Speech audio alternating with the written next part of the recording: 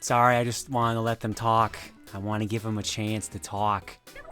It's their first time to talk on the league because it's finally their first time talk. It's first time talking ever. They've never done it before. Oh, wow. I know. It's their first day. Welcome everybody to the Season 7 Finals of the Proton Splat League. We finally made it to Splatoon 3. Hell yeah. And as you can hear, I've got a special guest. Mr. Josh Jepson is here to commentate. What's up, guys? I'm ready to vibe out to some Splatoon. I need this. Sweet. Well, you've picked a good time to show up because we're going to have some ridiculously good matches tonight. And multiplayer maps and modes have been updated, so I should not have listened to Deep Cut because now their info was incorrect. Oh, you got to do it again? Do it again. Do it They get to speak for the second time. I think the radio just pops up. Oh, it actually is! Why is my Switch turned off? Turn on. You know, this gives me time to actually turn off crowd control because apparently I forgot to do that. Hello? Nintendo Switchy poo. Listen, if I'm late, I'm sorry. Oh!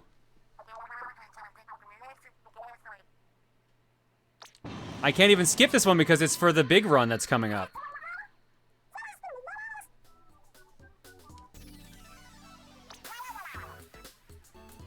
Well, now I know there's a big run coming, I guess. Did they improve after the first one? Because the first one was kind of meh.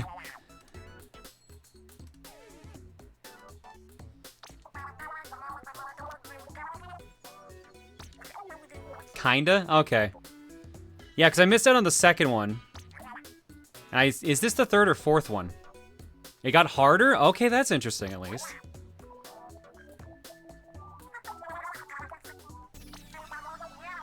This is the third. Okay, cool.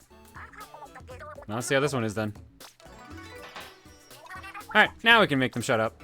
Sorry. Up to the corner. Alright. So we've made it to Splatoon 3, which means it's time to talk Splat League. So let's get some info first and foremost going here. Wow, C-. I mean, this is a level 2 file, so this isn't even like my normal file. Not that the normal file is actually C- or higher because I don't play anything but Salmon Run. But yeah, let's do Wisdom of Duke and then let's hop into talking about what we're doing tonight. This one's for Jace Book. No, what am I doing? You're helping introduce the league, clearly, Duke. Thanks for the help. But here's what we've actually got going on tonight. We got this. This is our bracket to expect tonight. We are going to be covering the winner's side matches here. Not all of them, but we're going to be covering a fair amount of these as well. As you can see, we're actually starting in round 2 because round 1, the wildcard round, technically already happened. So, we've got some people already sitting in the loser's bracket here. We've got Sparkling Sea, Spectacular Dolphins, Slant, and Golden Octo sitting down in the loser's brackets. Those will be streamed over on Kion's side. Kion will be co-commentating those as well. Meanwhile, on the winner's side, we've got Triggerfish Zone Supreme, or Supre, as it says here, versus Team Soul. IOSYS versus Attention Deficit Squid D. PEKO versus Ludicrous Speed, and Inkslingers versus IRS. As far as I'm aware, we're going to be showing the match between IOSYS and Attention Deficit Squid Disorder. But first, let's talk about the league. Welcome to the Splatlands, our first season in Splatoon 3, our biggest season yet as well. Season started with 23 teams, most ever registered. 18 of the 23 teams recorded at least one new member. 5 long-standing veteran teams returned. That'd be the Inkslingers from the first season, Team Asuba from the first season, Splashdown Crusaders from Season 1, Team Soul from Season 2, and Spectacular Dolphins from Season 2. As expected, it was a war zone. Most seeding was decided in Week 12. The 3rd through 15th were decided within 14 points of each other for most of the season's second half. Wow. And the final seed was decided by 3 points. Super close. Damn. Total knockouts this season, 236. The most that we've had in a season since Season 3, which was 250. Good lord.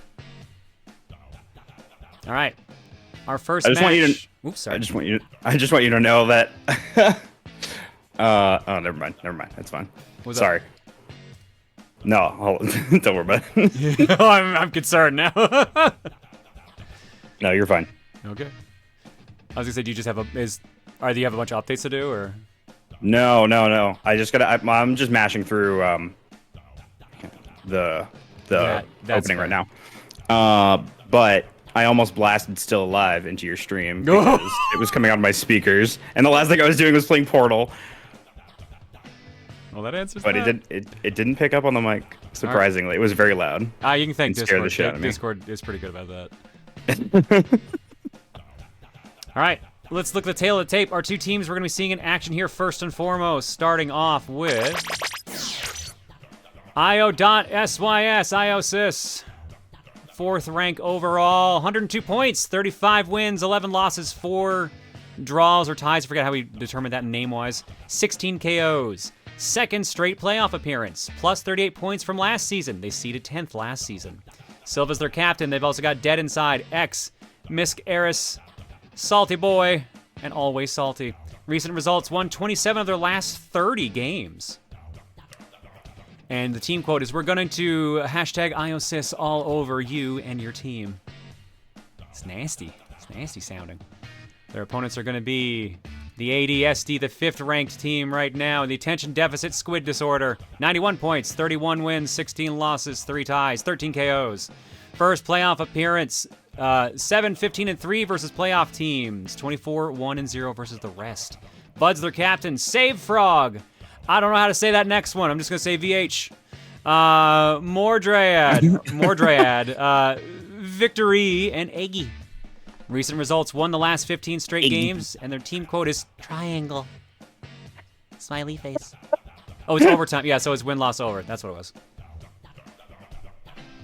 All right, those are our teams. Here's where they're going. Round 1 of winners round 2 is a best of 5. The first game, it looks to be Splat Zones on Mahi Mahi Resort. Very cool. Splat Zones. I just realized they did not tell me all the icons, so I'm actually not sure what the second one is. It does look like Clam Blitz, so I'm going to assume that's the case. Game 2 is Clam Blitz, Inkblot Art Academy. Game 3, Rainmaker on Museum d'Alfonso. Since this is best of 3, if one team goes 3-0, that's it. But if there's a Game 4, we're going to be doing Undertow Spillway with Tower Control. And Game 5 will be, again, back to Splat Zones, Sturgeon Shipyard. Awesome. All right. Somebody needs to teach me how to play Clam Blitz well. Can anyone truly play Clam Blitz well? You know what? Clam? You make a compelling argument. There's so many clam bits everywhere. Look at all these clam bits. Right, so it's in the chowder. So much chowder. All right, so much chowder. Let me get the list open so I can load this up when we get into the game. I'm sorry, I can't join your game. I have to go use the gacha machine real quick. It's okay. I understand. Don't worry. Hold on, wait. Harmony's got something for me. I'll be there in a minute. All right. If memory serves, we're using pools for this. So let me. All right. I don't have to do that. I'm just doing that out of habit now.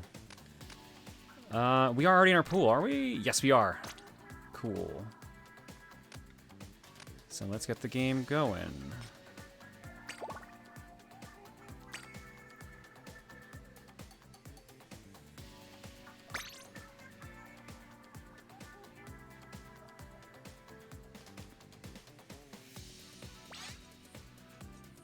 All right, let's send out the invite to the pool.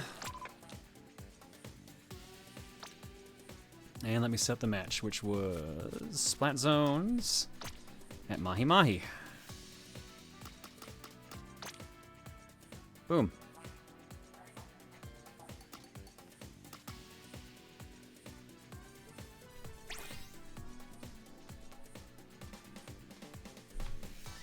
You know, I'm just now realizing I've not done a single private battle.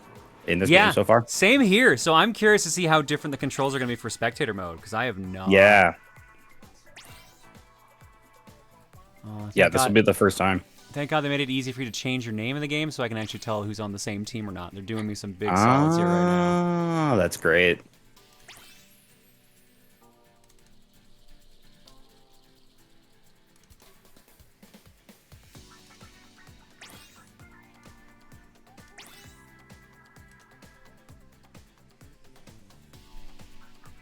Controls are about the same, if I remember correctly. Yeah, Keon said there was some slight changes, but nothing too bad. And I don't remember how the controls worked in the first game, so no muscle memory to fight on this one. It'll be like riding a bicycle, John. It'll be fine. Pretty much. You got this. I believe in you.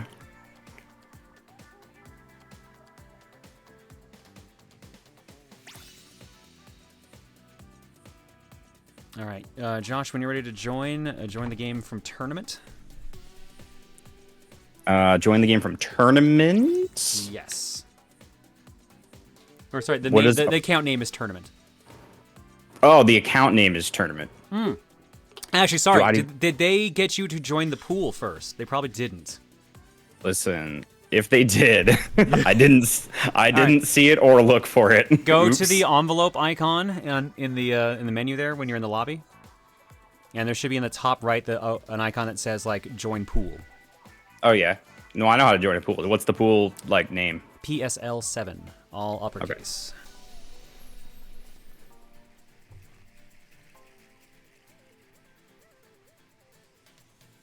Okay. Shout out to this pool feature actually working. Like, this is kind of nice. Normally, what we did in the first season, we had to add like the team captains, or I think at one point we had to add like every player. And then they joined in, and then later on we realized it would just be the team captains, so I had to add those all the time to this account. And now I don't need to do shit. PSL7, you said? Yep. Okay. No space. You can make pools even from your phone? Oh, that's really nice, actually. All right, I'm in the pool. Sweet. Let me just quickly send you an invite in case my game didn't show up. Oh, yeah, I see it. Awesome, thanks.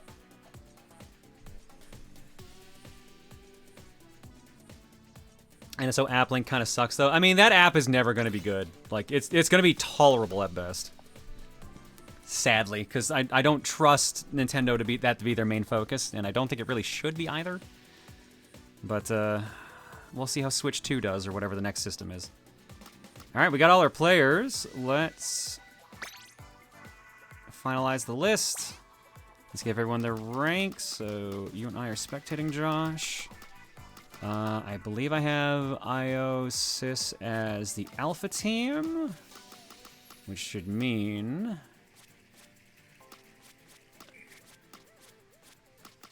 there we go. Looks good to me.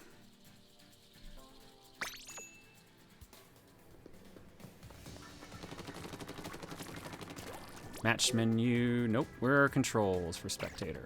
Do they not tell Good luck, everyone. Have fun. Special gauge values on or off. Auto camera on, off. Top-down camera. Player camera. Okay, yeah, this is actually pretty similar. Auto camera will let you switch play if you press A. That's a nice change. Top-down camera. Push zoom on and off. Zoomed mode. Zoomed rotate. Objective camera rotate. Seems basically the same. Okay.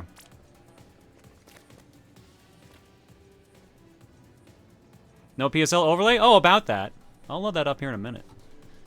Ooh, surprises. Well, I mean, if anyone who's been watching the other games this season will know the layout, because I'm using the same assets, but it's clean and nice looking this time around. Like, well, they've always been nice looking, but like they went with the scrap look that Splatoon 3 uses.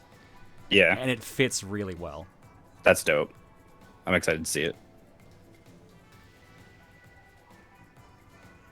We air dried it. Battle time.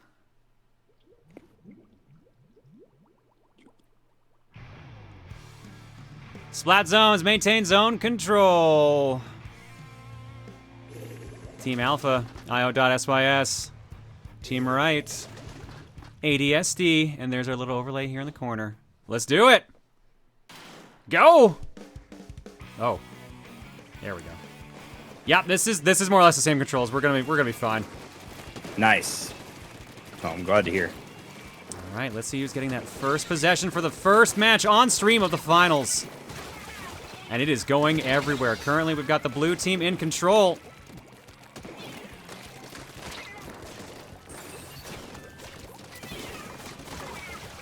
Everyone's getting real jumpy here right now. ADSD, I keep doing because I'm going to say ADHD out of reflex. ADSD, proper control here right now. We've already got 1/3 of the timer gone. Some fighting going on in the middle. Water level dropping. Maps opening up. Everything ships around.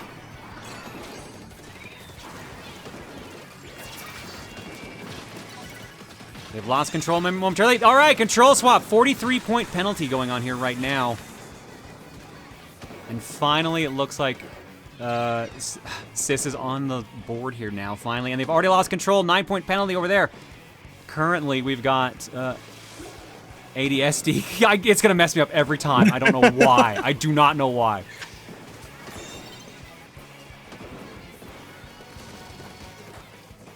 It's on camera again. I forgot auto camera already. First match is always the roughest, folks.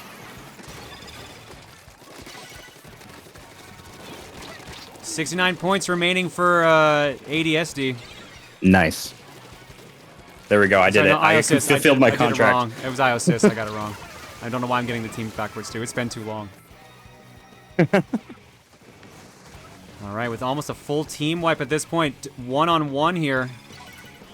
Control goes back to IO.sys.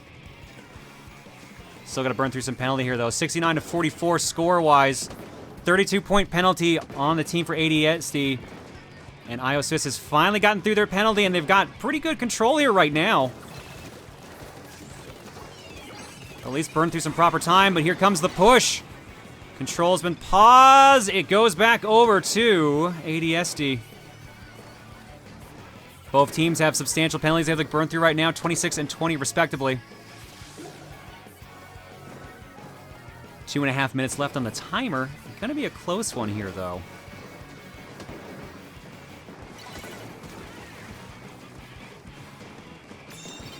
And switched back over to the Sys team.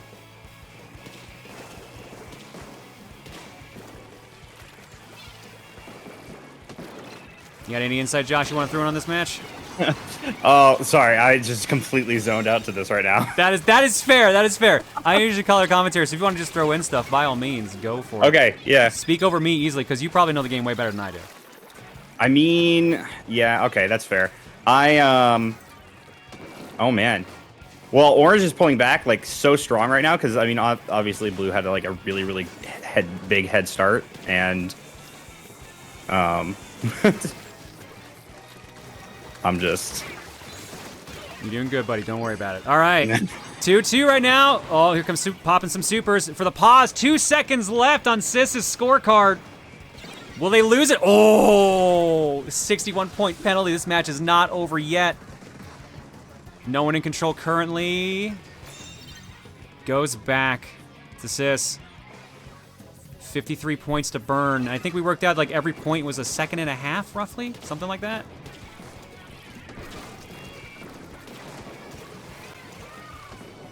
It always feels like so much faster than that. It really does. Like looking at it, like it's just jamming right there. 1 minute left overall. 43-2 right now, scoreboard wise. It is looking pretty good for IO.sys. Although you say that, and apparently then it changes immediately. The penalty almost burned right now for ADSD. If they can pull this off, they at least try to force the overtime. If they can hang on to control, they might also just barely snipe it. But it's going to take a big push.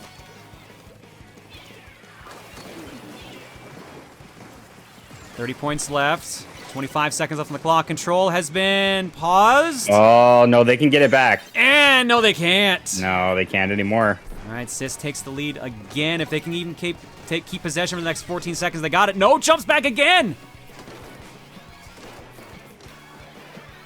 Wow. I mean, you could. All right, it's time for overtime. It's going to be a lot of work. It's not impossible. It's not impossible, but it is going to be tricky. Ooh, Lost control. Oh, no. There it is. No, that's it. That's it. First point.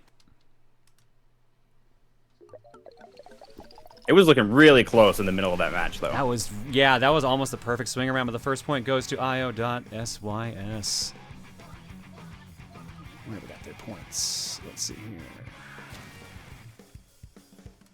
Boom. All right, good starting match. Heck yeah. All right. Now it boost me right here. That's perfect. Ooh, I like this setup. All right. 1-0 in favor of IO.SYS, which means now we're gonna play some football. It's time for Clam Blitz. Everyone looks so fashionable. Inkblot Art Academy. That's what it's all about. That's actually the point of Splatoon. It kind of is, in a way. To be fashionable. I mean, that's like a huge part of the gameplay. It really is. It plays into everything that you do, and also you want to look good. Alright, no swapping I noticed, so let's do it.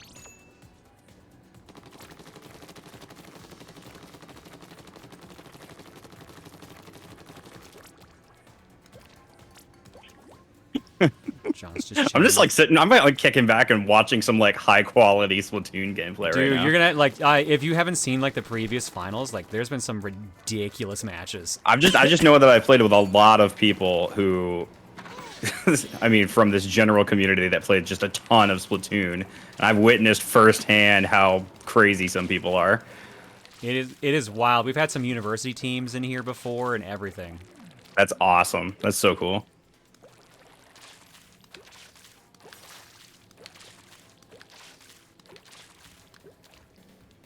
Oh, right. Yeah, sorry. We'll do bets later for egg points. I totally forgot to turn that on for the first match. My bad. If right now it gets tied up and ADSD ends up actually forcing it to be 1-1, I will actually run a prediction for the rest of this. But otherwise, right now it's going to be unfair in favor of IOSYS. So we'll hold off.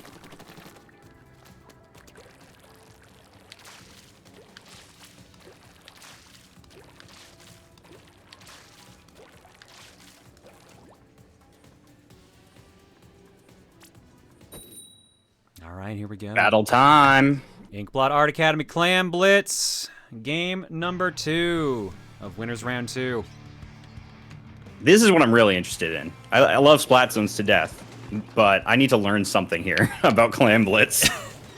I need to see if anybody knows how to play Clam Blitz properly. Well, you're gonna learn that there's a strategy for it all, basically.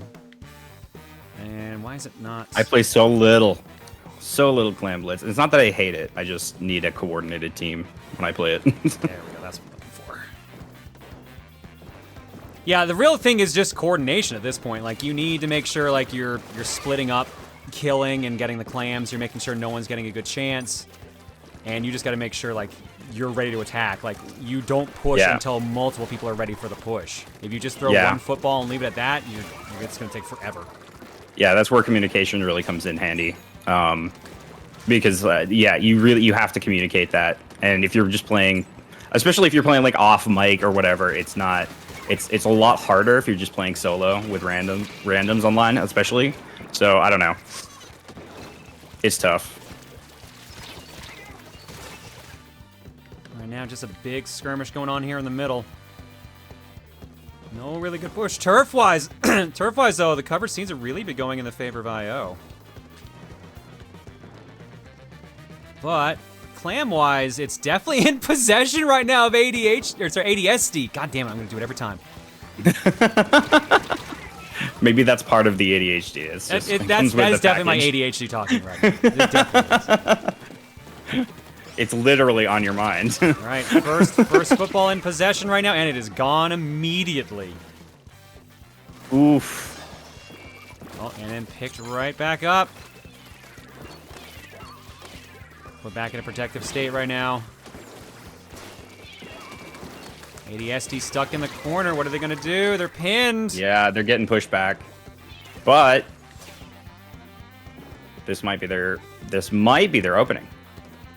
If they can get in there, but right now there's actually pretty good coverage by the whole team there. Yeah, it's getting there. And the... Yeah, no, if they can just... Oh, wow. Okay. No, They're still this is a really they're still like, holding on, tight honestly. match This is it really is. It's like they're just so matched, so even. Like they're pushing up against each other. This is beautiful. This is the kind of exciting Exploon. Nice. Exploon. No, that's a new one. You're right. I'm gonna stick to it. I'm sticking to my guns. Ooh, some good snipes right now coming from Bud. Holy shit. The time for the push, though. Football's been thrown forward. We'll try and force dancing around. Here it comes. No! Rejected. No. Oh, X tried so hard. Here it comes. There's the push. Nice. All right, they've already got 2 footballs in. They're ahead 40 points, but that's all they're going to be getting in right now. Gates back up. 20-point penalty in favor there now, and a new football has been made. So the IOs now have to be a little careful because they are on the defense right now, and the match is already half over. There's a minute 42 left.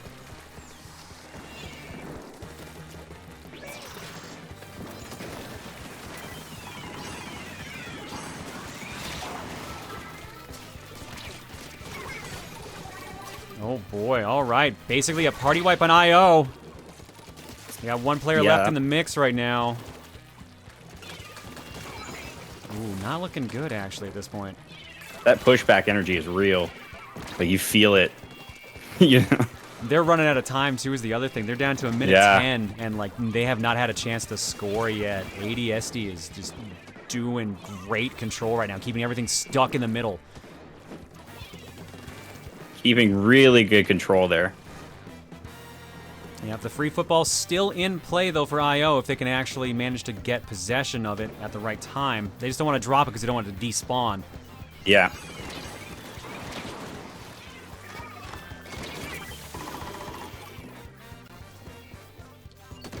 Oh my god, Bud has been sniping like mad. They've been doing an amazing job on defense. Well, that was... Well... Yeah, I mean, that's with the Octobrush taking people down. Yeah, that's a breakthrough. This is... Is it push time? No, they're already guarding the goal. No, they're already back at it. Yep. X getting some kills, though. And gets killed themselves. No. 9 seconds left. Is this actually going to be a tie? It's looking pretty safe.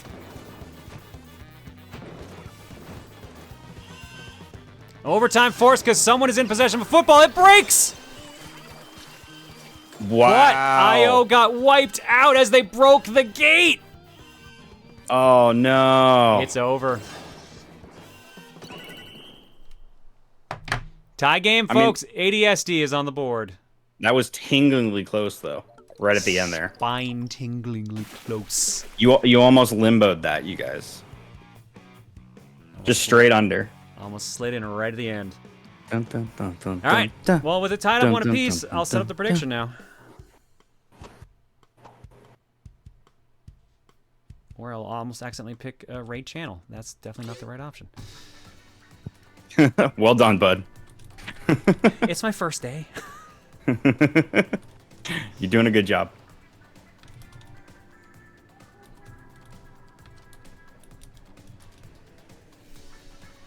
All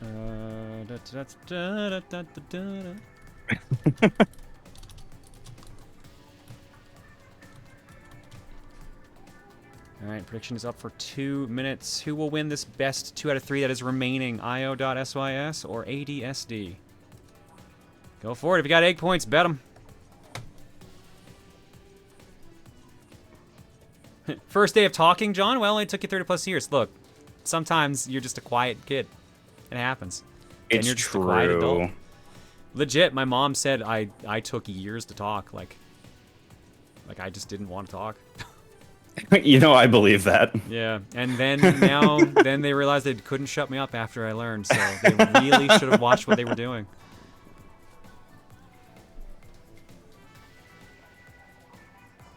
All right, our next match is going to be Rainmaker on Museum Delfonso.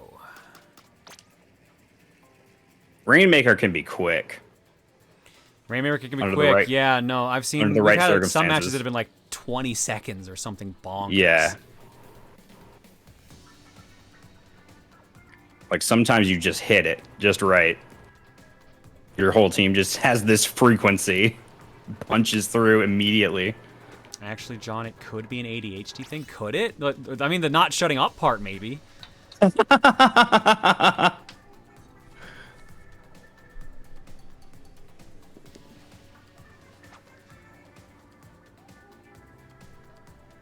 don't want to, you know what? I'm not sure I want to know what a squid disorder is, though. I guess playing Splatoon is a squid disorder. I mean, maybe you become a squid? That's the disorder? You play the game so much you become the character?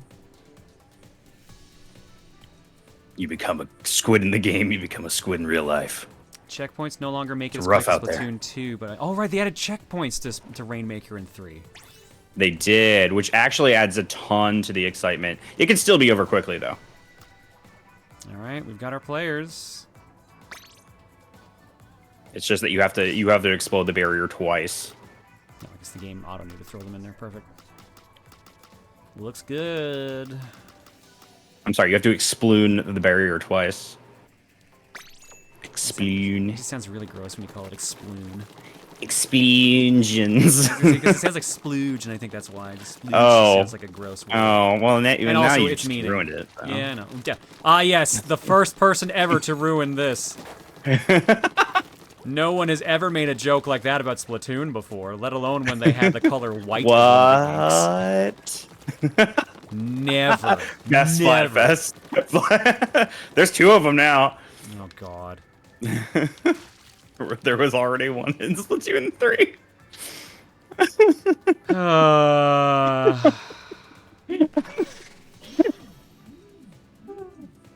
I'm sorry to burst your bubble. Have you played much of the Splatfests? No, actually, I couldn't for the longest time. I'll explain in a second. 4 says pretty much everyone on the team has ADHD, so our team name is a joke about it. Well, that makes sense. I mean, yeah, that checks out. As someone who also has it, respect. I understand. So yeah, all the Splatfest, the first like 4, I think, I was out of the country or out of the province shoot. every time it happened. Dang, dude. The one they Bad did like timing. before the game came out, like the where they made the extra app for it and everything, wasn't home for that one. The next one I wasn't home for that. The next one I was at a con. The next one I think I was on like an emergency trip or like another con. Like it was just bad. And by the Dang, time dude. I was actually home for one, I just forgot. I was just done playing at that point. So I'm just like, yeah, whatever. That also My chat's out. like, yo, which team you rooting for? Like, wisdom, power, or courage? I'm just like, yeah, sure, one of them. Yeah, that was one of those Splatfests that I did not participate in very much. I never got to use the pyramid. The pyramid? Yeah, there was like a pyramid, like Triforce designed level. Oh, that was the Splatfest map they did. Oh, okay. Yeah, the Splatfest, the most recent Splatfest. It's pretty sick, actually. All right. Looks like AD, SD are close to getting the Rainmaker. They're dancing around it. No, Bud picks it up. There we go. Take it to the checkpoint. If you can. Already pushing back. They've got a couple points on their first marker, though.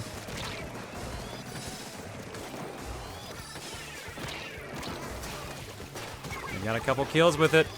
It's still 3-3 right now, team-wise.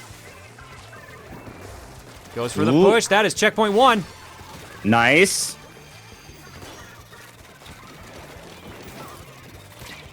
Oh, they have to get it again. Oh, that's how it works now. Yeah. Okay. They have to get it again. That is an interesting adds- change. Yeah, it does slow the beginning down. Because, I mean, there were some Splatoon games, like you said, that were over in 20 seconds. But it's a little slower here. It can be done fast. I've seen it been... I mean, this could be it, honestly, actually. This could be, like, the fastest it goes.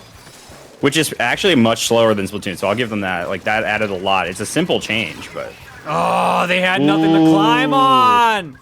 They could have dunked it and ended it right there. They're 5 steps away. But they still have over 3 minutes left, and... You know, there's... Like, anything can happen in that time. No, they gotta win now. They gotta win which... right now. That's how it works. Now or nothing. Nerf or nothing. The barrier's been broken by IO. No one's picking it up, though. I assume they're going for the reset.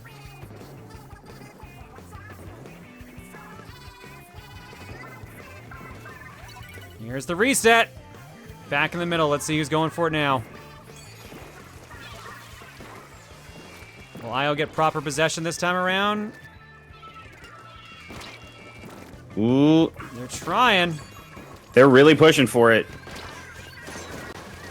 Oh, nice shot. The sniper, yeah, the snipers are keeping them at bay, though. No, Bud's been doing amazing with his shots. Bud has been killing it. Which charger are they using right now? Yeah, it was the E-leader. I believe. I think it's still Unless they is, changed. Yeah. No, it looks like the same one. Looks like the big chunky boy. Yeah, E-leader scope. Yep. Wow. Yeah, no, this is great. Yeah, they've held them off for another full minute now. Yeah, good skirmish in the middle. IO's debating on what to do. X is going to break the shield. Goes for it. Has it. Wow. And clears it right to the checkpoint. Oh, just in time, run. too. That was good. Almost ended it there.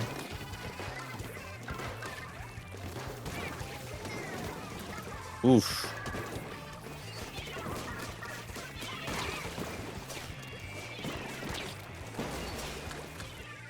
Has anyone broken it yet? Rainmaker is in possession of Bud right now. Bud is putting in work.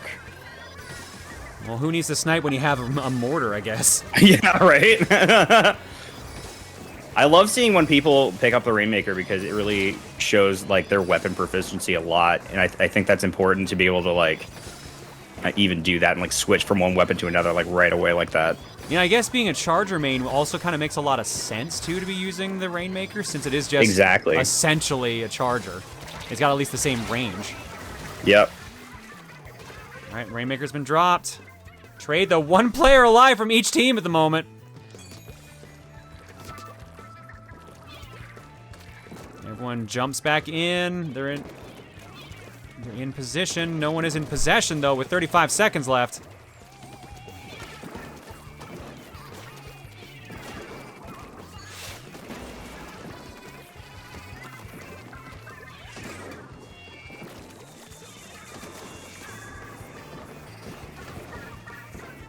Seconds left. Barrier's been broken. Looks like it's going to reset position.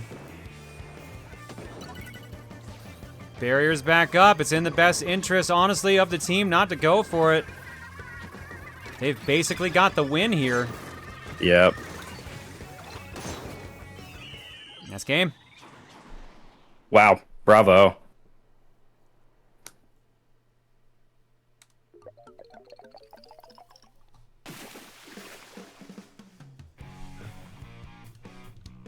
ADSD up 2-1.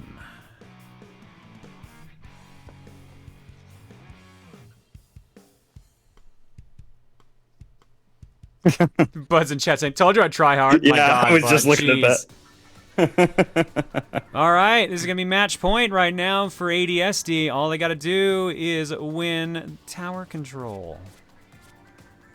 We're going to Undertow Spillway. Ooh. Give him a sec, see if any team wants to do any swaps.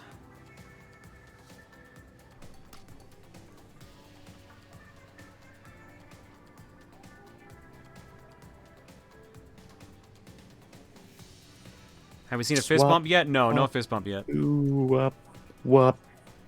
Swap, wop. No swapping.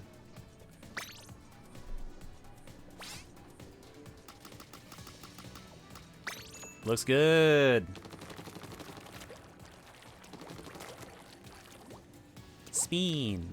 Spin. Spin. It's so choppy on my side what you're doing, so it just looks really awkward.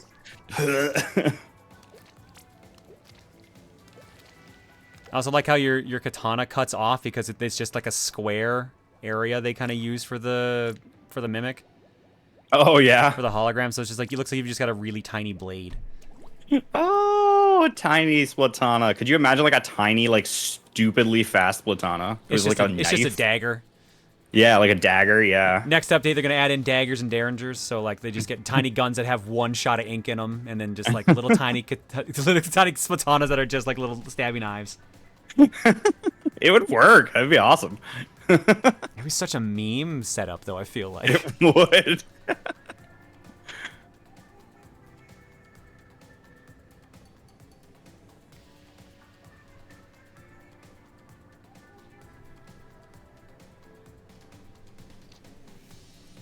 Waiting for player.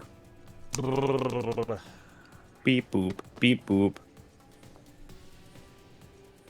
ADS, he's got a lot of people in chat rooting for him right now. Let's see what the predictions said. Right now, the predictions are in favor of ADSD. 65% of the eggs.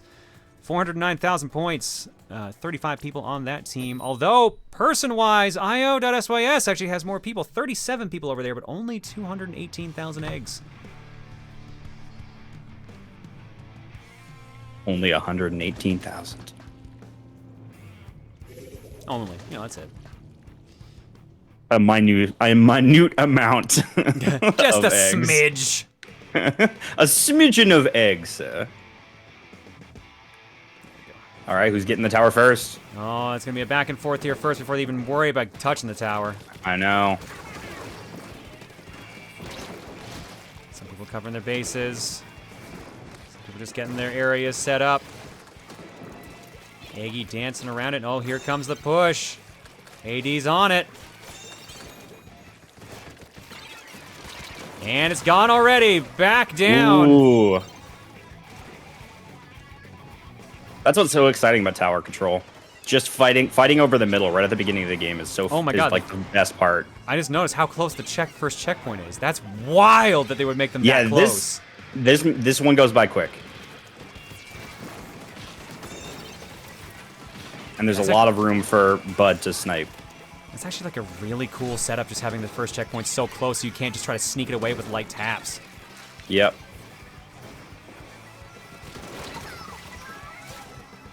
All right, no one in possession of the tower right now. Bud's back on it, sends it back over to their checkpoint one. 93 to 92 right now, but there goes checkpoint one. Wow. Let's go.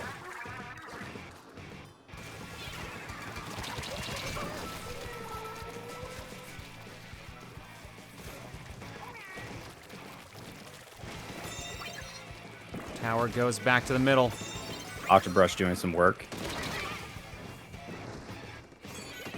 X sneaking back on, moving that tower to checkpoint one for them. And runs right off. Take out the sniper. Tower is pushed back again. Back to center. So much back and forth here right now. It's really hard to keep on. Talk about salmons. They're just flip-flopping around in the middle of the map. Yeah, that's why I actually like this setup with like the first checkpoint being so crazy close. Right. It makes for a much more exciting like mid-map game. Checkpoint one done for both teams right now. 73 to 84. Lead still going right now to ADSD.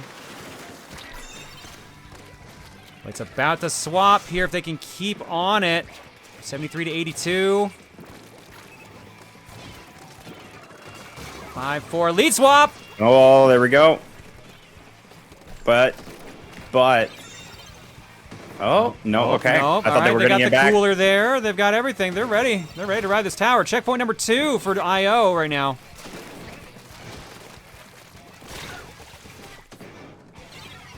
Eggy manages to push it back.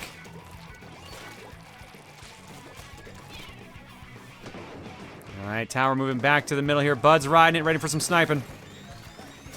They're kind of a big target, though. Nice use of the pillar in the middle to block the bomb.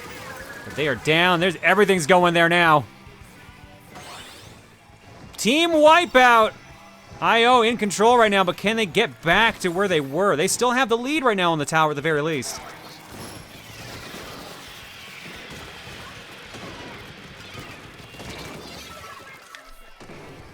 Nope, tower back to middle. Close one so far. Half of checkpoint 2 done right now for IO. ADSD riding, at least trying to make it down to checkpoint 2. No luck yet.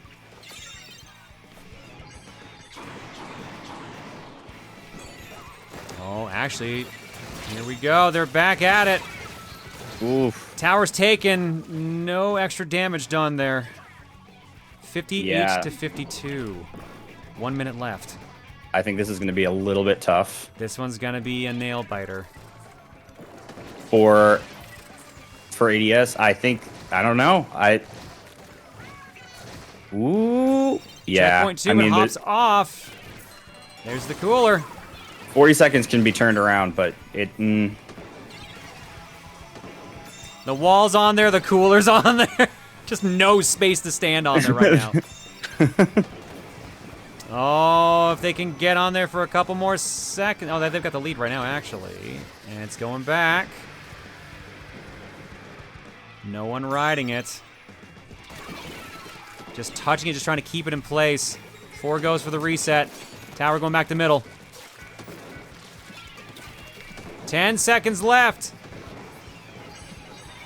Right now, this one's going to IO. But no, yep, that's it. It's over. Well done. IO ties it up, 2 apiece.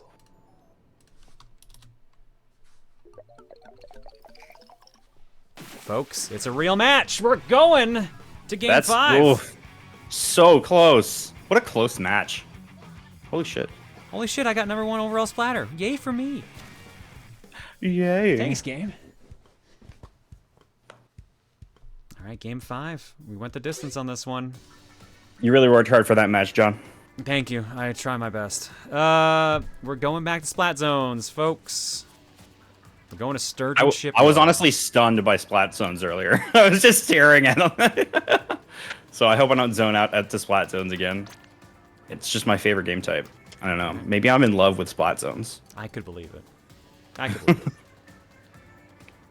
I think this is love. Me and the ground. The great true love story. Yeah, but only like a small part of the ground. No, you're right. It's got to be a highlighted part of the ground. Like, no normal ground is allowed here. You need some of that fancy shit. All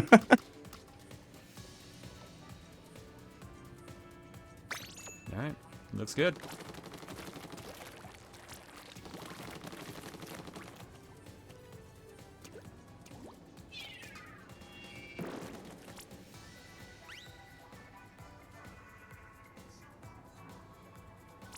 Didn't know it was caught on stream. Sorry, bud.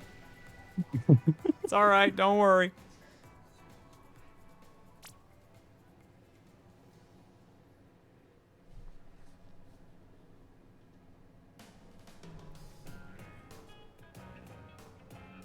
Josh loves the ground. Does that make him a land pirate? Yar! I do be a land pirate. What of it? DR. Land sea lubber. Took me a second to get there.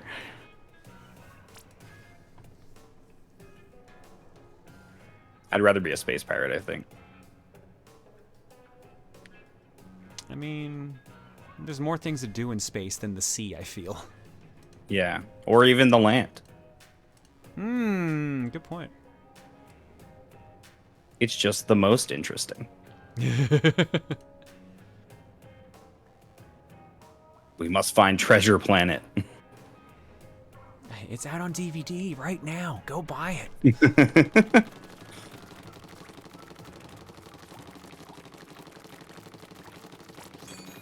If we all buy it now, it'll be more sales than that movie might have gotten in its entire lifetime. This PSL network actually pretty good. has been brought to you by...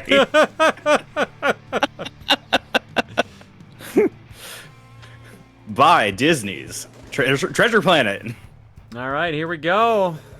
Make or break for both teams.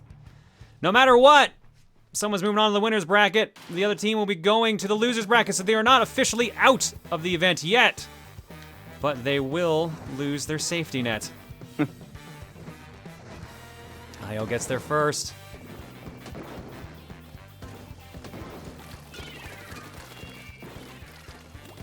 Staying back a little bit to play it safe. Control the tower. Or the tower, sorry. Control of the splat zone. Control of the ground. It's the same concept. It really kind of is. Control of the ground, back and forth right now. Currently, IOSYS in control. Here comes the missiles. Not enough to lose control, actually. No. Nice. Wow. Oh, no, there it goes. There goes Mord. Tanking right now. Swaps back over. 27-point penalty right now on IO. ADSD. Trying to close that gap. Full lock on with the Tentamissiles. But they're keeping in control. Nice. That is going to be a lead swap. Keep it going. That's right perfect. Now.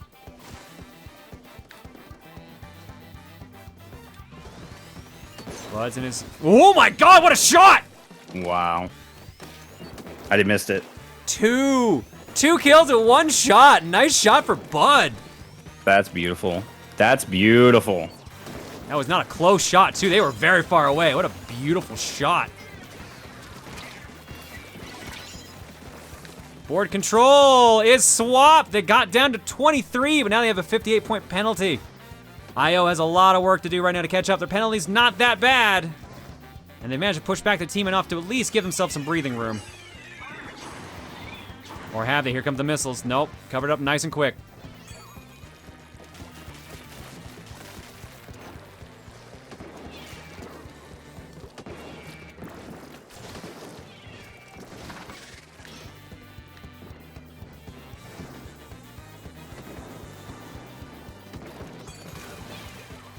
Well, the gap's actually been closed pretty fast. Yeah, they're gonna take it over here in a second.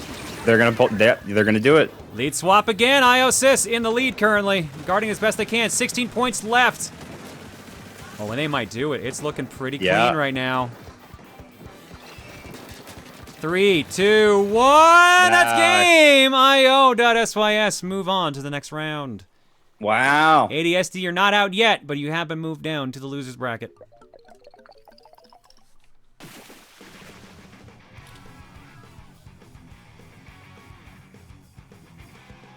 That was a close one. That was very close.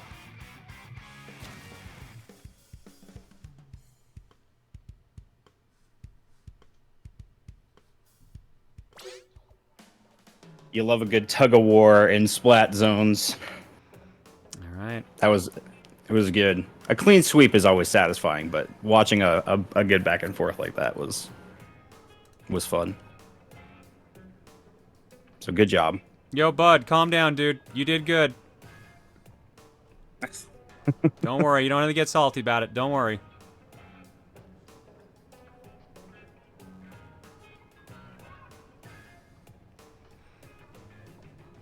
All right. Now, is the bracket already updated? Let's find out together. Wobbly Python, thank you for the raid. Oh, you're just in time, actually, because I need to buy some time for us for a second. Welcome in, guys. How you doing? Thanks for the raid. Hi, cuties. All right, let's go ahead and run some countermeasures for a second here, and then we'll be right back with the next match.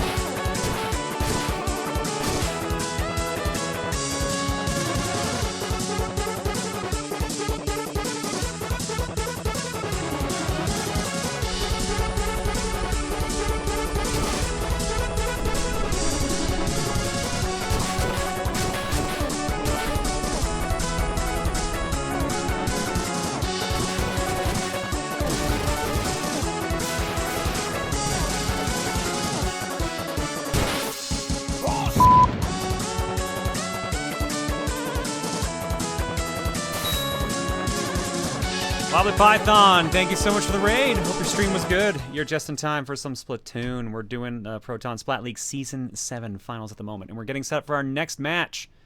Let's see the bracket updated properly here. Excellent, it did. We are going to be watching PEKO versus Inkslingers in round 3, aka the winner's semis.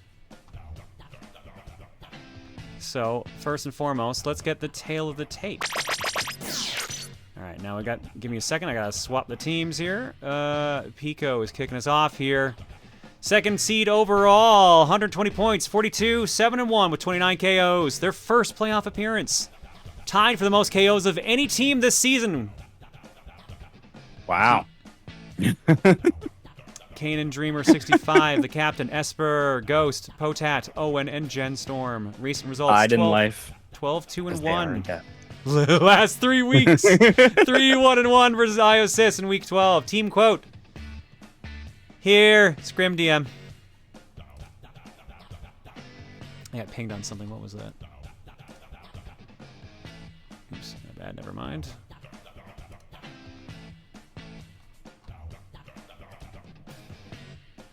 Hang on a second. Okay, never mind. I got pinged for nothing. All right. PEKO will be taking on the Inkslingers, a classic team that's been around for a long-ass time in these leagues.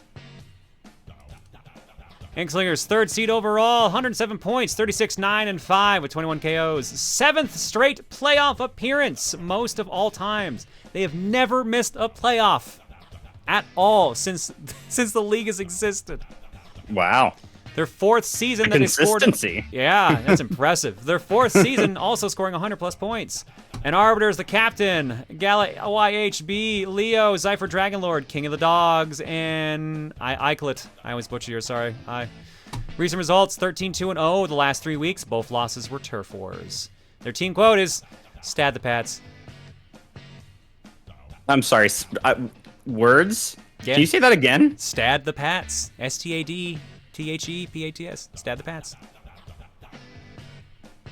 All right. I have nothing more to say. Yeah, exactly. That just go with it. Just go with it. All right. We went from winners round 2 to winners round 3, which puts us still in a best of 5. Kicking it off, Scorch Gorge Rainmaker for game 1. Game 2, Splat Zones, Umari Ruins. Oh, game. add the stats. Anyway. Game 3, Tower Control at Mako Mart. Game 4, if it's needed, Manta Maria, Clam Blitz. And the tiebreaker at the end, Hagglefish Market Tower Control.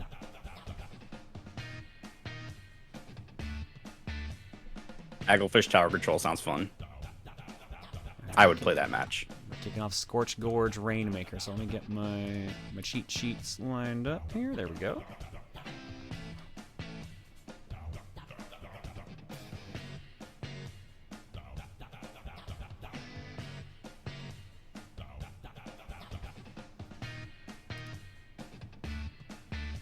Yeah, I can't wait to get way more into the Sizzle season stuff. I really want to get back to it. I just needed a break after May. You gonna unlock that Super Scope? Maybe. I don't know. I haven't really ever been Snipey Boy. It's a blaster, isn't it? What? The Super Scope. Wasn't it a blaster? Sorry, the Super Scope. Okay. I'm sorry, I misheard you. Anyway. Is it a blaster? I actually don't know what it is.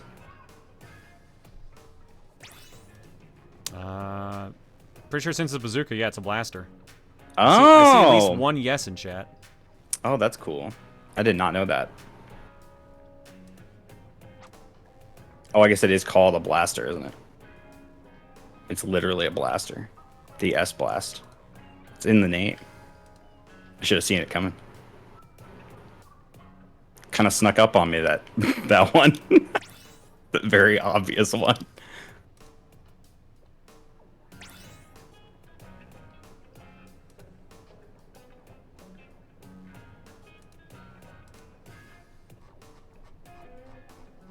You know, sometimes I just forget blasters exist. Sorry, Blasters fans. Yeah, it's a blaster, and despite having the kit of all time, it's really good. Is it that bad of a kit? What's it got? I should probably have this information pulled up so I know, because I don't remember. Sprinkler I've literally and seen all Reef the slider. Okay. What? All right. That I mean, is a choice. Sprinkler is fine. I'm a fan of. I'm a Reef Slider fan boy, but it's got shortcomings. Look back at that. Shork. Don't get shorked. PEKO is going to be Team 1. And Team 2 is the Inkslingers. And we're on round 3. I think if it was Shark on a freaking blaster, I think your goal is to use it for movement more than the actual. Like I think that's what you would end up doing, using it for, is just moving forward more. But instead of necessarily making your main focus, like, I gotta blast these fools. All right, players are in. Let me look at who's on what. Oh, did this? If this actually set them up already, that'd be amazing. But I don't think it did.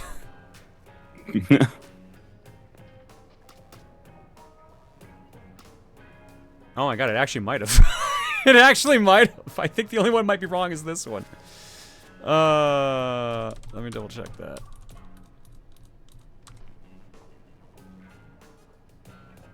Yeah, that's the only one that was wrong. Espurr, Owen. John, you want a pretzel? Oh, I said it. I said it with the N. I haven't done that in a long time. Pretzel.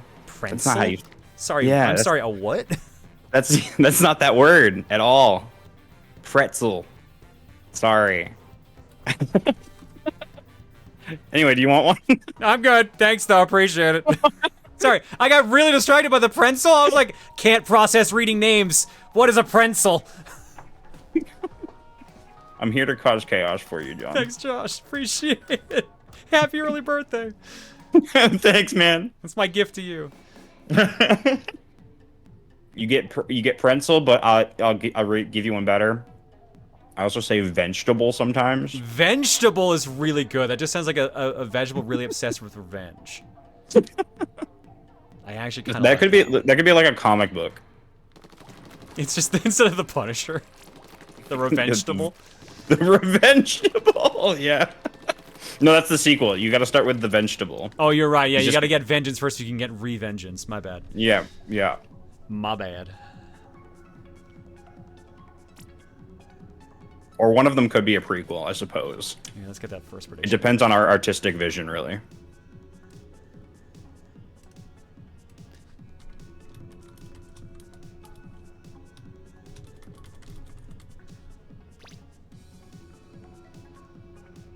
Prediction is up. Who will... Oh, sorry. Hang on. Sorry, I got to delete that. My bad. I just realized I did one part wrong because this was best 3 out of 5. Glad I caught that right away, at least. Sorry, who will win best 3 out of 5? Not best 2 out of 3. Who will win best 3 out of 5? PEKO versus Inkslingers. Prediction is up now. Vote now on your home tablet. Vote now on your device. Vote now on the back seat of your on the back of the airplane seat. I fucked that up. I wish I had that Who It's Wants to Be funny. a Millionaire music, like the dramatic like, do do do do do do do do music in the background. The lights go down. The whole stream dims. I hate how much I love the Who Wants to Be a Millionaire background music. That's how you can tell I'm a fucking editor. 'Cause I'm just like, that's some good ass background music. I want some of that for my stream. It's very ambient too at parts. Like just that opening is so bombastic, and then it's just ambient. Anyway, much like the ambient Splatoon music that you're listening to. All right, Inkslingers in orange, PEKO in blue. Let's do it. PEKO. Rainmaker to start us off. Oh, they're just going right in. Barrier's already gone. Rainmaker is in possession right now. That is checkpoint 1 already. Wow. See, this is what I mean when I say that these games go by fast. Like, sometimes you can just bullet through. And that is what we are watching right now. They're trying. Oh my God, look at them go. They're already. Wow. Oh no, but they're stopped. They're finally stopped. Who got it? I mean, that was an it. impressive push though for the first minute of the game. Not even the first minute. That was insane. Not even. It was less than half a minute. Espurr, I assume, is going for the reset on that. No, they possess. Wow. Why not at this point? Everyone else was a little distracted back there, probably assuming there was going to be a reset. Taken down by the Kraken. Arbor takes him down with that. Kraken's rough, man. Zephyr in command right now with the Rainmaker. Passing checkpoint 1. Suction bombed. All right, almost a full wipeout right now. Espurr again breaks it and grabs it, running back from middle.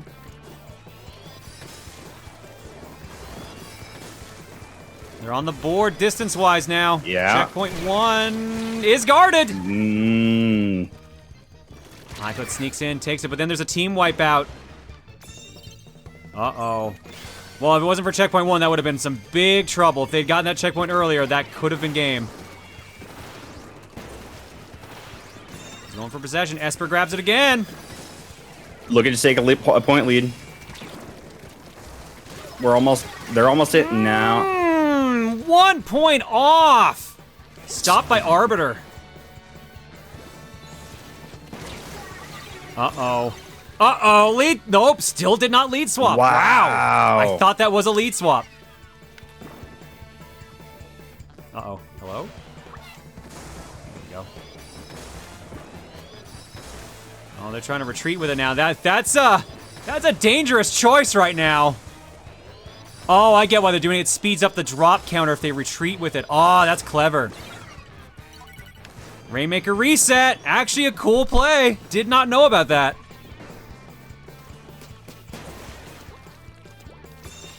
Nice that they actually have a punish system in there for that. Yeah, right. I would have thought they wouldn't have had something like that for turtling. Rainmaker dropped. Oh, there's a lot of chaos around that Rainmaker right now. Zephyr's in, Zephyr's out. Owen and Espurr dancing around it. Owen picks it up. One It's KO. looking good for Inkslingers. There we It's go. looking Lead really swap. good. It's looking really good. Oh. Zephyr guards it. The kill they needed. Those last few inches.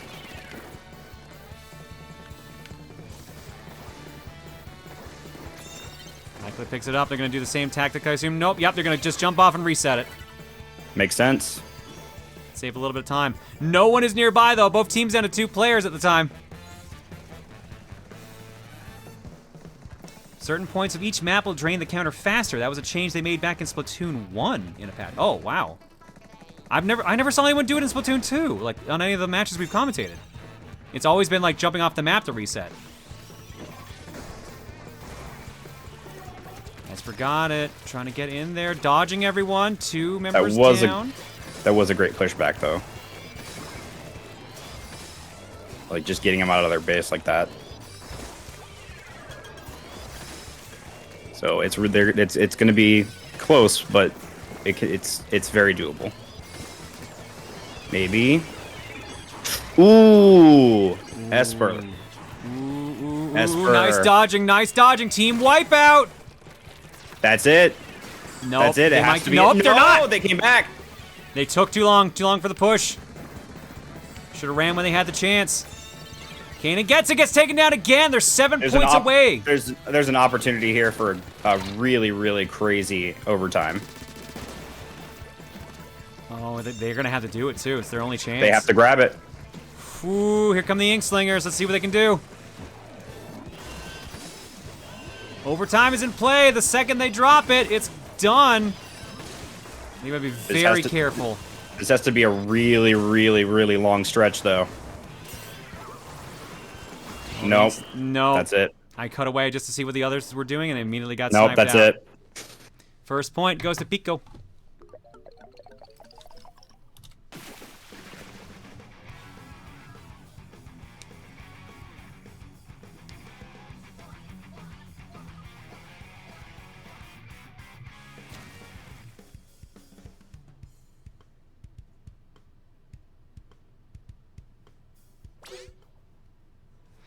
All right, 1-0 for PEKO right now over the Inkslingers. We are going to Splat Zones at the Umami Ruins. Amy. Amy Ruins.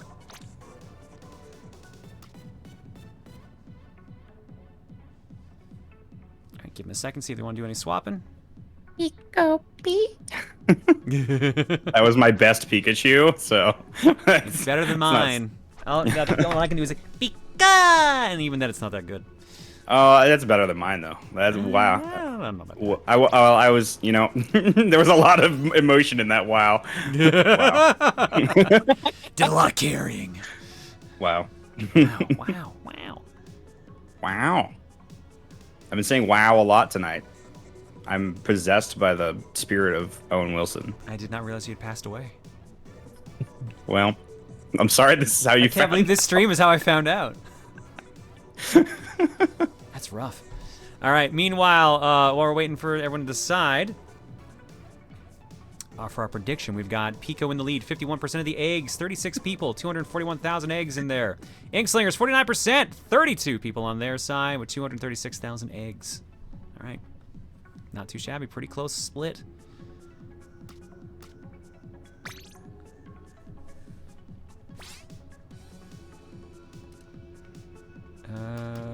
Who swapped in? That was KingoftheDogs, which is Inkslingers. Who swap? Who swap? Who swap? Iykludt and Arbiter. Yep, we're good. Cool. Hopefully, I'm not distracting you with my lobby music.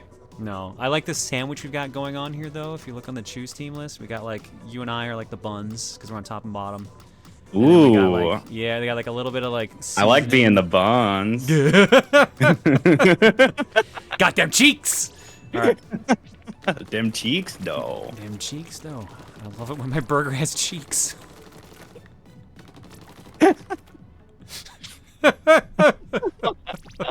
mean, yeah.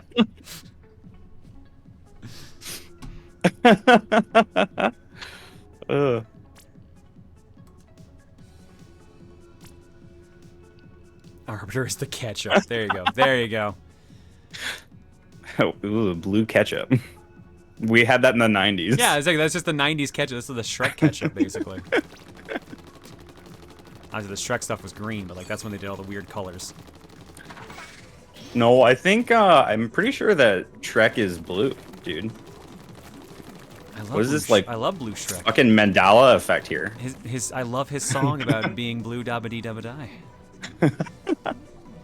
If I could do an actually convincing Scottish accent, I would sing that. Yeah, that mood. I thought about it. I'm not confident in my Scottish accent. I'm part Scottish. You think I'd be better at it? Yeah. The problem is I always think of like, like that kind of Scottish, like the Willy from The Yeah. Simpsons Scottish.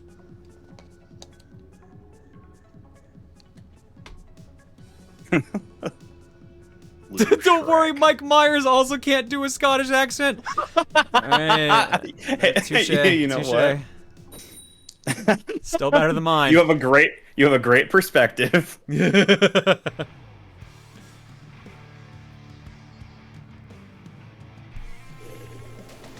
Oh my god, I have game audio now. Oh, did you not have volume on your TV? I haven't earlier? had game audio this entire time. Oh my god. That's why in the lobby I'm like, who swap? I needed to fill the air in my head. All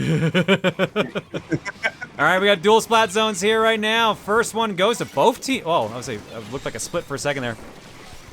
One in possession for both teams. Here we go. Oh my god, it's so hard to keep track of right now. Swap back over. Nope, it is still in possession right now. The Inkslingers. Inkslingers in purple. PEKO in mustard.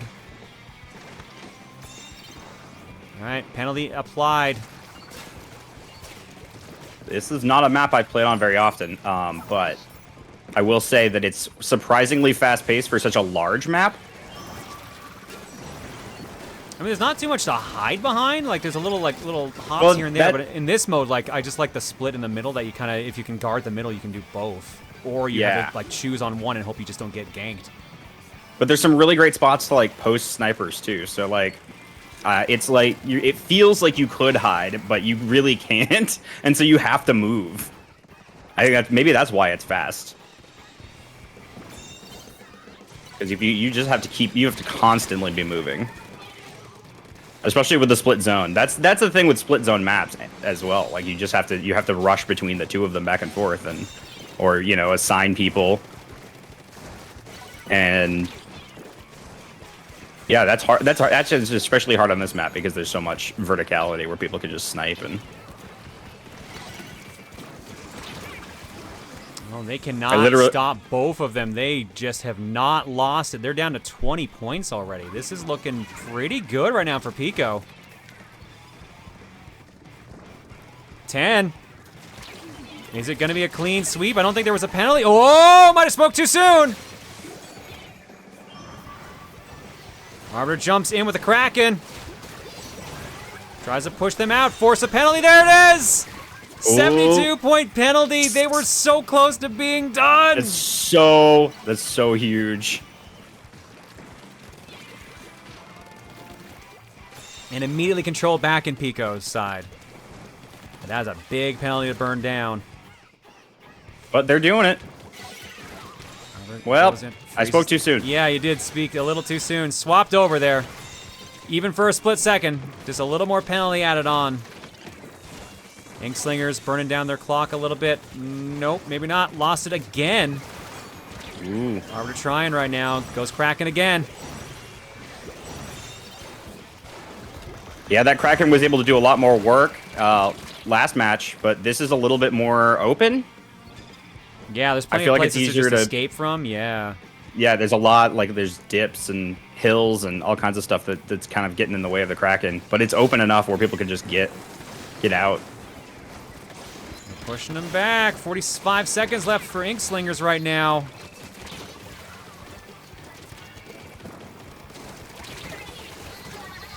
Ooh, good crowd control for both teams here right now.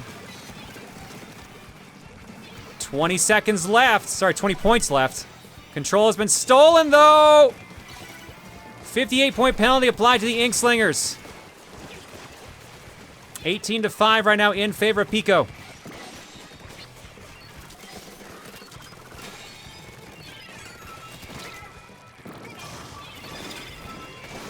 Yeah, it's pretty split right now.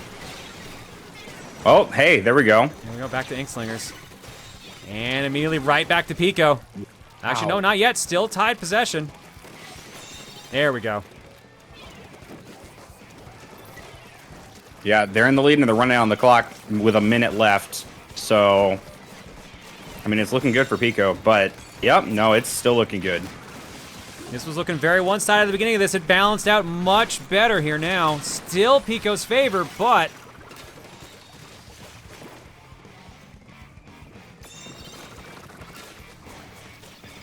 ...35 seconds remain. Inkslingers really need to take possession again.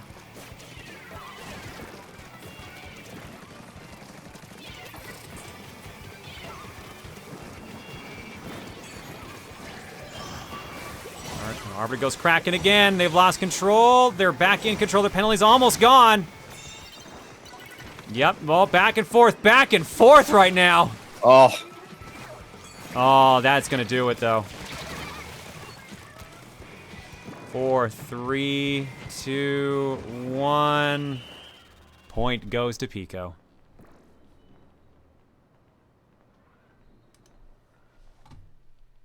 Well, there you go. Well done, PEKO. That was almost a blowout, then it turned into a full-blown match. It was close in the end, but now PEKO's up 2-0 right now. One more, and they move on. The Inkslingers go down to the losers bracket.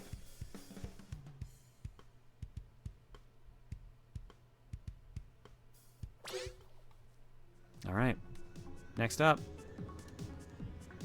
Tower control. Yeah, that was much more exciting with game audio. Good to know. Next up, we're going shopping. Tower control, Mako Mart. Mako Mart is my favorite map. All right, let's see. If Especially for tower. Is it tower control? You said? Yes. Yeah, that is my favorite tower control map, hands down. Give them a sec to see if they want to swap anyone, but it's looking like they're pretty locked in right now.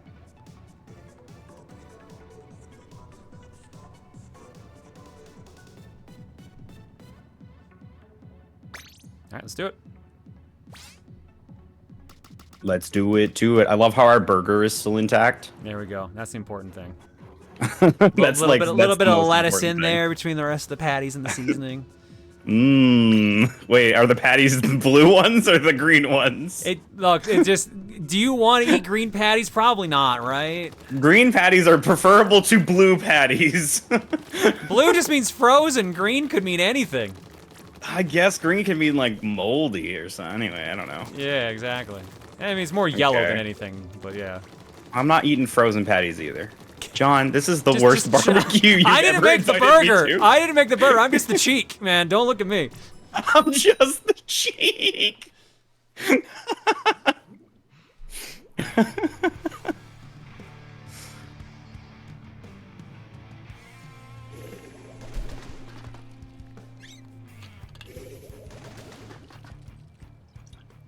Make or break time for Inkslingers. Let's see what they can do.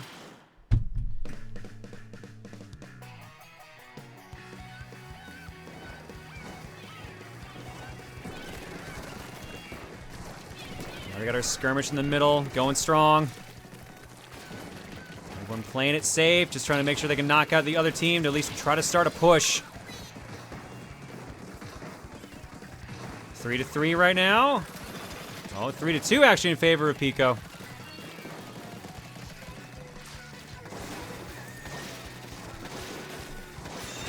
Oh, and we got our first touch of the tower. Even if it was only for a split second.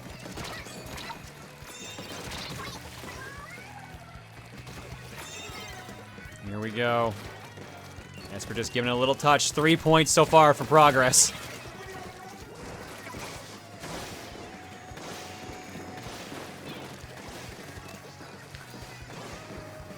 Doing good control of the other teams. Try to keep them away as best they can, but no tower movement, though, is the thing. Oh, spoke too soon.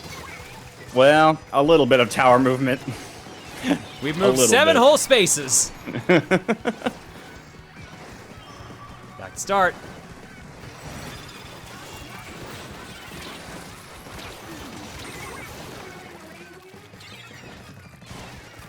Here we go, and the Inkslingers are riding the tower here now. Oh, And the with a wipeout. wipeout, too! Oh, that's good. That's good for them at that stage. Like, they had full control of the tower and got the wipeout. There we go, checkpoint 1 cleared, no problem. Checkpoint 2, it looks like they're already setting up for defense here. Let's see what PEKO can do. Checkpoint 2 has been reached by the Inkslingers. Really incredible push. There's checkpoint 2 done. That's wonderful. It's in. It's so close. Final checkpoint is cleared. Wow. And they That's got it. What a push. What? Wow. That Inklingers still wipeout in was it, it. folks. That was the moment. That was good. That was a really good pushback. I got Bagel visiting me. Hi, Bagel. I have pretzels. Do you want some? Bagel, Josh has pretzels. You want a pretzel? I don't have any vegetables. I'm sorry. If you're No, vegetarian, no you vegetables. can't eat pretzels. I don't know. The cat is definitely not a vegetarian. What was that? That's the dumbest thing I've ever said.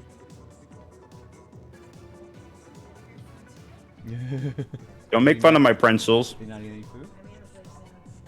Oh, I already gave him salmon earlier. That's what the plate was that was up there on the can. No, he was on can too. I haven't been looking out for fist bumps. Does it make a sound? No, I switched plates. Oops. No, it's not. It's not. Chat, patty, whack. You have the white plate for the breakfast. Yep. It doesn't give off sound. It's just visual. I have not been looking at the screen at the end of games. When did he come in? That was 5:50. So it's still 2 hours ago. He just wanted to come in and say hi. And some treats. Sorry, boy. Let me see the boy's a little cranky. score from that last match. All right. We're going to game 4. It's time for some football. It doesn't work that way, does it? Blitz on Manta Maria. Uh-oh. Uh-oh. Cranky boy. Yeah? Hey, Cranky. What's up? Angie Bagel. Bagel Angie. Hi, buddy. Roll over.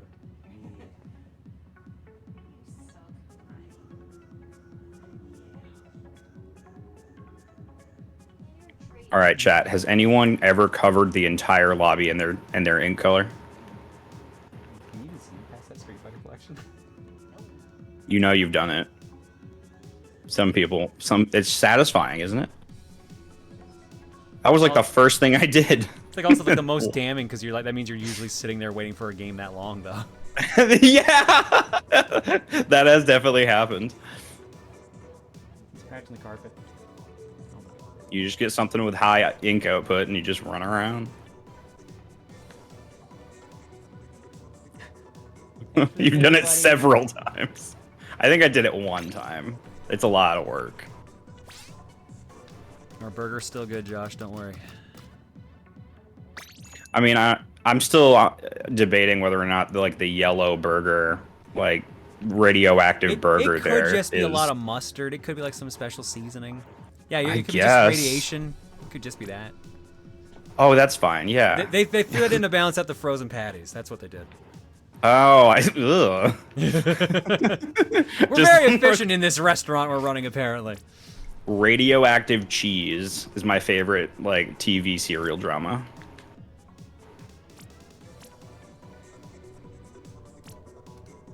Or anime. It could be an anime. Radioactive cheese. Like an anime too.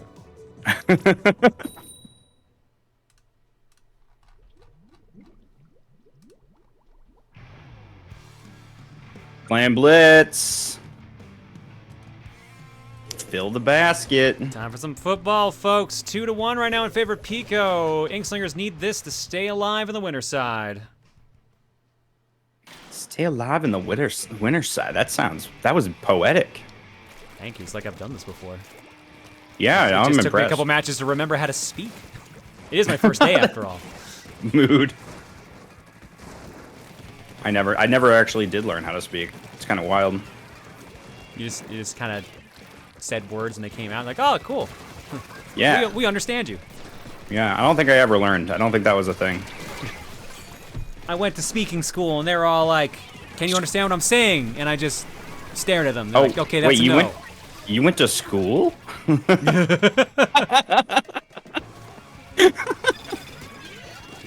see we understand each other. What very was well that now. like? Very awkward because my mother was a teacher there. Oh no. Yeah, she was the grade 8 teacher at the school I went to. And then she also ended up being the sex ed teacher the year that I would have been doing sex ed. Ironically, I did not have to do sex ed because I picked music the year prior and avoided an extremely awkward situation. Dodged a bullet with that one.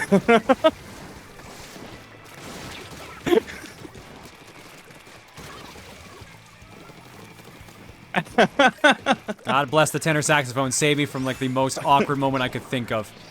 Oh, barrier's down. Oh my God, they're in there. They're in. All right, Inklingers got some points. Oh, they're actually doing a pretty good job feeding some shells in there. Oh my God, PEKO's trying the best to knock him out. I think they might have managed it. I don't think anyone else is getting in there. But they did manage to get 44 points on the board. 22-point penalty. Football is made for PEKO.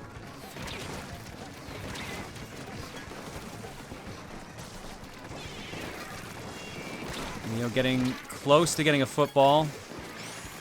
Oh, it's only 8. Okay, I thought it was 10. It used to be 10. They changed it with Splatoon 3. Okay, that's what I thought. Well, to be fair, Clan Blitz did need some changes.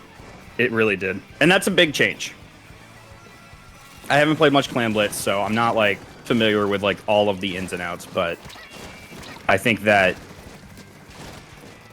the Clan Blitz only being 8 for the football makes way more sense. It makes the games a little bit faster, which is what it needed. They were really slow matches where you needed a lot of coordination, and now because you can get them a little faster, I think it just happens more often, so it speeds it up. Like, I would have been wondering at first why the HUD looked a little different for it now, because you can see the clamshell count underneath their weapons, but I was like, oh, it's only by 4, so yeah, it's 8 now, which makes way more sense. It looks a lot cleaner because of that. Yeah, exactly. So Owen hanging on that football for dear life. There's a lot of good that came out of it. So I'm glad they made some changes, and I want to play more Clan Blitz. I gotta get more familiar with it. I'm afraid, John. Point penalties also change if you haven't noticed. Yeah, they seem a lot kinder. Because wasn't it like if you scored... No, it was like if you just threw one football, it was like a 10-point penalty? I honestly can't remember. I played even less in Splatoon 2. It's been so long, I basically forgot.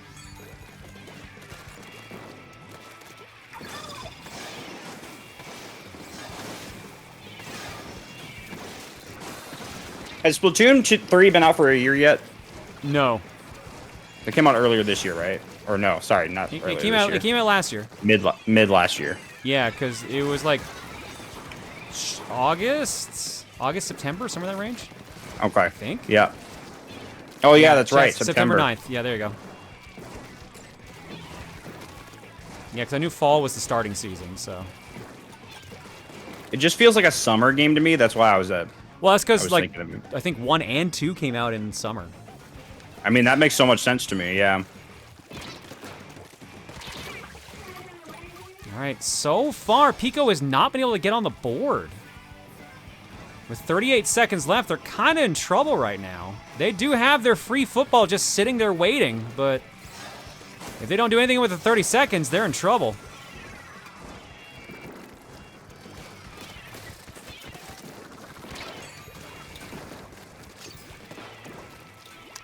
First one came out in June, second one came out in July. So yeah, summer games. So if they'd hit August, they would have been doing the perfect order. Maybe they were aiming for August. Maybe. Are they not even grabbing the football? Like, are they just done? No, overtime's still in play.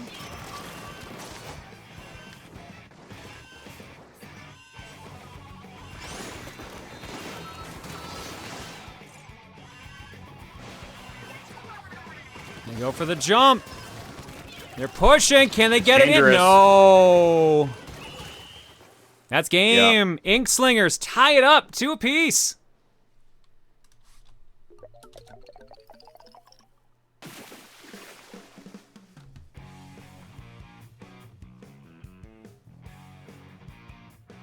Right! Xenoblade and Splatoon swapped release dates. That's what happened. Oh, you know what? I had totally forgotten that happened. I completely forgot about that, yeah. Wow. All right, tied up 2 apiece. We are going the distance again, which means we're going back to tower control, and we're going to Hagglefish Market.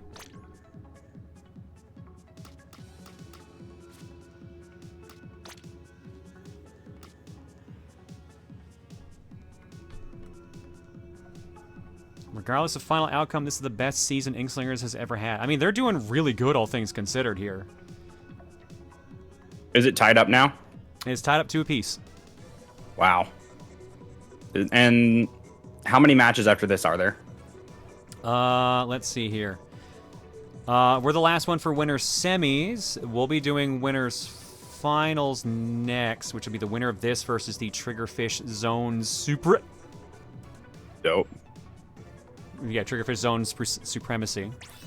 And then it'll be the grand finals, which whoever gets out of losers. But I think we might be covering a losers match, depending on how it goes. We'll see how far ahead or behind we are, basically. Yeah.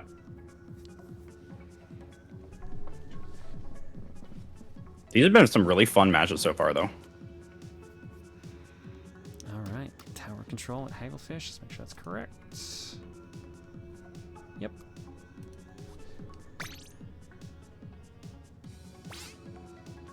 Our burger is still intact. Just making sure we haven't lost anyone on the wrong team. You know, John, I'm really happy to be here for Splatoon June.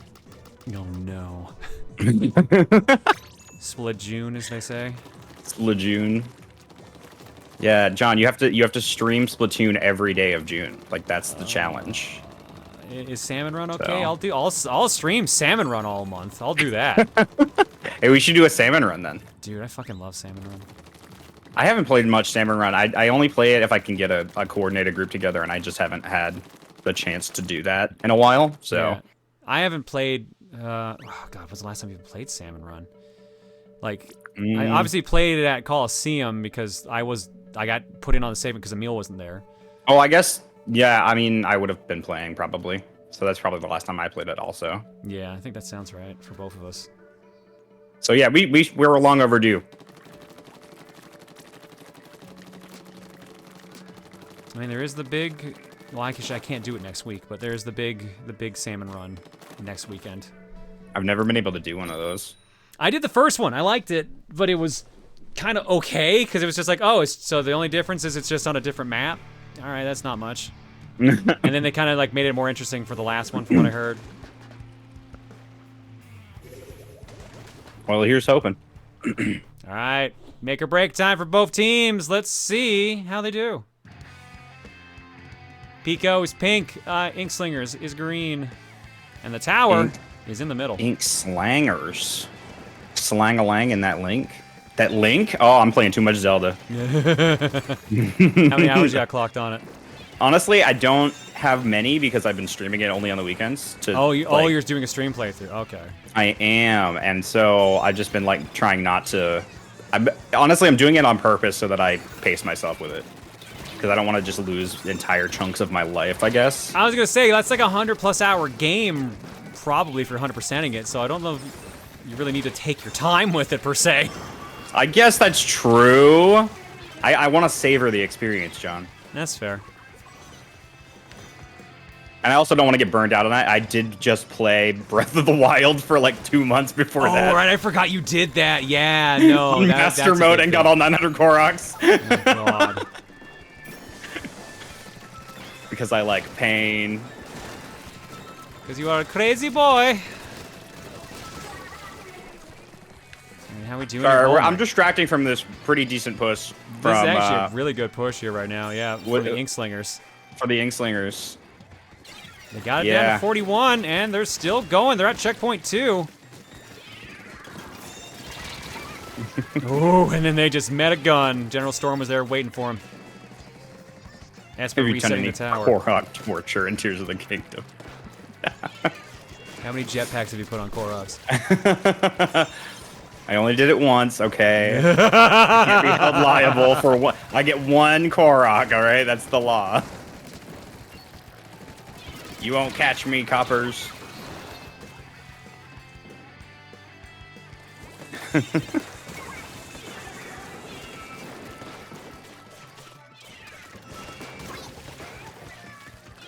Tower back in the middle.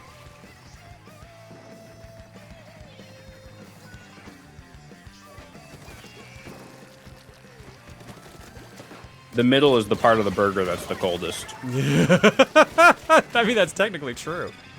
That's why it's always pink. I mean, that's not the goal necessarily, though. I mean, I guess it would always automatically be. A nice crunchy ice center for your burger. It's an extra $3. Like, what? No. Why would I want that for $3 more? Just cook it. It costs less for us to actually do our jobs. Oh, no. We call it job security. Oh, no. We make sure people always give us money or always, like, come to our place and make us do things because they don't want frozen-ass food or to pay extra for it. It's a very inefficient restaurant we're running here.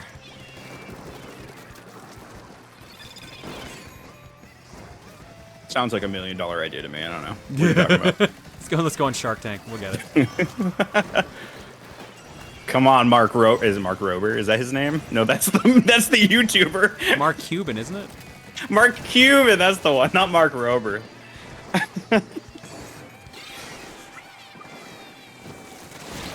Take the deal, Mark. Ooh, what a shot that was. Got him in the jetpack.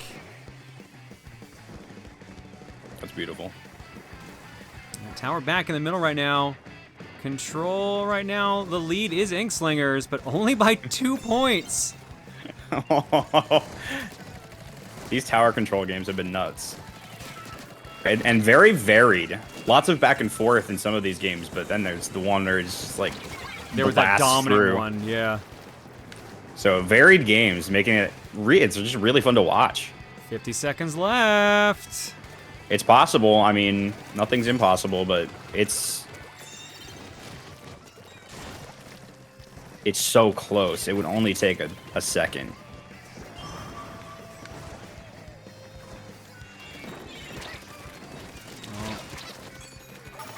But that chance continues to decrease. There we go. It's gone back to center again. That's almost a full team wipe. Are they going for it? Espurr hops on it. 18 seconds. They need this push. They need to at least force the overtime and keep it. So I don't know if they have enough time to actually get down there before the match ends. They could clear it in overtime right now. Oh, jetpack, maybe not a wise idea. No, not a good idea. Oh, but it's so close. It's so close. Oh, no, no. Wow. They had the Spider-Man swoop in and save the day. Inkslingers guards Well their done. lead and moves on to the winners finals. Oh, man, that man did just sling some ink and save the day. That was great. Ink Man. Inkslingers with the reverse sweep at that. They was were beautiful. down 2-0, then they came back and won at 3-2, and they move on to the winners finals, which I think someone said earlier, that's the farthest the team has made it in all 7 seasons they've been in.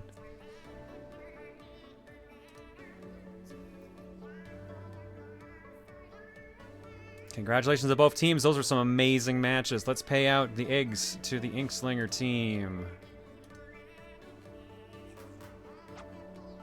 Egg it up. Egg it up, egg it up, egg it up now.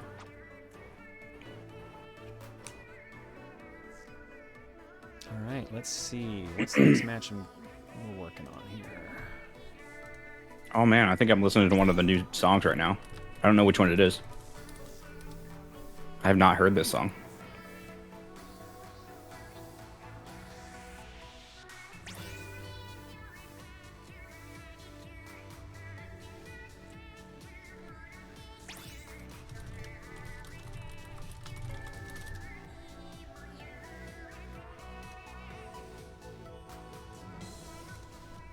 Okay, looks like we are in fact moving on to winners finals.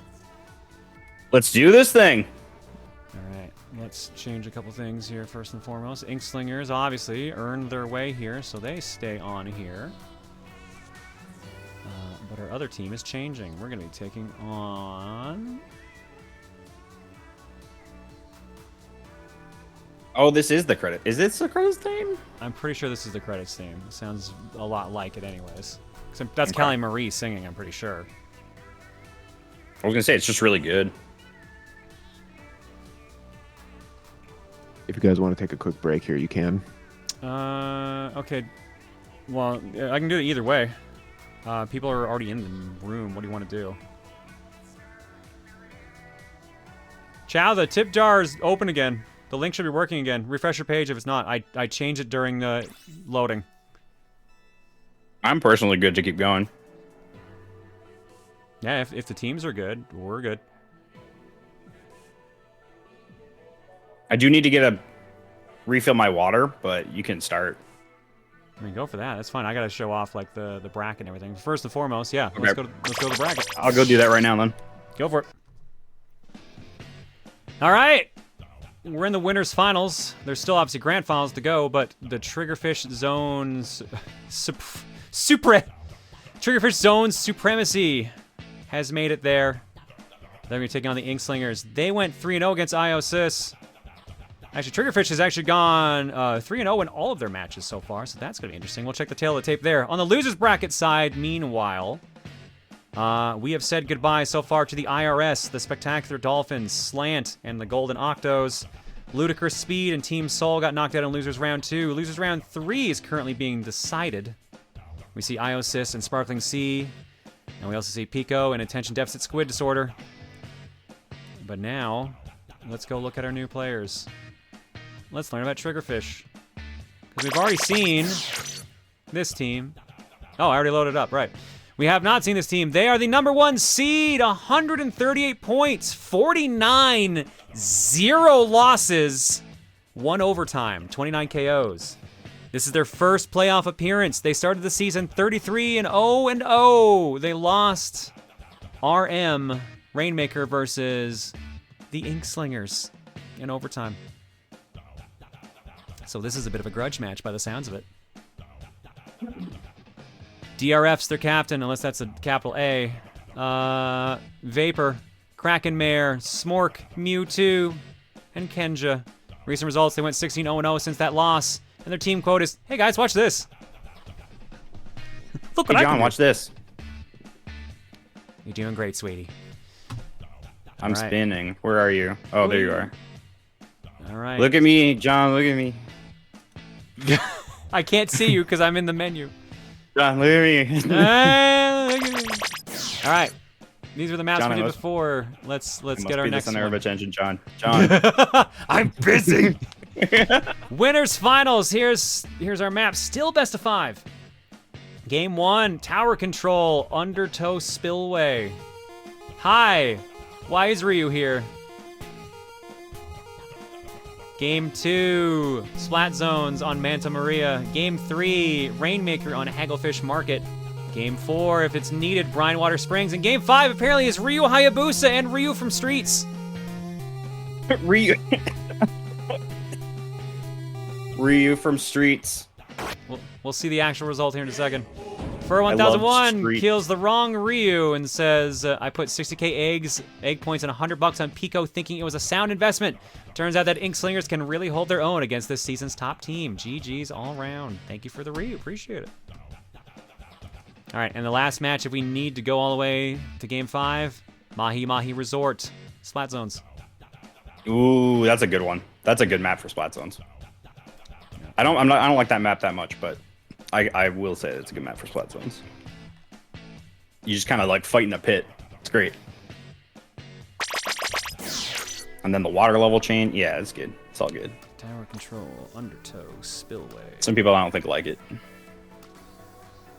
right, I think everyone's in here by the looks of it. Yeah, let's get this. This is the winners final. This is the winners finals. So whoever Cool. wins this goes into the grand finals, which is a best of 7. But they also get their extra protection Ooh. because they're on the winner's side. They wouldn't have had the reset. So Well, that's grand. I see what you did there. Well, I mean that's why it's called that, because it is grand. You know, I'm just. That's true. That's true. You got me there. This is a compliment to you for having something that is grand. All right, let's make sure we got these all right. It should be DRF, KrakenMare, Smork, and Mewtwo. There we go. Perfect. John, you deserve something grand. Oh, thank you. I really could use that right now. I mean it too. That's the best part about a joke that's funny and also wholesome.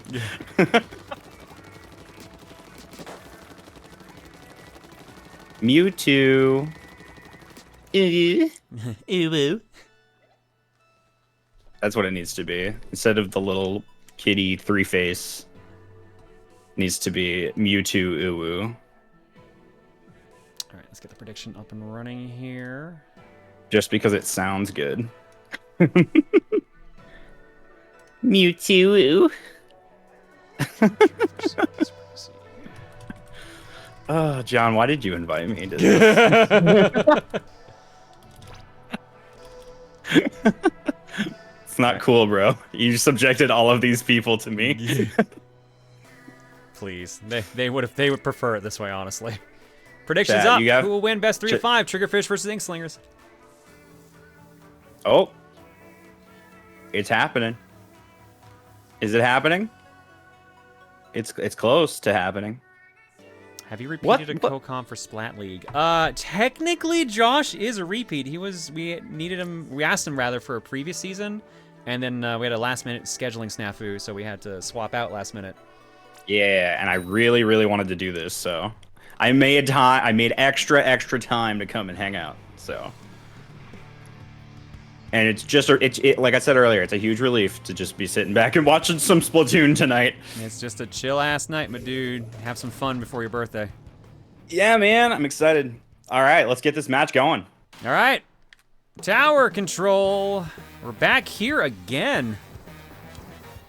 The same setup with the early checkpoints right next to the center. Yeah, this is always a tough start. This map and tower control combo. Oh, they're just going for it. All right, Inklingers already on it. They are. That is checkpoint 1 already done. Don't blink. You can't blink in mid. That's the rule. Don't blink in mid. Just don't blink, period. Who needs eyes? Eyes? What eyes? You mean my sick gamer senses? I think just be like Chugga, who just doesn't blink when he focuses too much.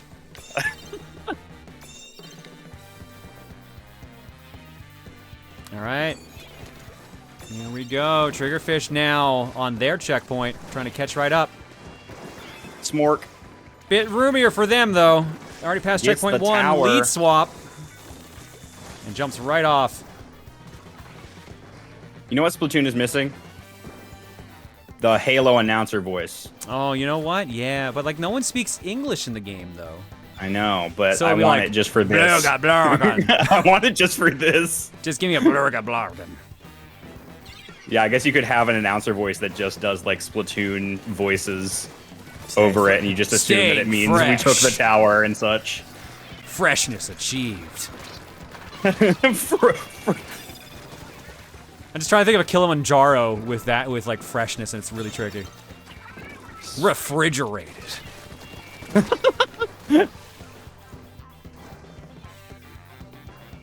What's the like the exclamation that appears around the juice when you get it? Oh, Like I can't remember what it is. No, I don't remember. Damn. All right, Anyway, that final would be funny. checkpoint here. Would be. Oh, I think this is game already. First game goes to Triggerfish. Brilliant. Good match. Prediction-wise, who will win the best 3 out of 5? Triggerfish, 75%. 28 votes, but 434,000 eggs. Meanwhile, Inkslingers have 25%, but they had more players betting on them. 30 players, or 30 votes, 145,000 eggs. So, more people have confidence in the Inkslingers, but less people but there's less eggs put on them. First point goes to Triggerfish. We are going to Splat Zones on Manta Maria. Yeah, this is another split Splat Zone. You get the twofer, which is fine, but it is hard to defend on any map, in my opinion. It changes the game a lot, having 2 Splat Zones. There's a lot more to focus on.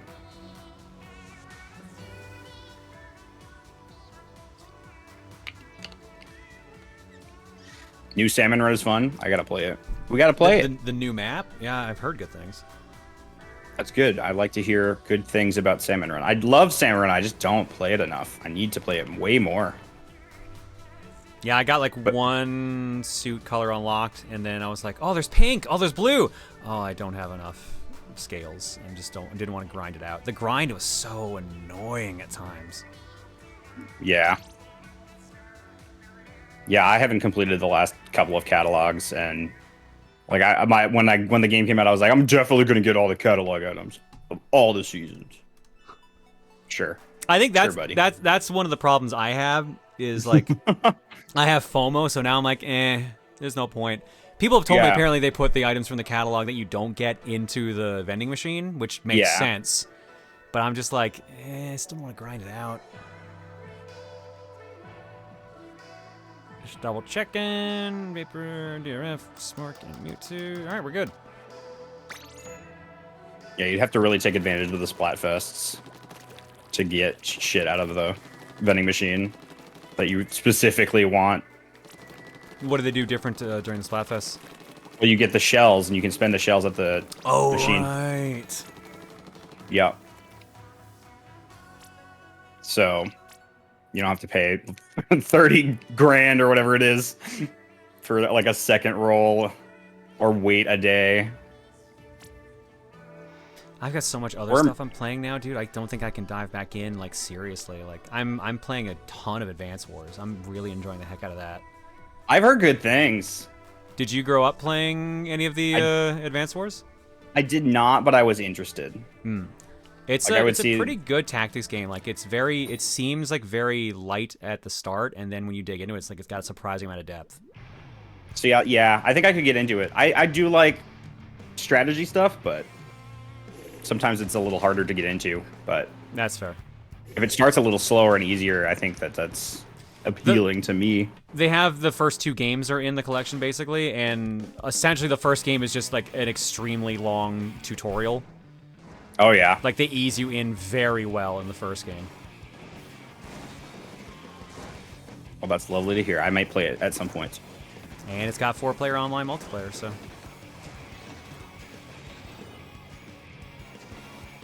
Alright, digging down to the splat zones here. No one scored a point yet, but both teams have had at least partial control.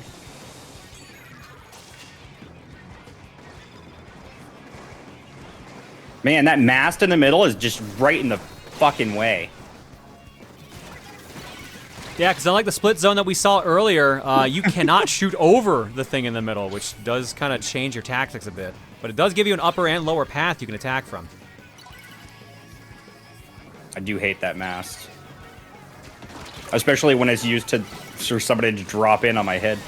Root Slider takes control. There we go. Current lead is in favor of Inkslingers, but that is about to change very quickly. As the Triggerfish are currently in control of both. Takes the lead. They're up 1-0 right now. They're in a good position, too, I think, to keep him back right now, actually. If they can hold it. Well...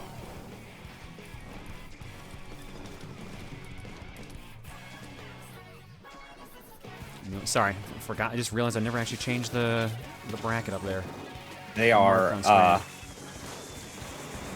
holding it. I mean... They are doing a really good job right now. They are really holding it. I mean, it's getting dicey, but... No, that's fine.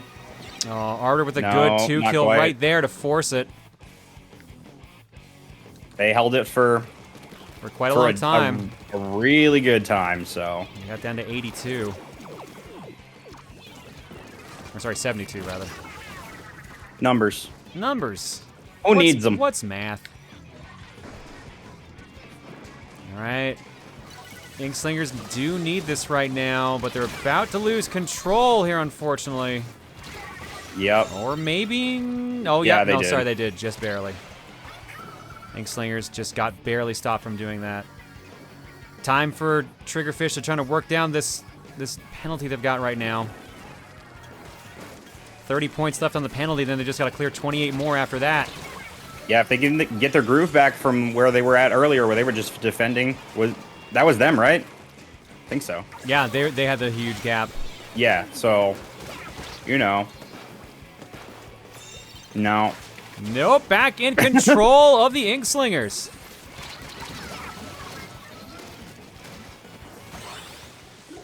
A full team wipeout of the Inkslingers, actually.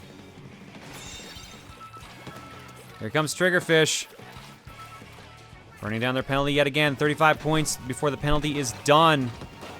Inkslingers got down to 58.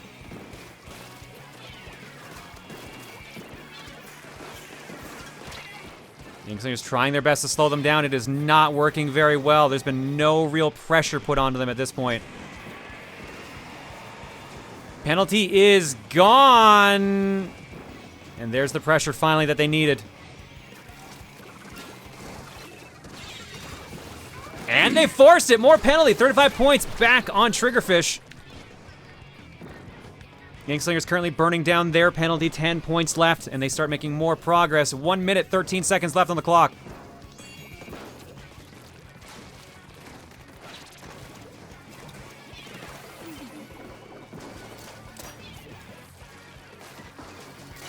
If they can hold it, no. If they can hold it for 10 seconds, I think they'll take back the lead. Reef Slider loses control again. This is the time to do it. This is the time to do it. Oh, 4. No. Oh my god, it's so close. Oh my god. Oh my god, I think they managed to keep it. Oh my Lead god, swap. they kept it.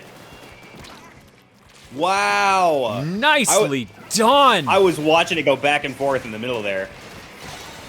One, then the other, then the other. Oh my god. 11 points left. They just need to hold on for 7 seconds. Wow. 5. Control lost. They took it. Oh, wow. That's wild. Good push. Good push by Triggerfish. That was almost game. 59-point penalty right now on the Inkslingers. And they regained control again. Really excellent comeback there. All right, you were coming down to overtime. They need to hang on to control for another second. They got it! Wow. Inkslingers on the board. Yeah, they hit their stride at like 40 seconds. Good time remaining. And that's just enough time to just push them back and hold it. As the saying goes, if it bleeds, we can kill it. A first actual proper loss to Triggerfish. No overtime shenanigans. That was a clean win. 1 apiece right now for both teams.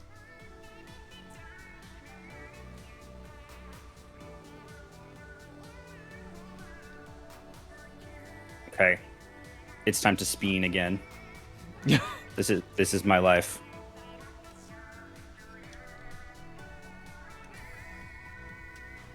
I'm actually just like smacking your Inkling directly in the face with this wiper right now. Dare you? Smack, smack, smack, smack, smack. All right. Game 3 is going to... That's the wrong screen. There we go. Game 3 is going to Rainmaker. Hagglefish Market. Oops, no, I said Hagglefish Market. Give him a sec if anyone wants to swap.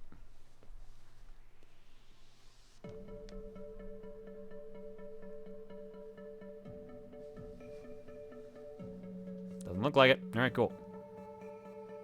No swap. No swap. What is this, deal or no deal? No deal. No deal. No deal. No swap. No swappies. Well, there actually was a swap quickly. DRF hopped out and KrakenMare's in there now. So. Oh, Kraken, never mind that. Vapor, Smork, and Mewtwo versus Arbiter, Y.H.B, KingoftheDogs, and Eykludt. Unfortunately, there was only $100 in your case. You are the weakest link. Goodbye. Just every game altogether.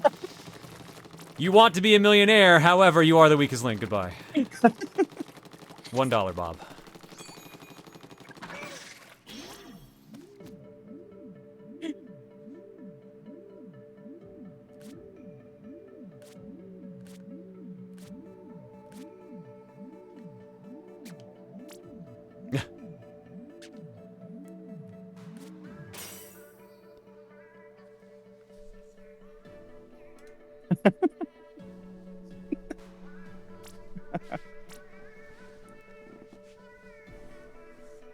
Let's see if we've got any updates going on for losers brackets. I don't see any update on my bracket yet, so I'm assuming those matches are still going right now.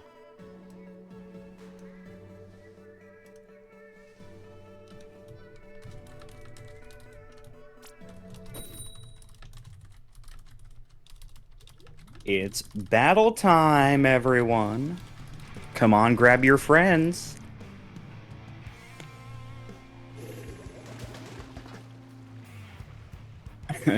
And take them into battle with you. Sacrifice them for the only goal you know. Those are the real ones. Those are the real ones. Jesus. Anyways, Rainmaker tied up 1 apiece. Let's see who makes the first push.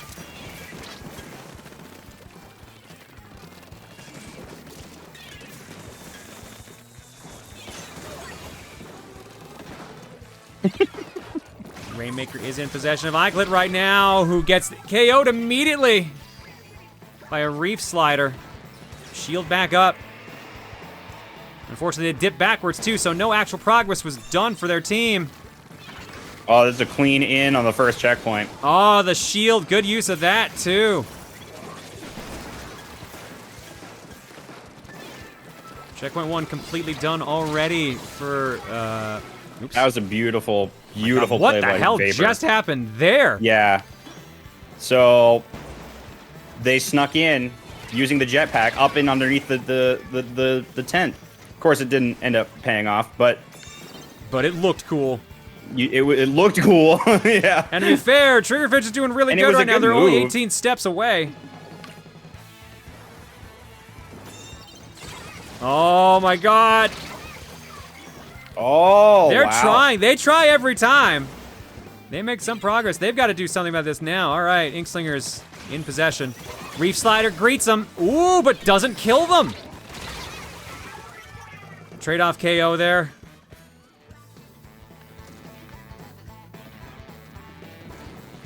Just sitting in the corner. Inkslinger's still not on the board yet.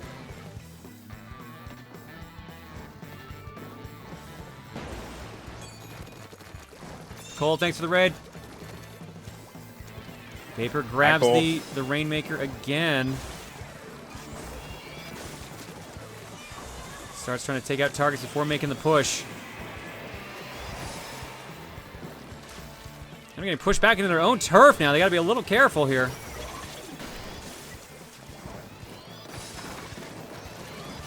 They're going through the dreaded mid of Maybe they don't need to Hagglefish be Market. careful. That's close to a wipeout. Vapor makes the Oh. push. They jump forward to get shoved pull it? back. Can they do it? No. Dropped it. Eykludt with a nice kill there by the looks of it.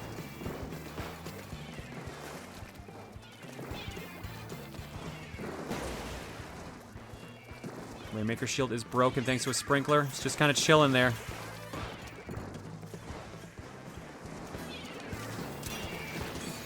Are they trying to despawn it? It looks like they might actually be trying to despawn it so they can at least get a good starting point. Rainmaker reset. Back to center. Smork already on it, though. Vapor grabs it. They push in again. Hammer doesn't take them out. Uh-oh. Vapor's up there. Shield's up. Is not close enough to get to the base, though. They're No. taken down again. That shield was taken out so fast. They were just waiting for it. There goes a hammer throw. Those shields can be so brittle. Under enough pressure. They're doing good Quickly defense like here that at by the everybody. end, but they need some offense. They're in trouble right now. Yep. Rainmaker Minute and a reset half. yet again.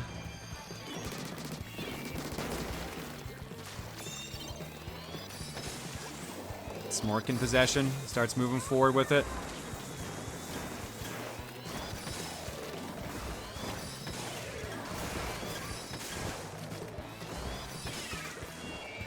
Honestly, burning the clock, not a terrible strategy right now for Triggerfish. Like, if they just keep them out of possession long enough, they can just kind of ride the score they've got already.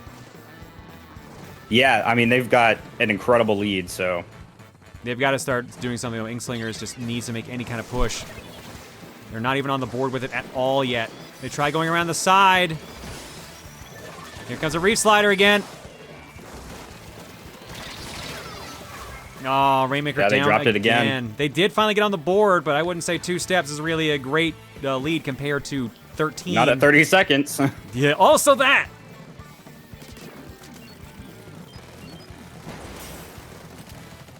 Gatling versus Gatling. They're going to need to pull off some crazy overtime. It's going to be absolutely insane overtime to do this. If they can. This But is looking, it's far. yeah, this is pretty safe right now because the Rainmaker Don't even reset have- again. That might have actually cost them. No, that's it. There's not enough time to break that shield. Oh my! Oh, they tried though. They tried. Just 2 to scraping your little nose on it. Your tiny little squid nose. 2-1 in favor of Triggerfish.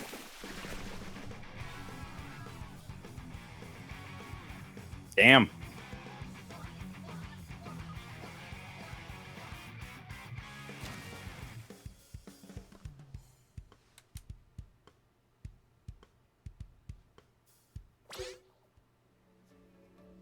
All right, game number 4. Clam Blitz. We're going to Brine Water Springs. First time we've seen it tonight, I believe.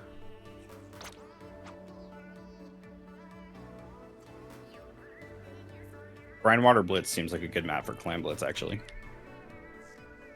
A little more condensed map. This is one of the ones they added in like the winter patch, isn't it? Yeah, or the spring one. I think it was the spring one.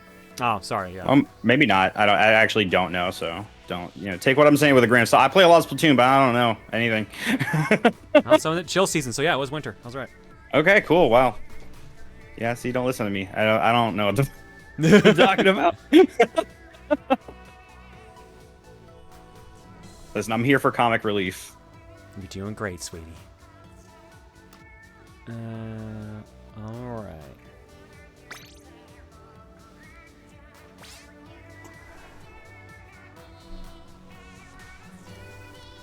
Yep, I knew that was going to happen at some point. There we go. Some people got shuffled around. We got to change our burger.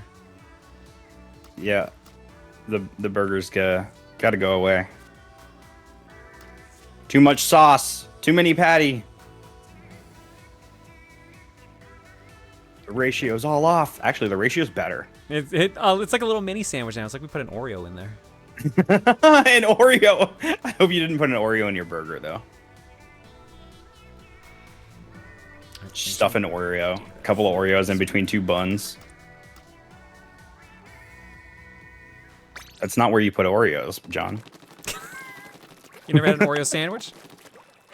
I can't say that I have. No. Just deep fry some Oreos and just throw it in a sandwich, like a grilled cheese. I mean, that honestly, like I would eat that. I can guarantee. I bet you. Yeah, I'm gonna type in like Oreo grilled Oreo sandwich. Let's see what comes up. Grilled Oreo sandwich. Words that I've never heard in my life. Yep, Oreo grilled cheese is here to make your day.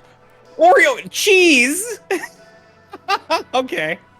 Grilled banana Oreo cream sandwich. Oh my God! How many more food items are you adding to this? I'm just reading Google, man. Banana now? Ah! I'm going on a freaking roller coaster here. There are a lot of Oreo cream cheese sandwich and grilled cheese recipes. That's wild to me. I mean, I would eat it. I would try it. But that doesn't sound super great. I mean, it's just sugar. I need to show this picture that keeps coming up here, but I'm not getting it in like. There we go. All right, now I got it in Google image search. I just need you to see this. This is a gross mess. I'm not gonna lie, but like, where is my desktop cam? Just look at this. Just fucking look at this thing. Ugh.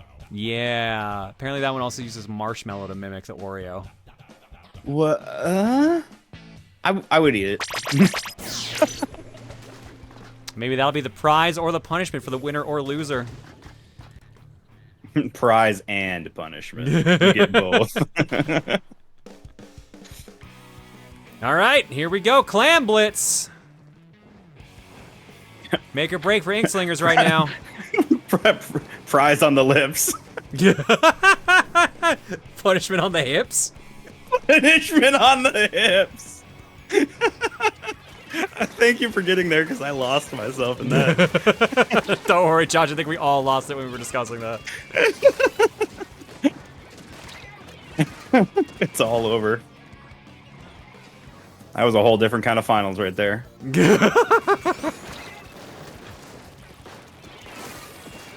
Alright.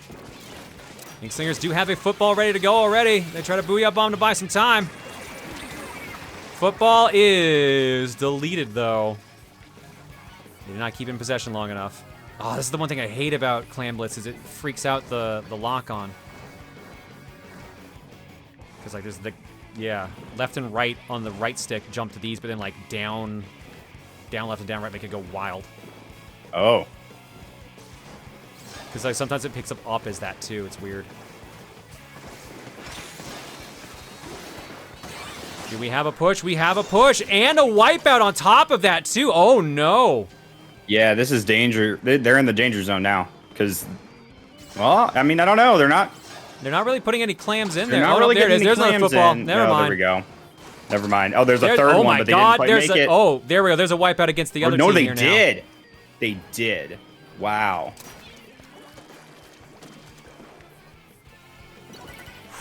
Ooh, 69 points, though. Nice. That was a rough one, but also nice. All right, free football down for the Inkslingers, but that is a big gap to make up for.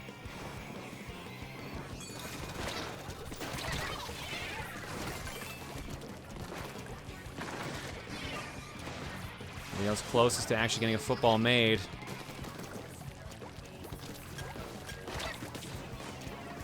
$34-point penalty for Triggerfish to make up for, but after that first push, it seems like they can probably do it again. They've got more clams than the other team. Although, with half their team wiped, that may change quickly. Football in possession right now for Leo. They try to make the push to drop the barrier. Pushing through this section of the base is going to be their hardest bet, because if they can wipe them out on the way there, they're solid. But they're already, no, that's going to be another team wipeout. That's going to be another one. Unfortunate. Unfortunate. And the barrier's down again.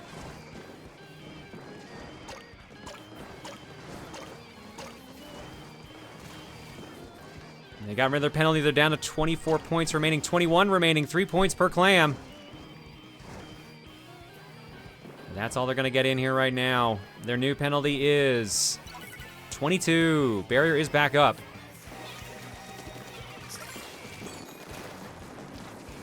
This is a rough match right now. Again, Inkslingers do need this win or they are going to the losers bracket.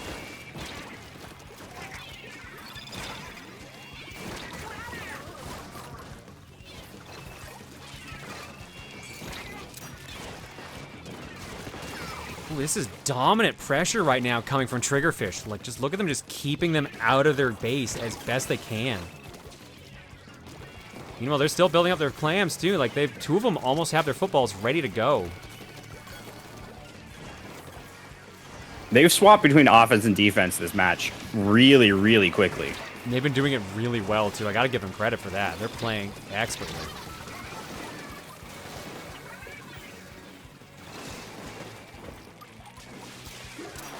Both teams being careful when they grab their 8th one to make a football, because footballs appear on the map, I do believe. I'm sorry, they what now? Footballs appear on the map, I believe. They just appear? Like an icon shows up where they are. Oh my God, I was like, oh shoot, they just like start dropping. It just starts raining footballs, man. You Right. just can't help it. Football, football, football. You get a football, you get a football, everyone gets a fucking football.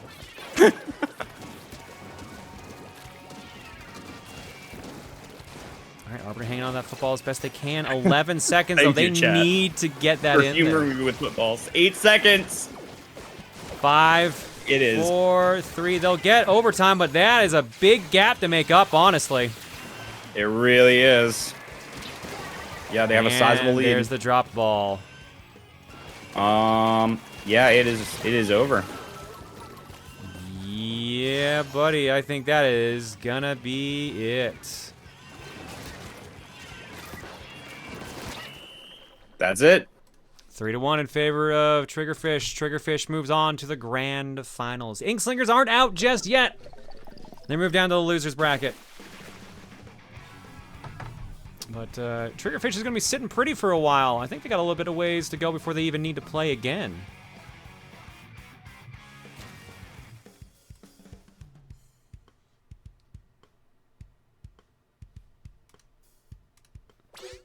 All right, let's go ahead and give the Triggerfish believers their points.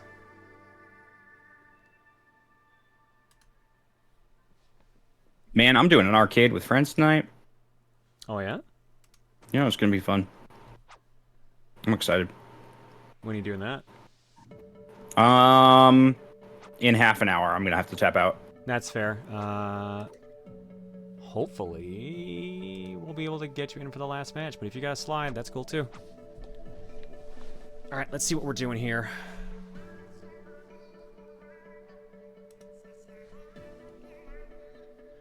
Brackets wise.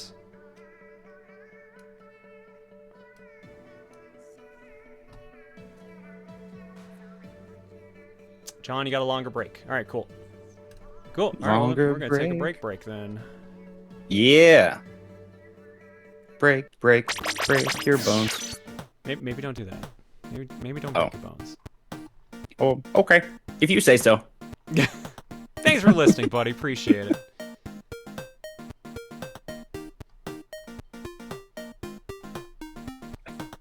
Break me off a piece of that squid cap. Oh, God. Ugh. Wisdom of Duke has been requested by 8 Faye. Faye, here you go. It's time to kick ass and chew bubble gum, and I'm all out of gum. Thanks. He got his gum. Bubba Bubba. That's what I say every time I see Duke. Hubba Bubba Duke. Alrighty then. Do I have any eggs in the carton? I have to get this Oreo grilled sandwich off my fucking screen. Oh, you reminded me. It was on my screen still. I'd at least lick it. You to lick it? Yeah, it looked lickable. I don't know. Did it not look lickable to you? It's just like I'm reading this oozing recipe here marshmallow. now. I need you to know the ingredients. Get Mal to do this on one of her cooking streams, and then she can Oh my blame me for the Yeah. monstrosity she's having to make. For the homemade Oreo cookie butter, 30 double stuffed Oreos and a quarter cup of heavy whipping cream. For the sandwich, God. 2 slices of white bread, 1 tablespoon of butter, room temperature, 2 tablespoons of is it mascarpone or how do you say mascarpone cheese? Mascarpone. Yeah, mascarpone cheese. 4 tablespoons of Oreo cookie butter, 2 Oreo cookies crushed, and 4 tablespoons of marshmallow fluff. God, that is just sugar. That's just a sugar sandwich. Yeah, like, you know, put just like a little bit of that marshmallow in there. Just like a little dab on your tongue, you know? Just a little dip into the marshmallow pond. The sandwich has 15 votes. It's a 2.5 out of 5. That's a better score than I would have expected. Somehow. A cardiac club, more like, yeah, that tracks. All right, we'll worry about eggs after. Actually, I guess I got the time, huh? All right. You got the time. Enrobe Twang for 34, Afro the Kobold for 110, Clockwork Pretzels for 21, and Arbiter for 76, Partu for 98, Phoenix Girl 1 for 58, Clockwork Pretzels gifted us up to Forest Minish, Iris Wright 1 for 31, Tiger 64 Guy for 31, The Shyark for 66, Abel Star 3 for 75, Yoshi Stack for 42, Nate NQS for 57, Shamrock for 76, who says, let big man say fuck. I agree. He definitely wants to say it. Phantom X134 for 67. Goldilocks SOS for 60. Queen Bee Nev for 15. Tiger Brows for 44. Yami Florence for 36. Aluria SV for 33. Heroin Mari for 40. Sacred Chaos for 34. Dawn of Fire for 69. Nice. Kid Arcstorm for 49. Flawnberry for 37. Quantum Leela for 22. Leela of Ludicrous Speed here, happy to have participated this season, even happier with how well we did. An important announcement I'd like to make, though. As the assigned head of the PSL-TTL, the Table Turf League, I am happy to announce the final date for the first tournament for Table Turf League. The Booster Pack Tournament number 1 will be held on June 17th. There'll be more specifics later, but I hope everyone's excited. Oh, shit, yeah. Right, because you can play the card game online now. Yeah, go join the Splatoon server to play that if you want. Complete Anime Fan for 88, Phoenix926 for 54, Relican96 for 4, Starbloom Faye for 23, Dark the Dark Charmer for 85, Gamers gifted us up to Josh Jepson, and also to Trill Girl. Still, I've heard of one of those people. Sorry, Trill. No, I have something you're going to say. Sorry, Josh. Sorry, Josh. Sorry, me. I didn't think about that. Caleb the Random Guy for 36, Mary no, Razor gifted a sub to Umbreagle. Does anyone truly know themselves? That's too existential right now for my mindset. Can't handle that. That's a therapy I'll stop question. interrupting. That's a I'll therapy stop interrupting question. with my existentialism. Nary Razor for 2, Eliscore for 81, Azriela D0115 for 54, Kenda Queen for 32, Aino Minako for 71, Leslie Pro 04 for 57. Wandering Physicist for 79. Summer Wentz for 108. Hylian Media for 52. Mad the Sane for 73. Nacho Linguist for 21. Dullahan of Light for 60. Derek Foxwit for 12. Maddie the Millennial for 27. Artemu for 34. Buttery for 38. Yoshiman for 57.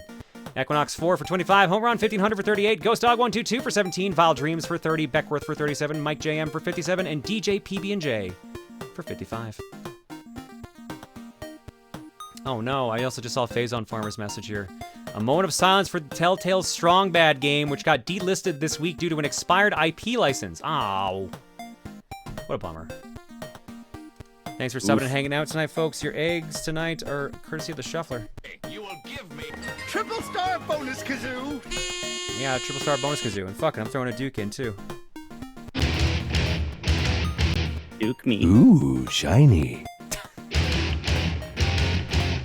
You heard the man. Ooh, shiny. All right. I guess we still have time. Just double checking. Yep, we got a long break, so let's just go take a stretch break. See you guys. All right. I need to go refill my water bottle. I guess. Do it. I got more than half of it drank, so I'm just like, do I want to refill it? Stay hydrated, my dude.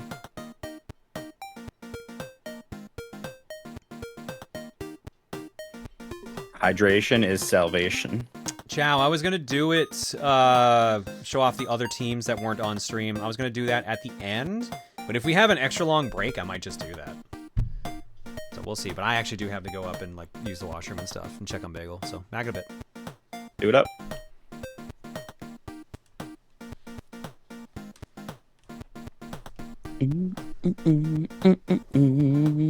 Matt, now is your time to ask Josh some weird questions. I can't get over this music.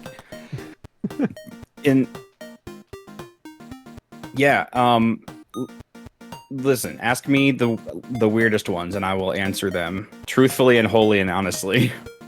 My hand to Hylia. I will answer honestly.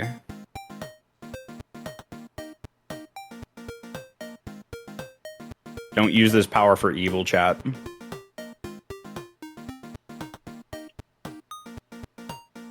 I'm sorry. This is not gonna work out, is it? What would an inedible sandwich look like for you? Put like a anchovy mountain, you know? But like almost anything tastes good in between two slices of whole wheat, you know? Couple of buns. I think anything looks good, eats good. You know? That's good eating, man. Even gravel. Yeah, exactly, even gravel. Sure.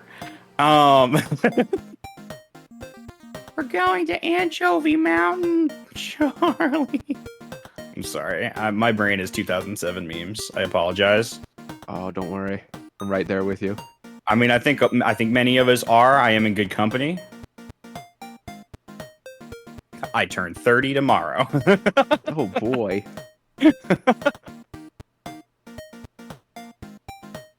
I gotta start showing my age somehow. And the best I got is 2007 memes. That's the best. Like, imagine growing up and, like, I don't know, like, Shakespeare is your thing. No, not I.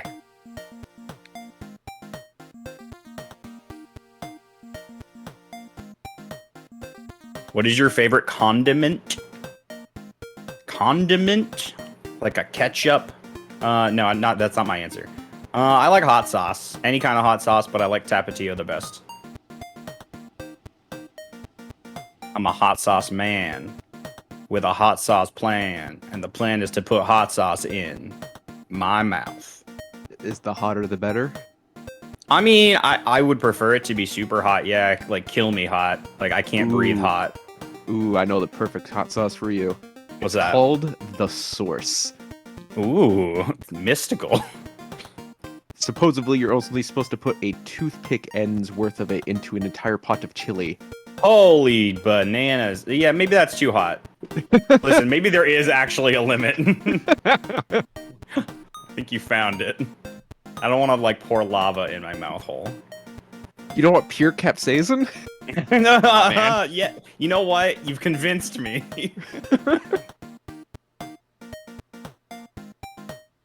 I didn't know it was pure capsaicin. Now, where is it on the meter? It's like What is ridiculous. the purity level of this capsaicin? How much other less hot things have you put in this? We need to measure it out so that we can get the hottest possible experience. On the Scoville, or whatever, Scoville, whatever the unit they use to measure the Scoville. spiciness of it, 7.1 million. Okay. Yeah, that's, you know what? That's chump. That's a chump play. Like, you can do so much more. This is me telling myself in the mirror. You got this. I'm giving myself a little...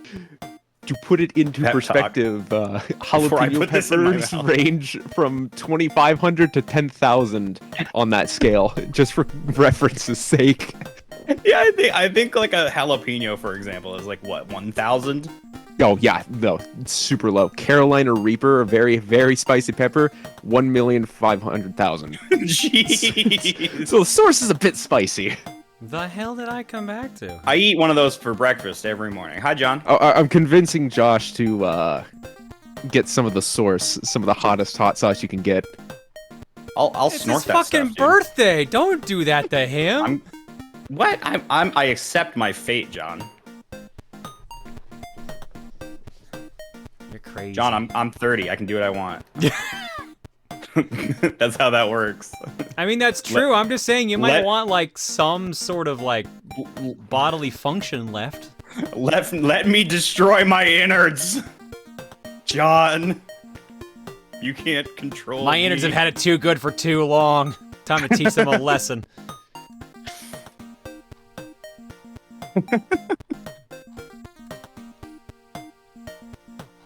I did drink hot sauce for Jiggy's charity stream, Oh, dude, really? and it was very unpleasant. But you know what? You know what? Chat saved me. Chat saved me. They were like, "Hey, do you have any bread?" And I was like, "No." Okay, I do have tortillas though. And they're like, "Go eat a tortilla." And I ate a tortilla, and it was great, and it saved me from my stomach turning into like a firework or something. So bless you, chat. I knew you could do something. I believed in you the whole time. Love you, chat. You know I'm just being facetious. I love you all.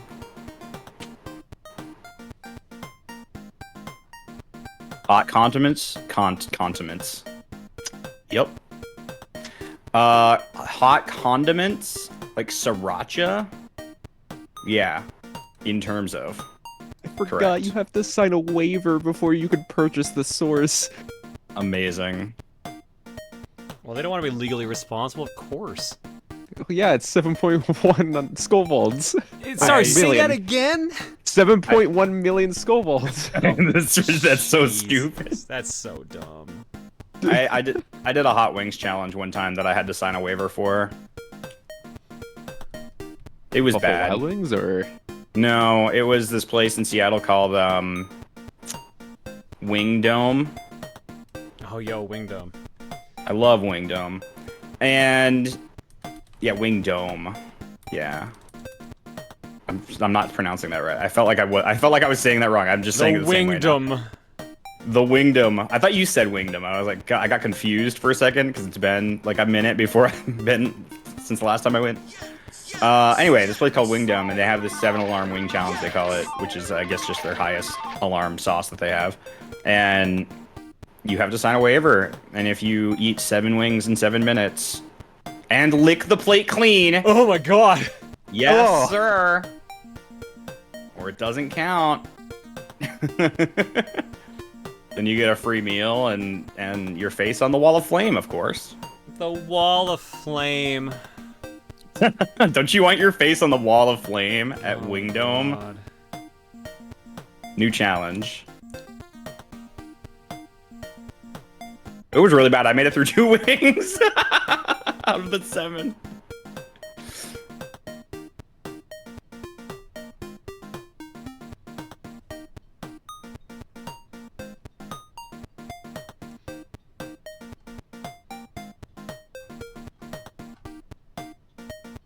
You go to hell before you die.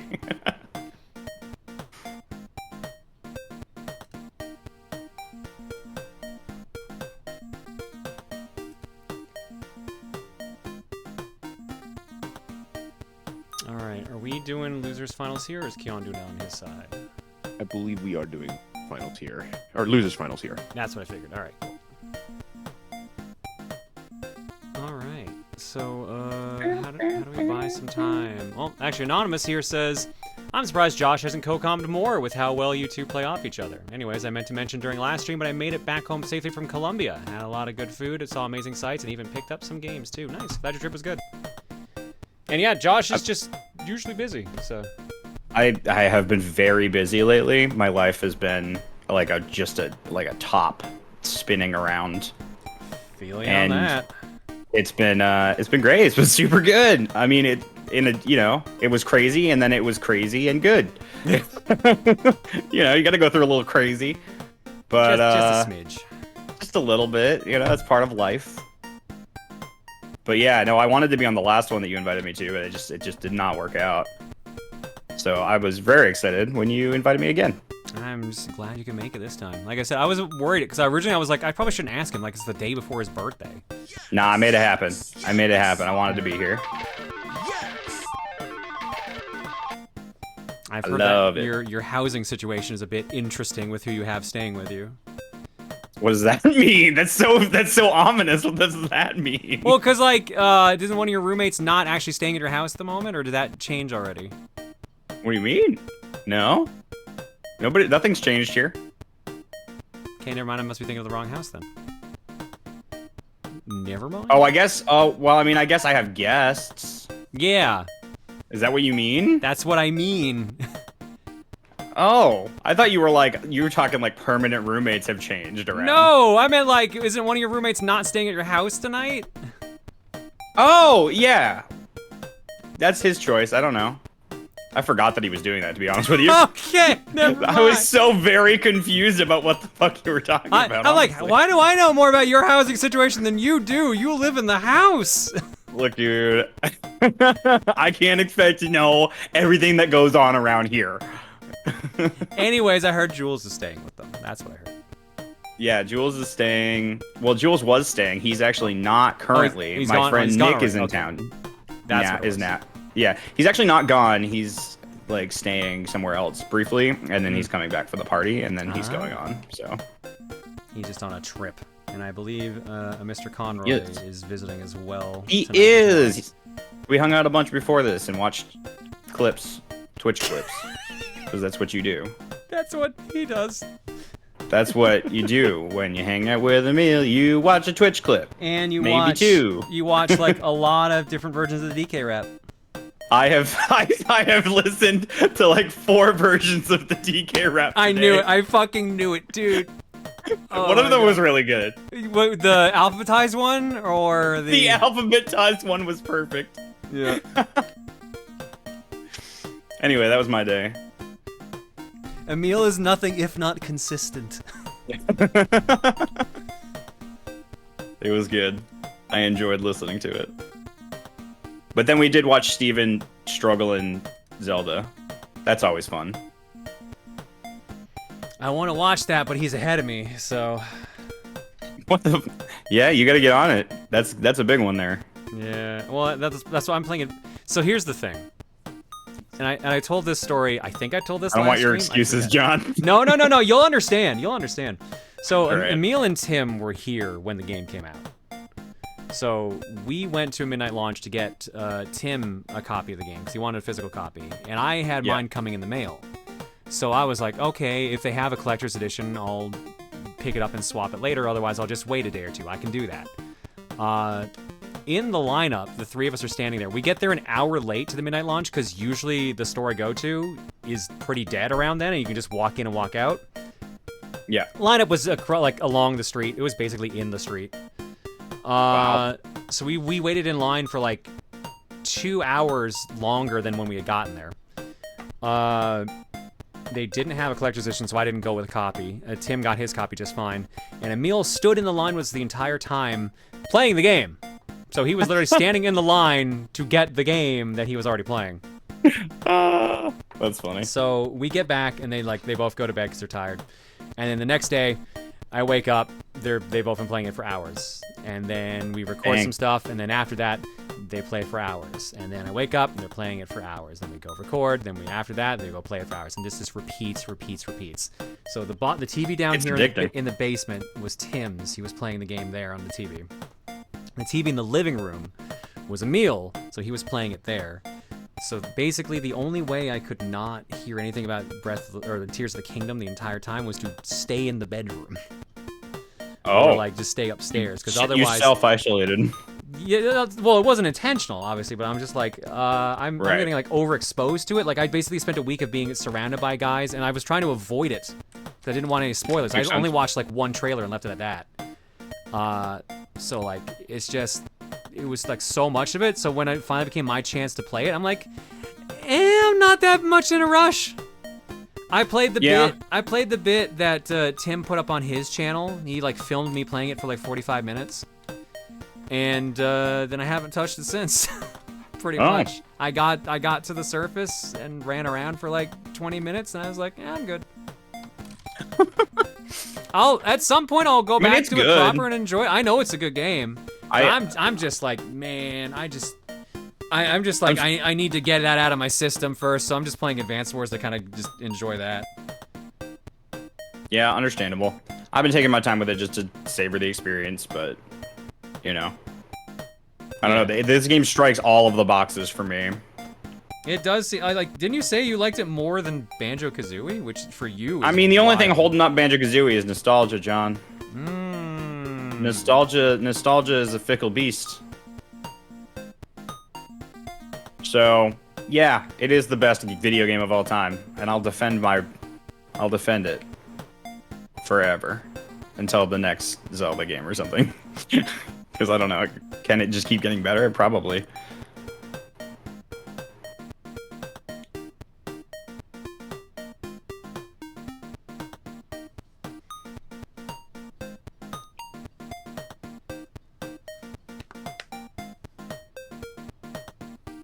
Yeah, that sounds like a silly way to spend being people you only see 4 times a year. Dude, in one of the fucking recording sessions, we were recording the game, and we were playing it on Emil's Switch, and then in the middle of it, Tears of the Kingdom came up in conversation, because of course it did. And Emil goes like, "Oh man, I love the game so much. Here, you gotta see this clip that I recorded from the game." And he stops playing the game mid-recording to show in the recording this clip of the game. And I had to be like, "Emil, what are you doing?" He's like, "I want to show this clip." I'm like, "Dude, this is probably going up pretty close to the game being out. No one wants to see spoilers." Like, "Oh, it's not a spoiler clip." And I'm like, "Dude, my copy's not in yet. I don't want to see anything on the game." It's like, "Oh, okay. Well, I guess I won't show it then if you don't want me to." I'm like, "Yes, let's go back to the game we're playing." Like, "Oh, I gotta show you the Xenoblade 3 clip." Emil, we're playing a different game.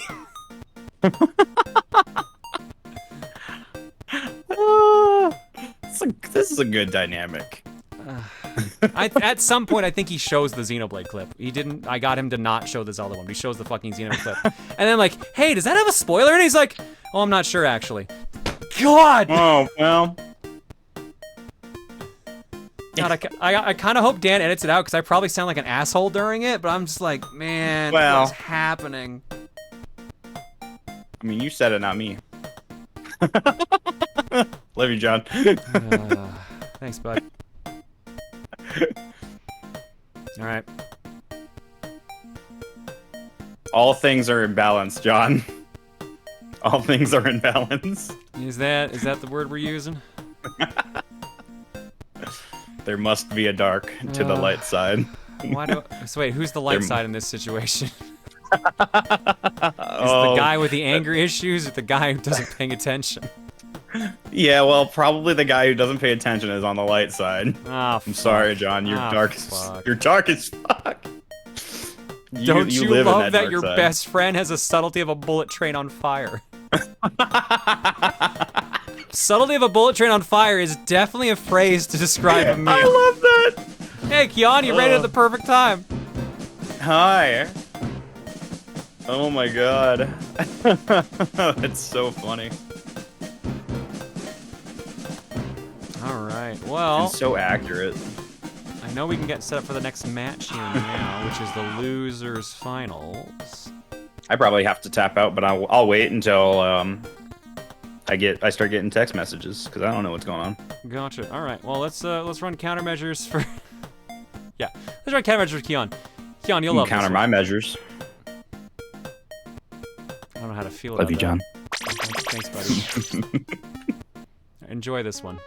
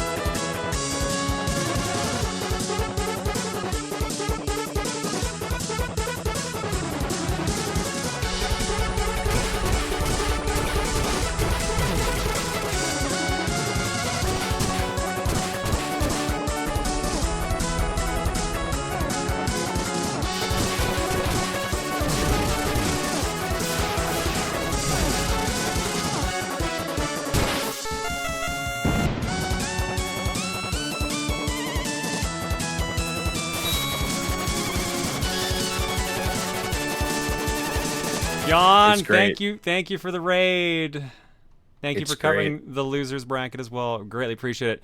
I need y'all to understand something here.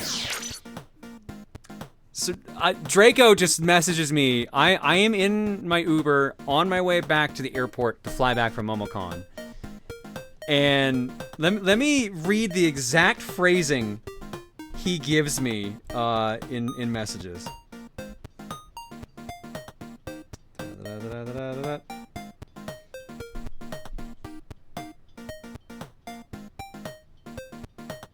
He says, "Once again, I have been left to my own devices for an extended period of time." And he sends me this video, and I say to him, "I need you to understand how hard it was not to just burst out laughing in this Uber."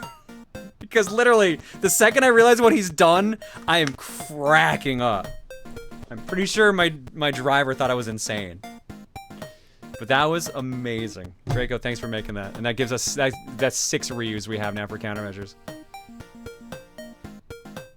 All right, I think we are actually good to set up for this next match. All right, brackets-wise, here's what we got. Oops, I'm on the Duke screen. Actually, this might be it for me. I'm getting the text messages now. Uh-oh. Okay, we'll go in. It's time for the tap out. But I Time for the appreciate tap you out. being here. By here, I mean me being here. Anyway. I appreciate you being in your own stream, John. It's very rare for that to happen. I've taken over, John. You know what? You take can't it. have it Take it at back. this point. Take it. Oh, yeah, I'll just take that. Enjoy all the Rosa, all the alt versions of yourself. Enjoy Oh. Rosa, Josh. Have fun with that.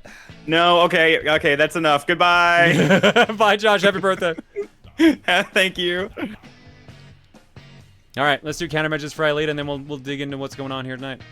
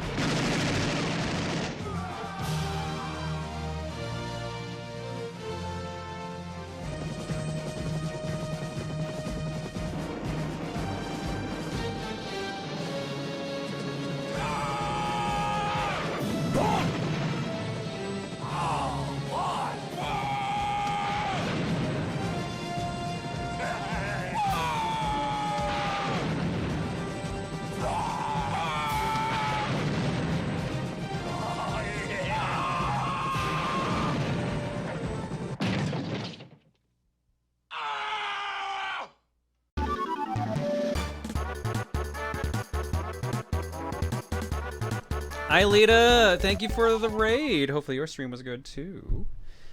We're in the middle of our Splatoon Season 7 finals. And we're actually getting caught up to where we were right now. We are in the losers finals currently. Inkslingers and PEKO are rematching. Goldman, do you know what you're doing?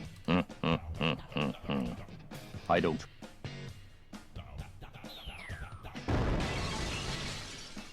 Perfect timing on that. What? Anonymous says, I promised you some birthday luck when I met you at MomoCon. It's been a really fun experience watching you play one of my favorite games, Mega Man X in person. Keep up the good stuff, man. I appreciate that. Thank you. And I know who sent that. Thank you so much. All right. So yeah, we're actually having a rematch, which went 3-2 in favor of Inkslingers in the winner's bracket. So let's see what happens here in losers finals. The loser of this round gets third place overall. And the winner goes to the grand finals to take on Triggerfish Zone's Supremacy. So we don't need to do tail the tape. We've already seen the teams, but let's look at the maps they're going to be doing here. They ain't doing this set anymore because we're at losers finals, which is not actually labeled anything but round 5. Losers finals is a best of 5. Most of the losers bracket was best of 3. Game 1, Rainmaker, Hagglefish Market. Game 2, Clam Blitz, Manta Maria. Game 3, Splat Zones at Mako Mart. Game 4, if it's needed, Tower Control, Inkblot Art Academy. And Game 5, if it's needed, Rainmaker returns on Scorch Gorge. All right, let's get to it. Oh, right. Kion's, yeah, okay, no. He is resting, so. Kion will be joining me for CoCom over here in a bit, but he's going to take a break for now, so he can actually get over and relax after all the matches he did earlier. So I'm going to be holding down the fort solo for now, so he's not going to be in the spectator spot just yet. Let me get the matches set up, and then we'll get all the pop-ups set up. So we need Rainmaker, and we need Hagglefish Markets.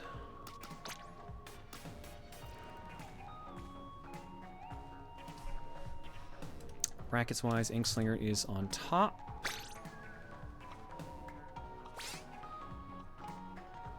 So we're actually going to move Inkslingers to Alpha Team.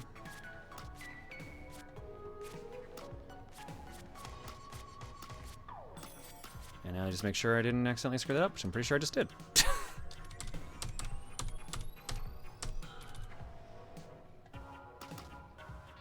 I sure did. There we go. I knew one of those was wrong.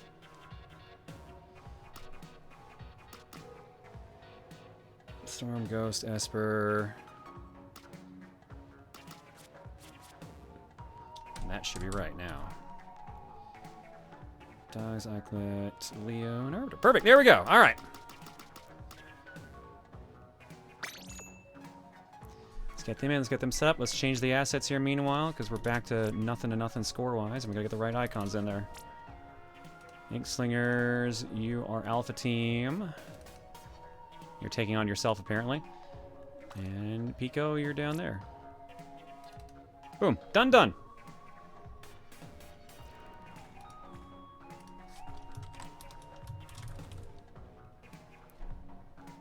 Is that possessive in there? No, it's not. Okay, let's get rid of that.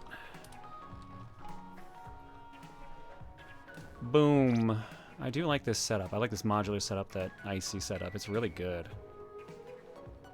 Thank you for letting me have access to that, Icy. I greatly appreciate that, by the way.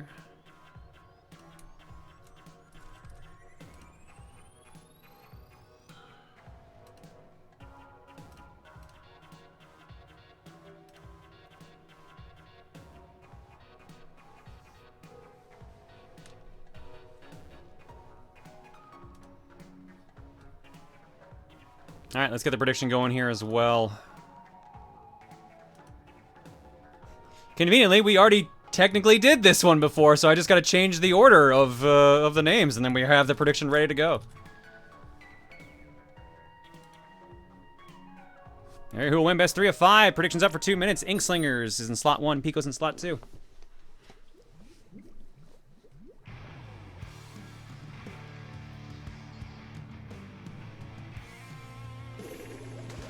Inkslingers in orange.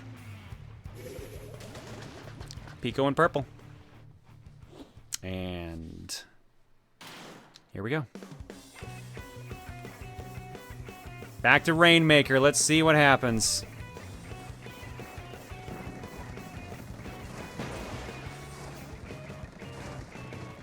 Shield's broken. Everyone's just kind of bouncing around here right now. Super's already going off from both teams. Lots of kills going on here right now. Rainmaker immediately grabbed by Espurr. 2-2 right now for team survival.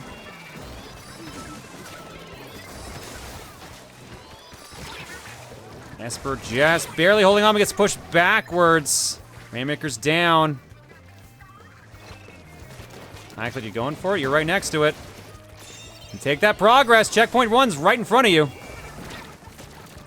Checkpoint 1 is done. Not done. Ooh. Ghost with the kill right before it connects. That's a rough one. That is rough.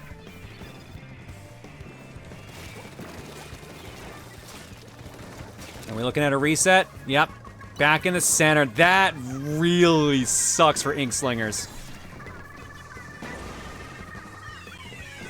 They at least have the lead for now, but having to still do checkpoint 1 just to get 1 point of progress really blows.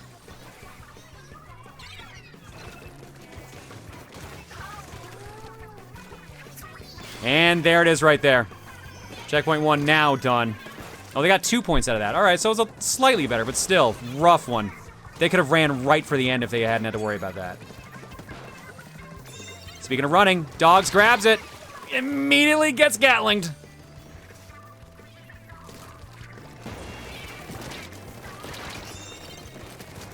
Rainmaker's in their possession now. Let's see what PEKO can do.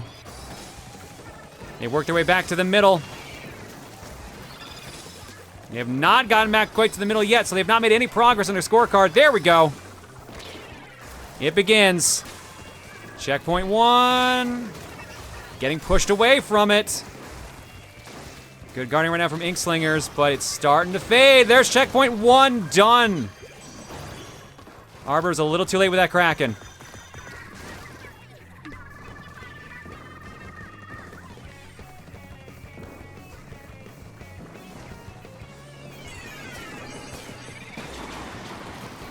Pushed back by some missiles. They have the Rainmaker in their possession again. Immediately get sniped out of it, but they... Oh, they just did barely take the lead with that too. 25-28. PEKO currently in control, just barely.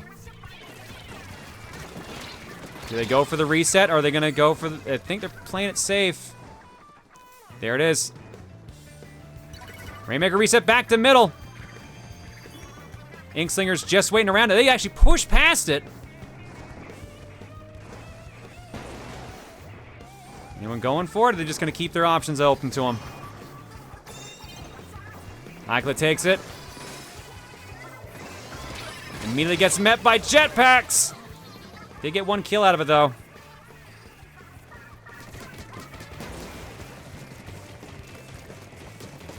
Minute and a half left on the clock here right now. 3-point lead right now in favor of PEKO. Espurr's usually the one who runs with it. Are they going to do it? No, they're going for the reset again. Back in the middle.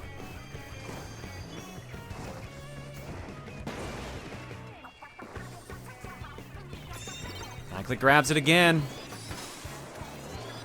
Tented Missiles trying to buy them some time, at least show them their targets for a second. Tries to go around the long way. Arbiter there guarding with the Kraken. Does not work, though. Crab Tank meets him. Espurr blocks him. Storm grabs it this time around. They've got a long ways to go, so they opt for the reset instead. Back to center. Eykludt the only one standing around there at this point. Waits for the team to catch back up, and the skirmish begins anew in the middle.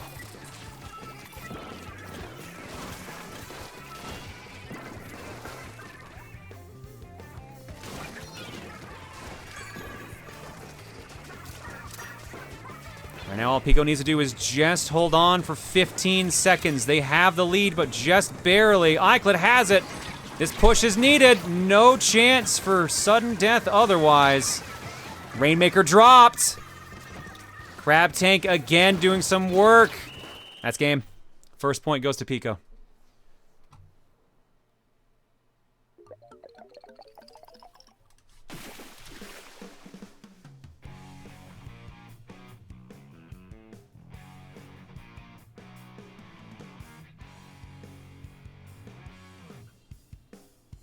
Yeah, hug that gun. Yeah. Yeah. That was close, folks. Definitely a nail biter.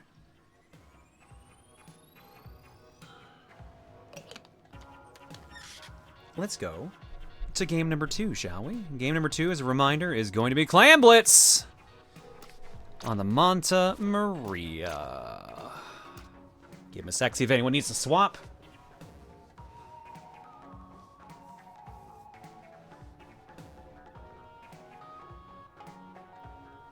I'll take that as a clear.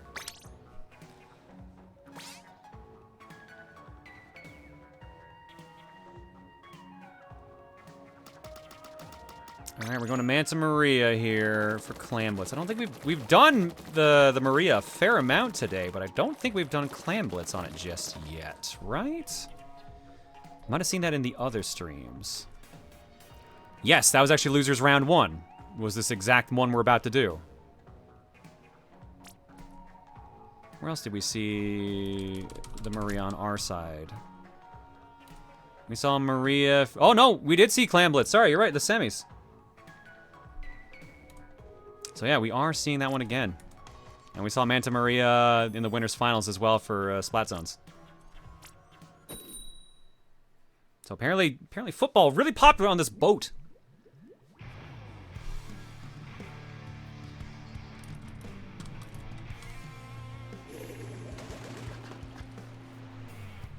One nothing in favor of PEKO, the orange team. Let's see what happens here now. Time for some football.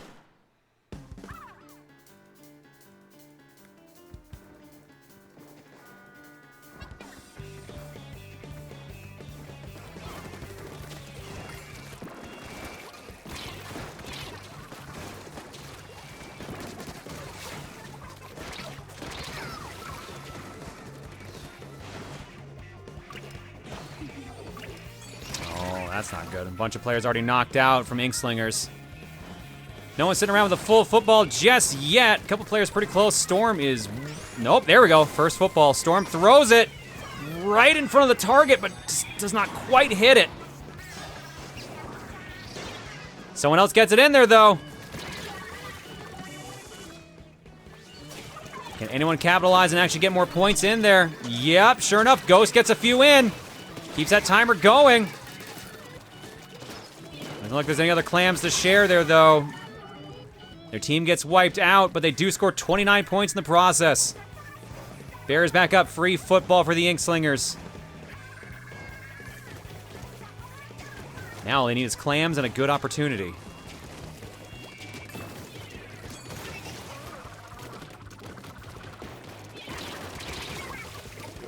Well, they got to stay alive to take advantage of that opportunity, though. Storm is already back to having a football. A full team wipe again!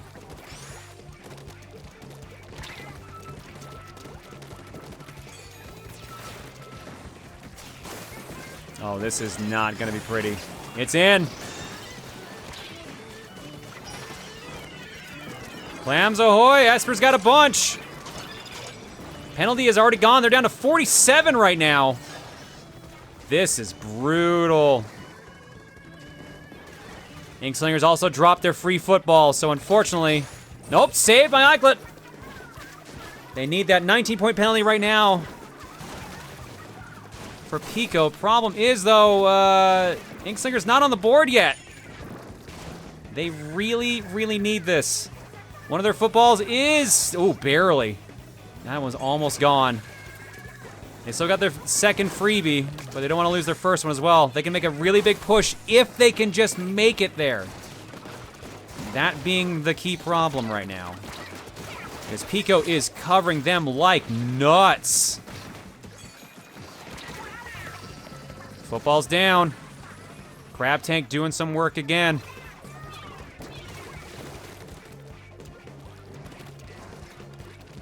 And that football is out of play. They've got their default freebie, and that is it. With 2 minutes left on the clock, it is not looking good right now for the Inkslingers.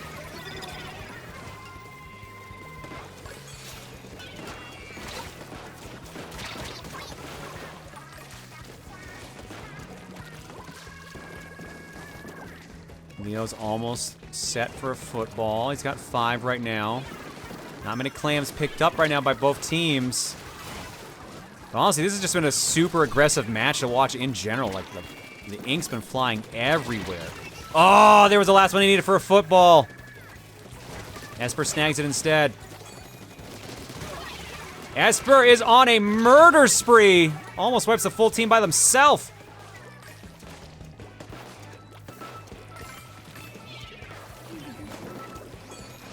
Both teams back at full strength right now. Inkslingers really need a push right now, but they just cannot form a football at the moment. Or when they get close, they cannot stay alive. This match is full of aggression right now. 1 minute remains on the clock.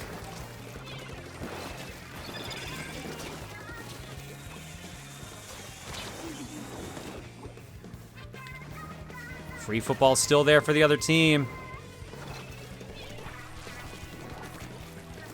Ink needs 2 more. Oh, there's a football. They're at the goal. They whiff. There it is. Barrier's down. And here come the missiles to try to stop them. They stay alive, though. Ooh, bear. Nope, there it is. Crab tank yet again waiting for him. Barely keeping it alive, but there's not enough time. Both teams have their free football now. I assume they're just going to try to force sudden death at this point. Maybe their only option. 5 seconds remain. Yep, both players in possession of footballs now.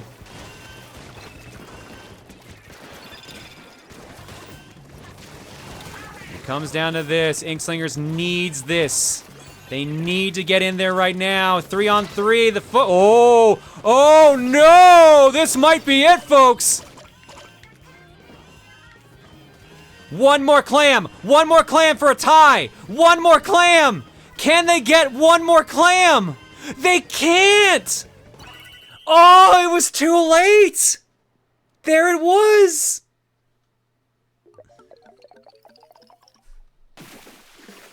Two nothing in favor of PEKO.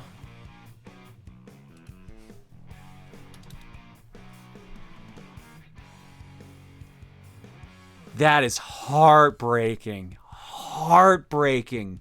They were so close on that. But a second too late and a smidge too low. Makes it 2-0 in favor of PEKO.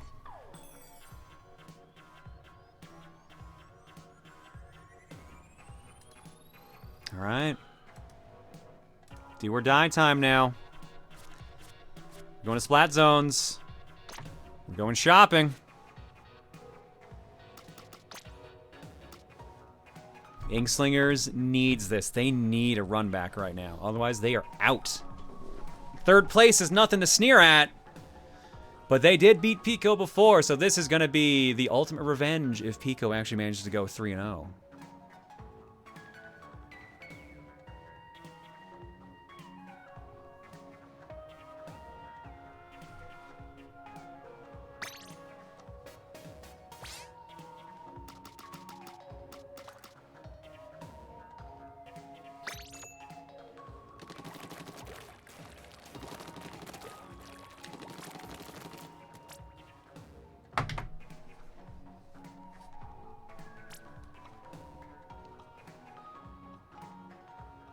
Oh, that's what it is. Okay.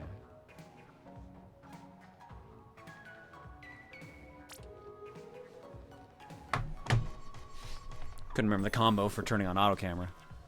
Thought it was LNR. It's ZLNR.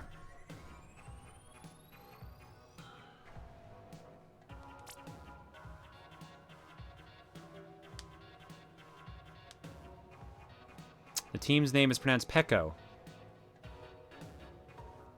All right, sorry, I had no guide for that one, so.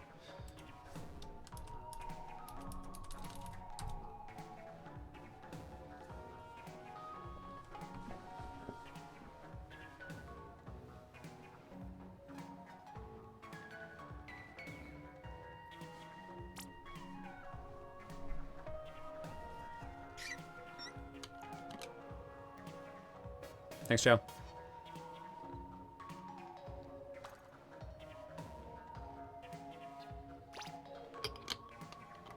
Whew.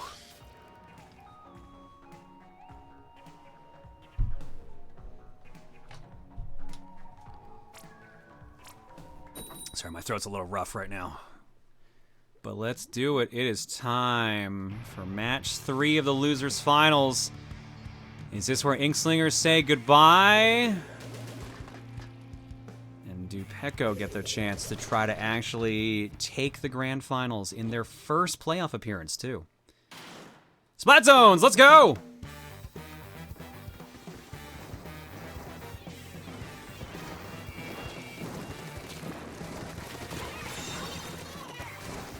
All right, a big old plus shape this time around. It's a huge zone to guard, which is going to be a little rough, but honestly, both teams have shown they're really good at covering the map as much as they can. So I don't think they need to worry too much about it, honestly. Let's see here.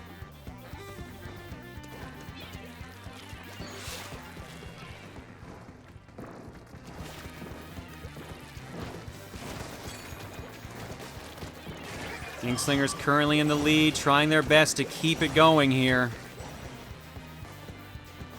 Already half their points done.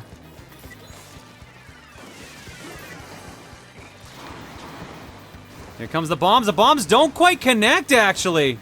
Oh, that is some great coverage right now. For such a large area, they're actually doing a really good job keeping it in their possession.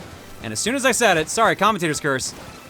22 points left on it. There, they eat it. 60-point penalty right now. And immediately get it right back.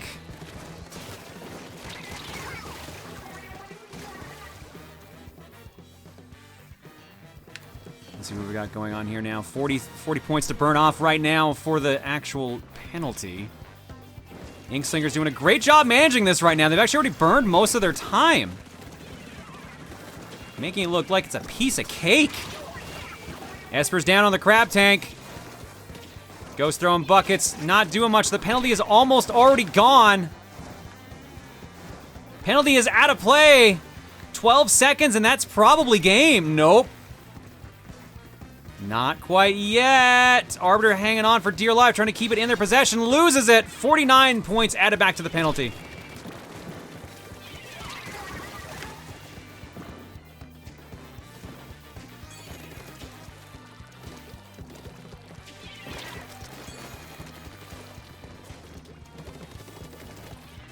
PEKO has a long gap to make up here right now, but they're doing a great job of it so far.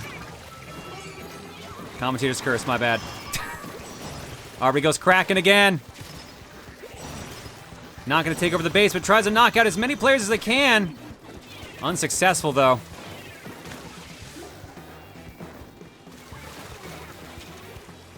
And now it's time for PEKO to hang on as well as they can. 23 points left to go. Lead swap is in effect. And immediately loses control. But no penalty yet. They still technically aren't out of it. Big fight happening. They keep control. 8 wipeout. That, folks, is game. PEKO gets revenge with the 3-0 sweep. Inkslingers knocked out. But congratulations, team, on getting 3rd overall. Very nicely done. Those were all nail biters. And with that, folks, it's time for the grand finals.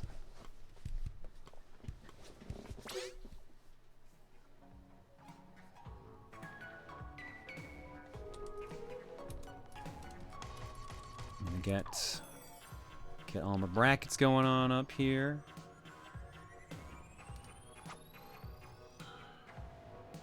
All right, it's going to take a second for the bracket to update properly, but we are seeing PEKO go against Triggerfish Zone's Supremacy. Oh, let me pay out the points here first. That was... PEKO crushed that one. Oh yeah, for the readout, for those who didn't see it, PEKO actually had 27% of the eggs. 34 people, most people bet on them, but dropped the least amount of eggs. 98.3K. Inkslingers had 73%, 27 people, 269,000 eggs. So, decent payout for the PEKO voters.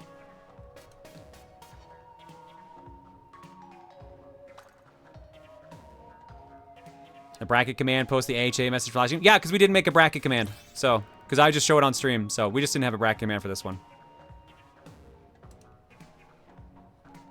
All right, there we go. Bracket is updated, so here we go. Is it time, John? I think it is time. Let's cover what we've got going on here now. Grand Finals, Triggerfish Zones Supremacy versus PEKO. Tail of the tape here, first and foremost. PEKO went 3-0 against Ludicrous Speed, then got eliminated 3-2 against Inkslingers, pushed down to loser's bracket. Then they took on the attention deficit Squid Disorder 2-0. 2-0 against Sparkling Sea. And then 3-0 against Inkslingers. So they did not bleed at all while they're in losers brackets. So very nicely done there. Meanwhile, the path for the Triggerfish, they took on Team Sol and went 3-0. They took on IO.SYS and went 3-0. They took on the Inklingers and went 3-1. And now they see if they can get the clean sweep or not here. Now remember, this is a double elimination tournament, which is why that other piece is over there on the end. If somehow PEKO manages to win this first round, and this is a best of 7, so if they win this by getting to 4 first, that's a bracket reset, which means we have to change the maps and everything. So essentially, Triggerfish has an extra life. But if Triggerfish knocks out PEKO, that's it, dunzo, no second round. So let's see what they're playing on. Now, that's what we saw for losers finals, but here's what we're actually going to be doing. Grand finals, best of 7. Game 1, Splat Zones, Flounder Heights. Game 2, Tower Control, Inkblot Art Academy. Game 3, Rainmaker, Sturgeon Shipyard. Game 4, time for some football. Clam Blitz, Brinewater Springs. If any tiebreakers are needed, we have game number 5, Tower Control, Mako Mart. Game number 6, Clam Blitz, Museum d'Alfonso. Or Fonzino. I've been saying it wrong the entire time. Oops. And game 7, Splat Zones, Mahi Mahi Resort. Now, if a bracket reset happens, instead they will be playing Splat Zones, game 1, Manta Maria. Tower Control, game 2, Mako Mart. Rainmaker, game 3, Museum d'Alfonzino. Game 4, Clam Blitz, Inkblot Art Academy. Game 5, Splat Zones, Hagglefish Market. Game 6, Rainmaker, Undertow Spillway. And the last possible game that could happen, Game 7, Clam Blitz on Scorch Gorge. Let's see how it goes. How you doing, Keon? I'm doing well. Just finished lower brackets earlier. We got some fun matches down there too. So now I get to see how these two teams duke it out. Triggerfish has put on some good shows tonight, so I think you're in for a good time. I'm really excited. All right, let's get this map loaded up here. First and foremost, Splat Zones is still in play. Flounder Heights, which I don't think we've even seen on our side yet. Yeah, I don't think we've done this on our side yet. And Flounder Heights Zones was a myth down here too, so this is our first. This is my first go seeing this too. Nice. All right, you're in the game. Yes, there you are. Yep. Let's. Where did what? Oh, I am blind today. There we go. Just that kind of day, John. It is, dude. I was not ready to be back to streaming this fast. I should have taken a couple days off. I don't blame you. Mewtwo's a TCS or Triggerfish. Yeah, hang on. Sorry, I'm bringing up my cheat sheet. Yep. Because I'm trying to remember who was on what side. They should be Alpha. So, Alpha, Mewtwo, Kraken, Vapor, and Smork. There we go. And we've got Cannon, Storm, Espurr, and Ghost. Yep, cool. All right. So an interesting thing about these two teams actually did play each other during the regular season.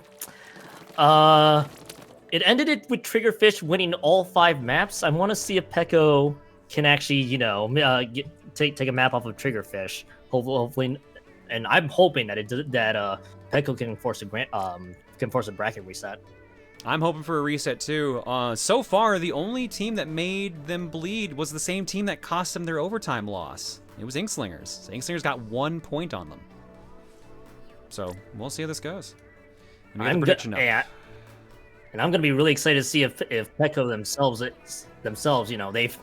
they got knocked down a peg, and then they got their revenge against Inklingers, and now it's their time to shine.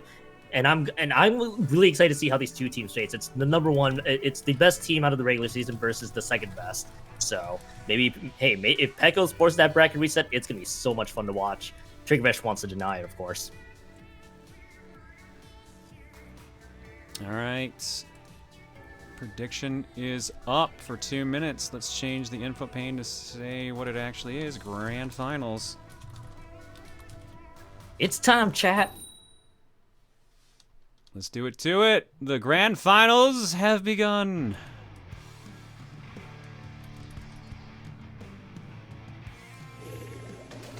Triggerfish in green. PEKO in purple. All right. And a 2 splat zone setup. Let's do it. And right out of the gate, I like that we have a little bit of a tri-slosher duel between the two. Which one will come out on top? And I'm gonna be excited to see if the tri-sloshers can find some value. They do. There's right now Triggerfish. They did lose their first member right out of the gate. Well, considering the way the map is set up right now with the big hill on the side, the slosher is going to be very handy. Well, you at least assume. Yeah, this is a very slosher-friendly map too, so no surprises for me in terms of seeing the tri-slosher in play. And as we mentioned before, PEKO is just trying to make sure that Triggerfish has no entries to work with. Well, so far so good, I'll tell you that much. They've got control still. It's 25 points burned already. And then immediately, nope, still in control and a wipeout. Wow, PEKO's not messing around right now. They want to make sure that Triggerfish has to fight for all of the maps. This is just a very slow start right now for Triggerfish, or TZS, all things considered. And rather, right now, PEKO's just taking down on these points. 40 points left. They can't even get close right now. Wow. Yeah, right now PEKO really wants to make, this is kind of a statement game really for PEKO. They really want to make sure that, hey, don't forget about them. They want to make sure that they have Triggerfish fight for everything here. Yeah, PEKO, oh, that was a good bomb though. Oh, that might have just swung it. Oh, I better hope so. So this is Triggerfish time. They gotta there it is. 70-point penalty with 8 points left on the clock. Oh no. So that could have been a really bad start. Oh yeah, definitely. But this is a lot of time, by the way. 3 minutes and 10 seconds left, really, for Triggerfish to keep both those zones in their control. At this point, though, they just have to be able to defend both of them. But as soon as I try to make a comment about that one, they already lost one of those zones. Well, they're hanging pretty tightly onto the other, despite all those missiles. And nope, there it is. Penalty swap back and forth. PEKO back in control. Nope, going back and forth yet again. Wipeout! This is gonna be really huge for Triggerfish. That's a crucial wipeout now, because now this sets up Triggerfish to make sure that they can keep pressuring PEKO out, make sure give PEKO a taste of their own medicine, make sure that they have no entryways to work with. Again, still plenty of time really for Triggerfish. All right, Trigger's penalty is gone. They just have to get through 64 points. Basically, they have to have control of the board for 45 seconds. Yeah, right now there is a lot of trading too, but as I've usually mentioned before, some of these trading, when Triggerfish has control of both these zones, it's going to keep favoring Triggerfish, because Triggerfish is going to be able to defend both these zones really well. And so far, so good. 30 points, nope, 31 points left. But this is going to be interesting here. Okay, Here's so PEKO does get both of them. Yep, PEKO's got both of them. Now the crab tank's pretty much available from what I'm seeing here, and yeah, PEKO's just making sure that Triggerfish Triggerfish does not have the ability to attack right back. Now they're taking down on those extra points. All right, back in control right now for PEKO. They have 48 points to burn on their penalty. Then they just got to keep in control for 4 seconds after that. That's all they need. Absolutely, and if PEKO can wipe out Triggerfish or win a huge fight against them, this basically should seal it for them. Really, PEKO's just doing a good job. They're zoning out Triggerfish. Triggerfish doesn't really have a good way to go in right now. They're trying their best. 10 seconds left, or sorry, 10 points left on the penalty. Oh, but they're losing control. Can they guard it? Traded kill at a bad time. Swap back in. 53 penalty points added on for PEKO right now. 37 left to go. Before that was a huge bubble. That was a huge bubble too by Triggerfish because that basically protected the rest of their team from the onslaught. That allowed Triggerfish to just be crazy aggressive and get both of those zones. Now again, 45 seconds left. The time really isn't on Triggerfish's favor, but members are just dropping now on both of these teams. All right, penalty's gone. But they lost control immediately. Still barely in their possession. Cutting it close.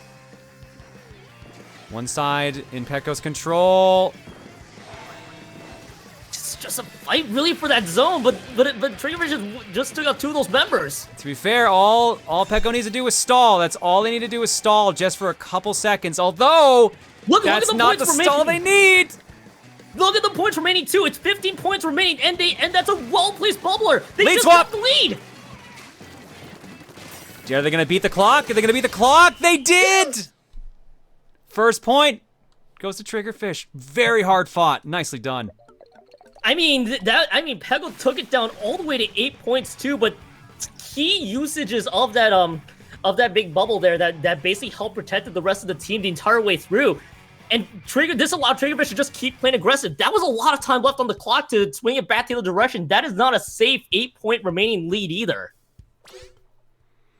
That was wild. All right, first point of Grand Finals goes to Triggerfish. Next up, Tower Control. We're going to Inkblot Art Academy. Time to learn. You too can go to the Art Academy and learn how to do art. I think art involves guns in this world, though, to be fair, so be a little safe. Please be careful of how you art in Inkblot Art Academy. And yet, Chad, this is why you keep playing the rest of the way. You keep playing the rest of the way through because you can easily swing it back the other direction if you win on a key fight, on a few key fights there. Little Splatoon knowledge for y'all who are trying to climb rank.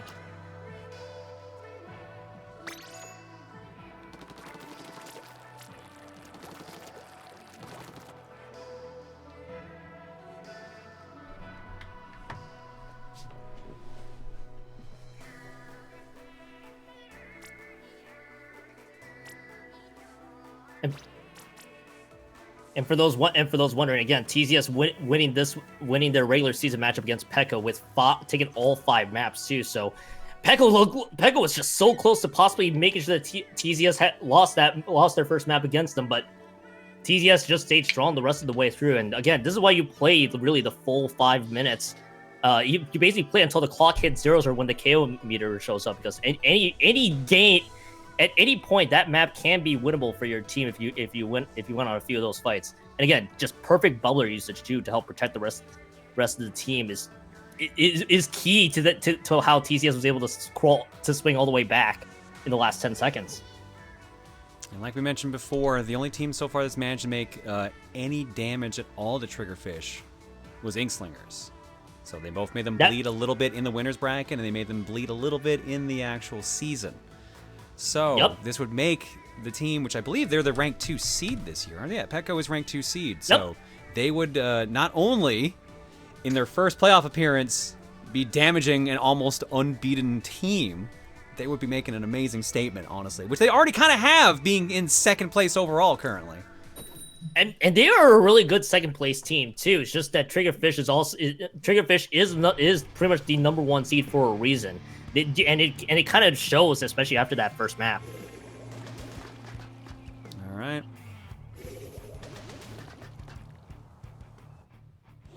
Yellow versus blue. Go! Tower in the middle. I like some of the changes really from from both these teams here, because now you're starting to see a lot more weapons that are a lot more common in Splatoon, but at least from the competitive sense. That's what PEKO's kind of dishing out right now.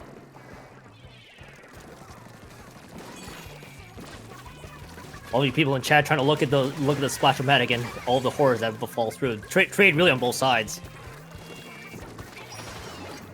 Big fight going on in the middle. No one's quite touched the tower yet. Espurr guarding it with the crab. Cannon going for it. No, they're not. It looks like really both these teams are just trying to assert full painting control of that middle area of our academy before they try to make that push happen. Because the last thing you really want to do is you want to is pushing up that tower too far ahead to the point where you don't have any territory to swim around. Makes sense too, but they got to keep in mind too. There's 3 checkpoints they got to deal with as well. They need to like whittle down that clock a ton. Any touch is gonna help at this point, as long as you're not overextending. And the second checkpoint in this map alone is a very tough one to contest. So if you make it past that second checkpoint, that will be incredibly huge. Oh yeah, that is a garbage path that goes on. I just noticed it. Oh my god. Yep. Checkpoint 1 is done. That's that. So right now, this is where the big bubbler can start playing dividends. They took out 3 members of PEKO, and with that change of the big bubbler, that is such a strong bubbler that they got past that second checkpoint and allowed that tower to keep moving. 30 points left.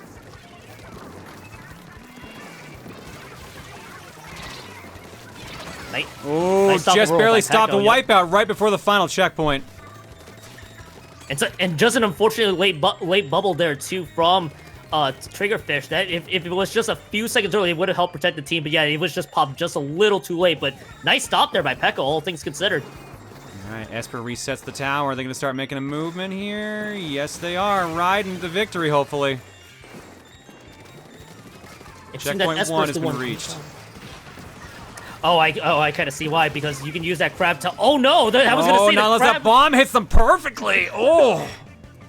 That is disgusting. I don't think I've ever seen the bomb take out a crab alone in the tower. That doesn't happen often, but that was just a well-placed bomb there, too. That pretty much stalled any power of that push that could have happened. Yeah, it was a beautiful throw, all things considered here. All right. Really, yeah.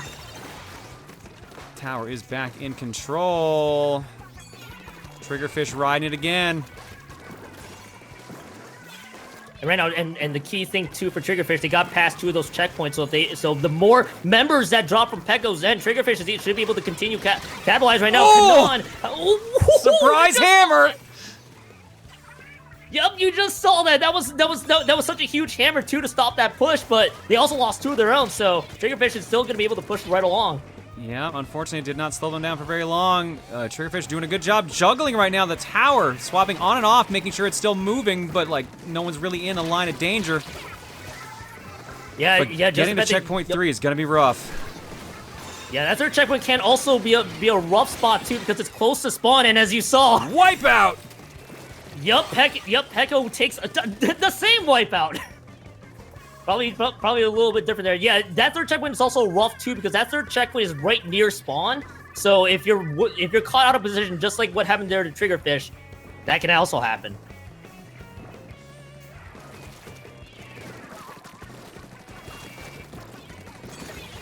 Right. So key things I'm noticing here too is that PEKO, they are trying to use some of their specials or super seer terms with the hammer and some of the triple ink strikes, just trying to make sure that there is a path that they can carve out, but most of it's just getting painted over by Triggerfish. Triggerfish is just gonna pay no mind to some of those specials that was just used. Right, basically all things considered right now, Triggerfish is still keeping things really neutral and mid, which is gonna help benefit them. And PEKO, they gotta get through that second checkpoint too there, but Triggerfish is just doing a good job not allowing them to make another push happen. 24 seconds left. Triggerfish just needs to play defense right now. Only an overtime push can give it right now to PEKO. And it helps too that they are trying to push this tower deep into PEKO's territory, because that means PEKO has a much longer path to work around. 4, 3, 2, 1. That's game. Ooh! Yeah, PEKO needed a few extra seconds. They were about to swim right up to the tower to retake, but they were just too late. Triggerfish was just all over it. 2-0 in favor of Triggerfish right now. And I know PEKO really wants to make sure they can take a map off of them, but Triggerfish is just doing a phenomenal job just shutting down. And there's our first fist bump of the night. Oh my god, yeah, I just saw that. God, that was awesome to see. Game number 3, Rainmaker on the Sturgeon Shipyard. Oh, this map combination. All right.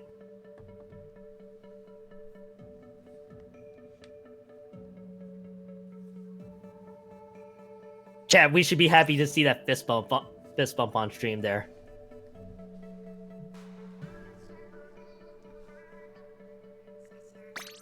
All right, let's make sure the roster's good, because we did have a swap. It should be fine.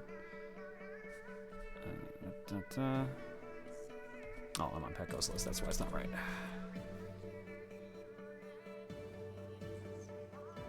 All right, we're good. Let's do it. Game number 3. Remember, this is a best of 7. So, even if PEKO loses this one, they're not out yet, but they are not in a good position. So they really need to get on that board. And absolutely not. Like, Triggerfish is just literally two maps away from basically taking this all the way home too. So PEKO needs to find that response against Triggerfish here. And what a time to have it happen on Sturgeon Rainmaker, of course. Got to break through those checkpoints, see if they can get a push, escort that Rainmaker to home.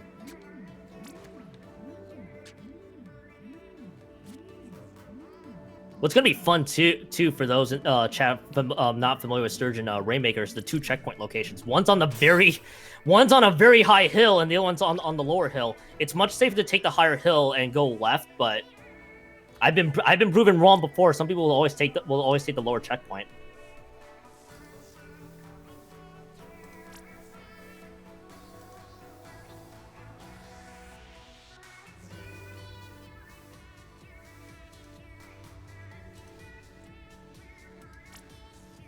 It'll be fun too to see basically if PEKO has that big adjustment that they can, because they almost had that first map as we saw earlier. So if they can find what got them that near first map, at least being able to take that one home, see if they can find it on the third, that would be cool. Hey, that's a new weapon I'm noticing. Hello, Paintbrush. Let's do it. Rainmaker. Yes, the big changes really for those in chat. The mini Splat League and the Paintbrush available. I'd love to see Kraken on that Paintbrush based on the few times I've seen him play as well. And PEKO's kind of just going back to somewhat similar familiar weapon choices for those who play competitive. Rainmaker's in possession already. Ghost has got it. Running to checkpoint 1, but being blocked. Oh, they're going to take this bottom path. All right. Oh, they do not make it, though. Right in front of it. That is such a rough checkpoint too, because that's pretty much in the vicinity where Triggerfish can just swim right in and just keep contesting with the Rainmaker. So it's a very bold move, but PEKO might be able to get this one. No, rejected. What? I had to say it, didn't I? Yeah, Commentator's curse is strong today. They were close on that, too. We had one round where they were like a split second away from the checkpoint, like 2 points off from the slam. Like, it looked like it had touched, and it just rejected it. It was rough. I think that team still went on to win it, but it was just so hard to see. It's always heartbreaking to basically just get splatted right before you hit the first checkpoint, because now you have to go all the way back to possibly get that first checkpoint again. Like we just saw, the Rainmaker just reset again, and now they have to still get through that first checkpoint. At least technically they're in the lead right now when they're roughly halfway done their points. It's just if it's just sure that the other team does not get closer. Oh, absolutely. I mean, that first map we saw, like, that's not a safe lead. They do at least take out 3 members on Triggerfish's end, but that is really not a safe lead at all with 57 points, especially not breaking through that first checkpoint. So I'd like to see if PEKO can break through that first checkpoint and expand it even further. They go for it. Oh, no. No increase on this one. They were already back there. Ooh, greedy to try to sneak in there. That was, ooh. A little bold, but I like the idea. Just met with a Tri-Slosher, probably one of the best aggressive weapons that we can see in the game. Specifically, the Tri-Slosher as a main, though, just for those wondering. All right, looks like they're going for the reset yet again. Oh, Missiles hit, but hit a little too late. Back in the middle. I saw what they were trying to do there too. They're trying to sneak that right under Triggerfish as though the Triggerfish was just ready for it.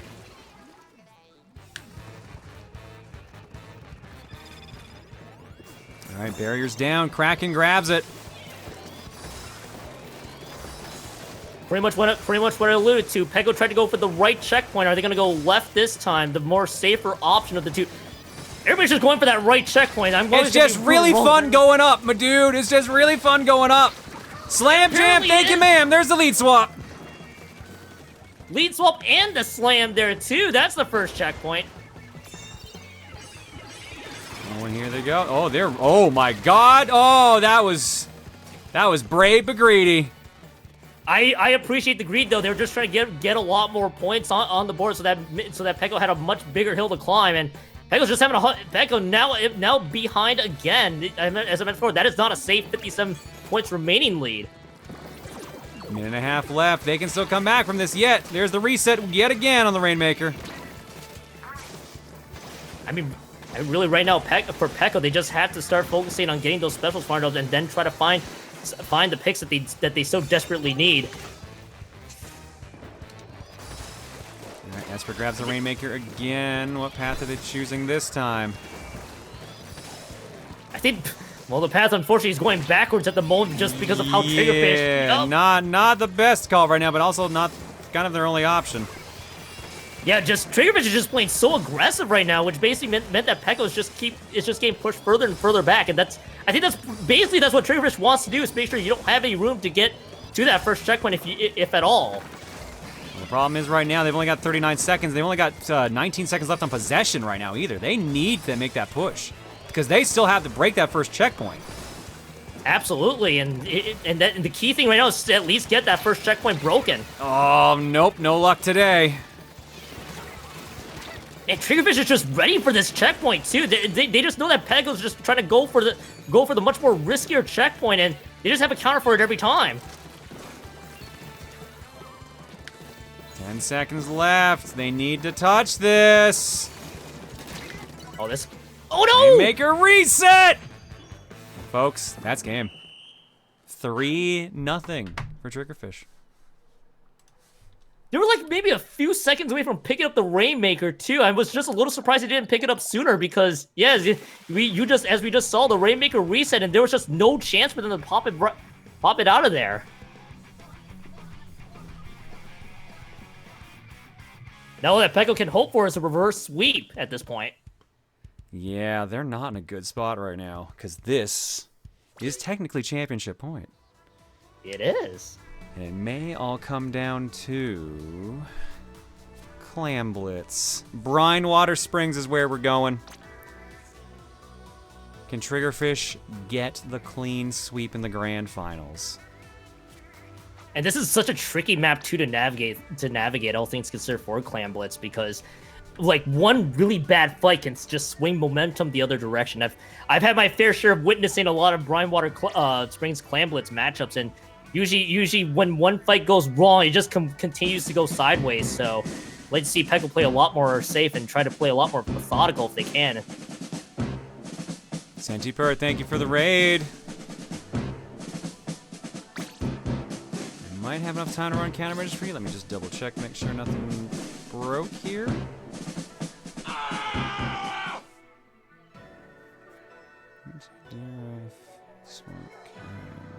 Go, we're good. All right, let's quickly run countermeasures for Saltyboi, and then let's get to it.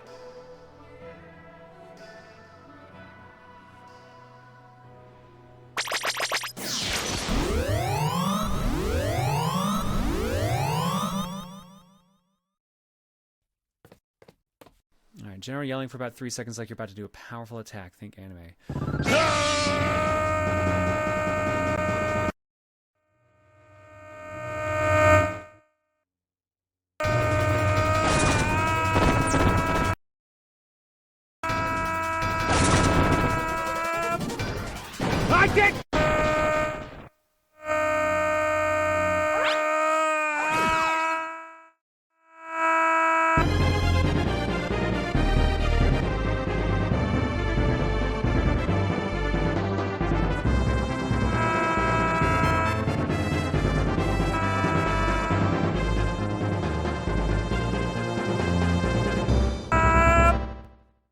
Hopefully that works.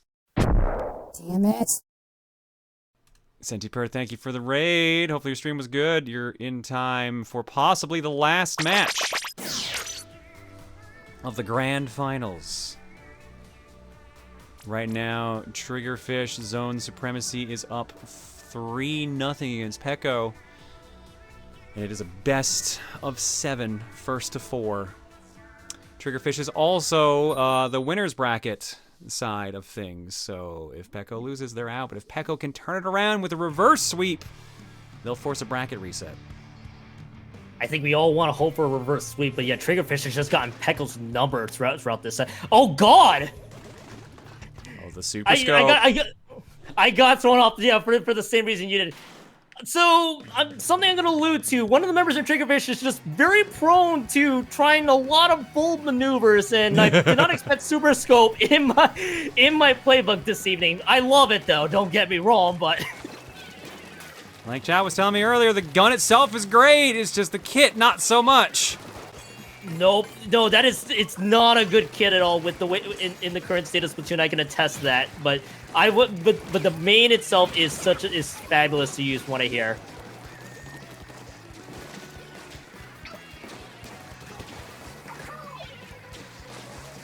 And I mentioned before too that that PEKO's just trying to play a lot more methodical, but again they're just getting punished every time. Oh, first goal in already. Yup. Vapor just plugging them in, no problem. Great use of that bubbler. That bubble shield doing some good lifting. Key things too is that the bubble shield did a really good job protecting the rest of the Triggerfish push, but also something that we're all hearkening on the fact that the Super Scope has a horrible kit. Mewtwo just manages to use that and just go all the way deep into PEKO's territory and take out 2 members. That was kind of cool, actually, but it also served a purpose to help to make sure that PEKO cannot defend well.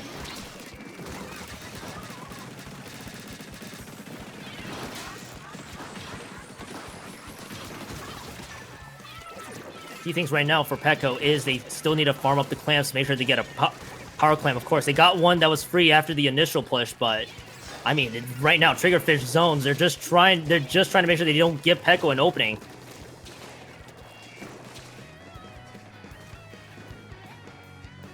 Storm's incredibly...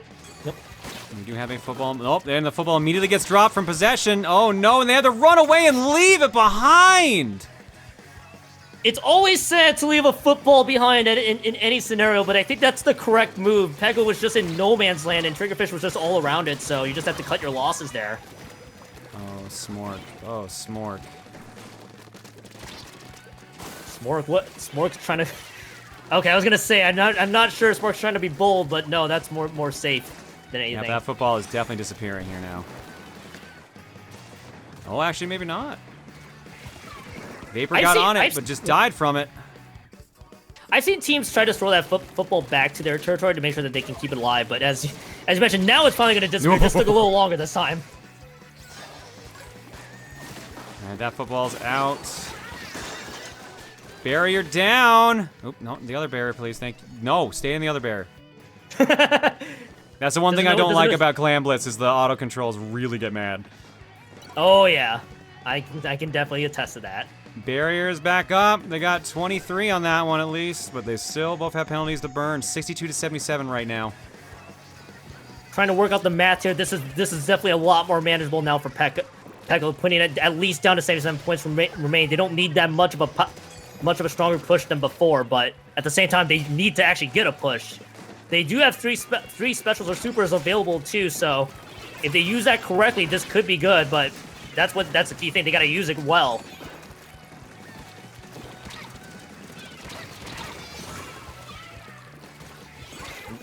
Meanwhile, DRF runs in. No, just stopped right at the end there. Good job by General Storm.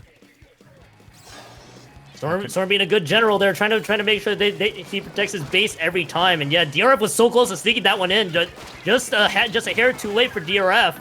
Uh-oh, football drop there. Snork stops him from getting that one in. And they can't save that either. It's just not in the right position for it.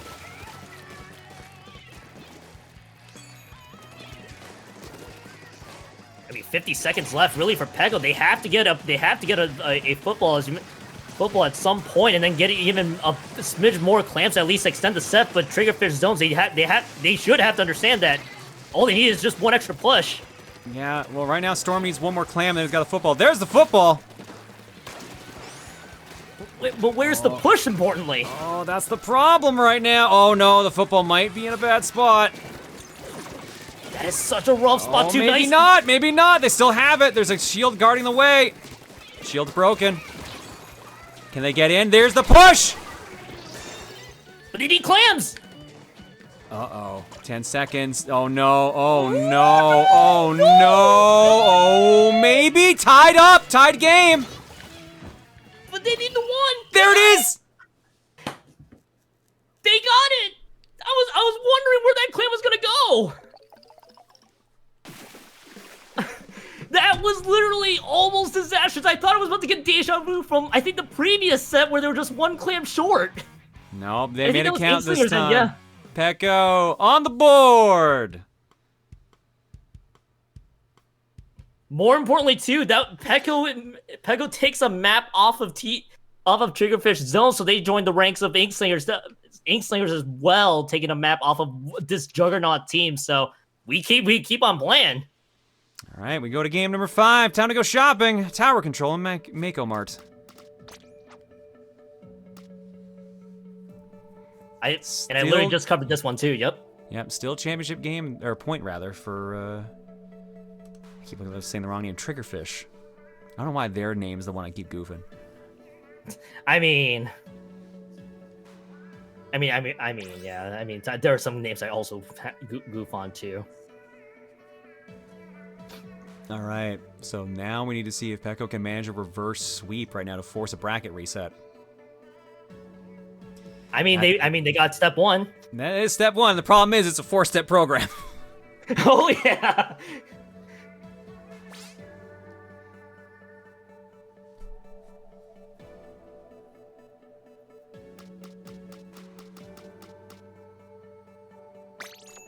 All right, let's do it. And Chad, things you want to look out for if you're watching this important 5th map here too with Mega Mart Tower Control. That second and third checkpoint are in rough locations, but if you can get past the second checkpoint, that's already one step closer to at least getting a near good victory. So that second checkpoint can get easily contested. So look to see a lot of fighting probably happening around that second checkpoint when either team gets to it, if at all.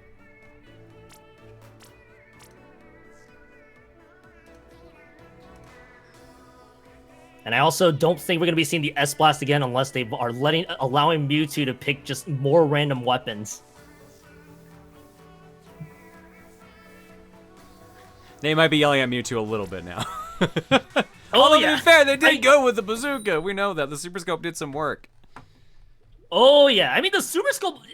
The Super Scope really wasn't the big issue either. I think PEKO just came out clutch at the tail end of it. So the Super Scope was not the problem. Yeah. Just for the iteration. All right, here we go. Still championship point.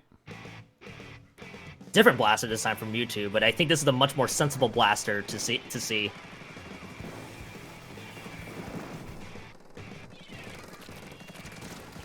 As I mentioned for Chad, watch out for the checkpoints that do get captured, especially the second one where things can get a little tricky. Tower already in control. Oh man, Espurr is just on it immediately, and gets bombed right at checkpoint 1. Good throw from Kraken. Yeah, Kraken using those splat bombs to make sure that PEKO doesn't have the opportunity to at least touch that tower. It's just basically trying to stall out this first checkpoint as much as possible right now. And it didn't work though. Checkpoint 1 is done. Nope, not at all. But so far though, PEKO might be finding a good response. All things considered. PEKO pretty good for a start here. Almost at checkpoint 2, halfway done on the scoreboard. Oh, but I think they got turned around on that one. I think they're out of plays right now. Yep, tower is returning. Yeah, and they're just losing too many members at just bad moments, and they're not really in the best position either too. So this tower has to go back. What? One thing I'd like to note too, though, is that PEKO has jumped to early leads, but as we've seen from Triggerfish, they can definitely fight back and take the lead in their direction. So PEKO just needs to be able to keep playing as aggressive as they can. But Triggerfish just has all the territory on them right now, so this might be the first checkpoint coming up. Oh, that's definitely first checkpoint with that bubble shield. They got that easily. Oh yeah, definitely. They got that bubble shield. Just made sure that first checkpoint secured. And I mentioned before, another one right away. Jeez. Lead swap. Checkpoint 2 reached. Yep, and that's the thing. No lead is safe. No lead is safe, especially in the early moments of this game, and that's what we saw again. Triggerfish wrestles to get the lead back.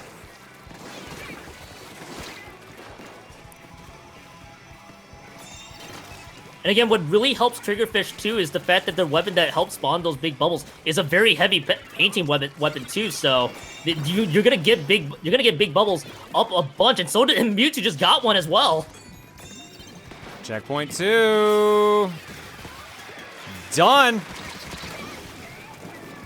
And this is just also a rough composition really for PEKO to fight 3. against, because it's so close. No. Oh, they got him scared off. Espurr's helping reset with the crab. And chat, something to note too for Triggerfish is that they're also running a double big bubble comp as well. So it's just gonna be complete nonsense with their pushes. If one bubble goes down, they're gonna be able to spawn a second one easily. So if they're able to manage those bubble specials well, it just continues to be devastating.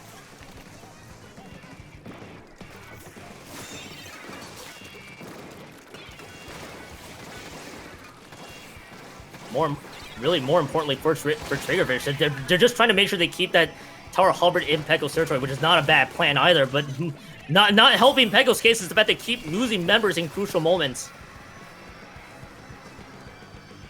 Nope, this is looking a little rough right now.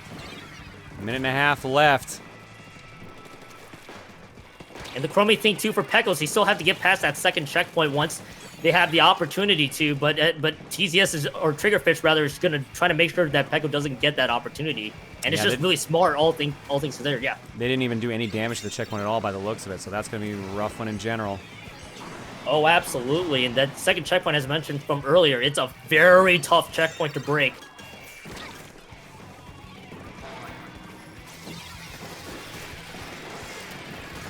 One minute remains. Oh, PEKO's down 2 players. It's just not looking good right now for PEKO 2 because they're just losing members in just really bad moments because they have to be able to counter with this insane double bubble composition. The double bubble strategy is working wonders, though, all things considered. It's barely touched PEKO's side in a while. Oh, absolutely. I mean, they're doing a really good job, like ultraing through those big bubbles. And again, they just popped one. This is gonna be the third checkpoint, maybe.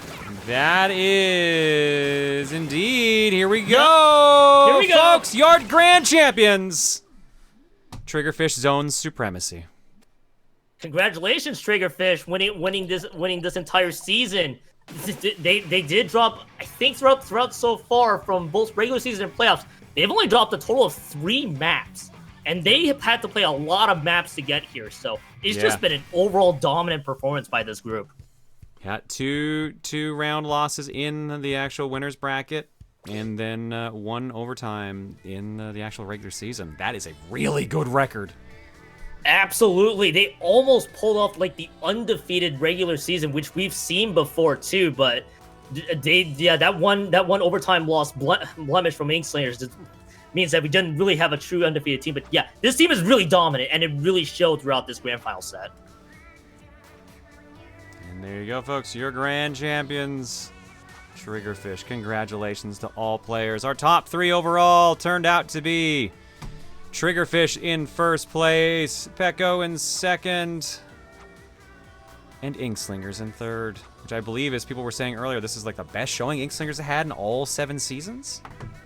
I think it is actually. Inklingers from what I recall, I think they did make grand finals at one point, so I don't think it is necessarily their best, but especially with how far they've went, I think they should definitely be proud despite the results. Oh no, Arbiter says they got second in season 5.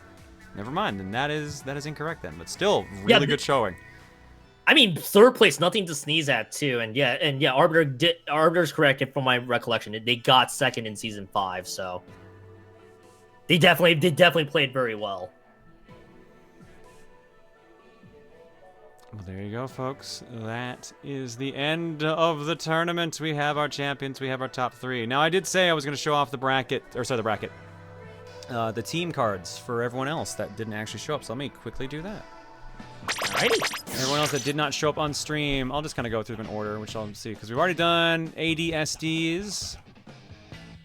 We did IO.SYS. I don't know why I always miss the hashtag on all those. Sorry, IO.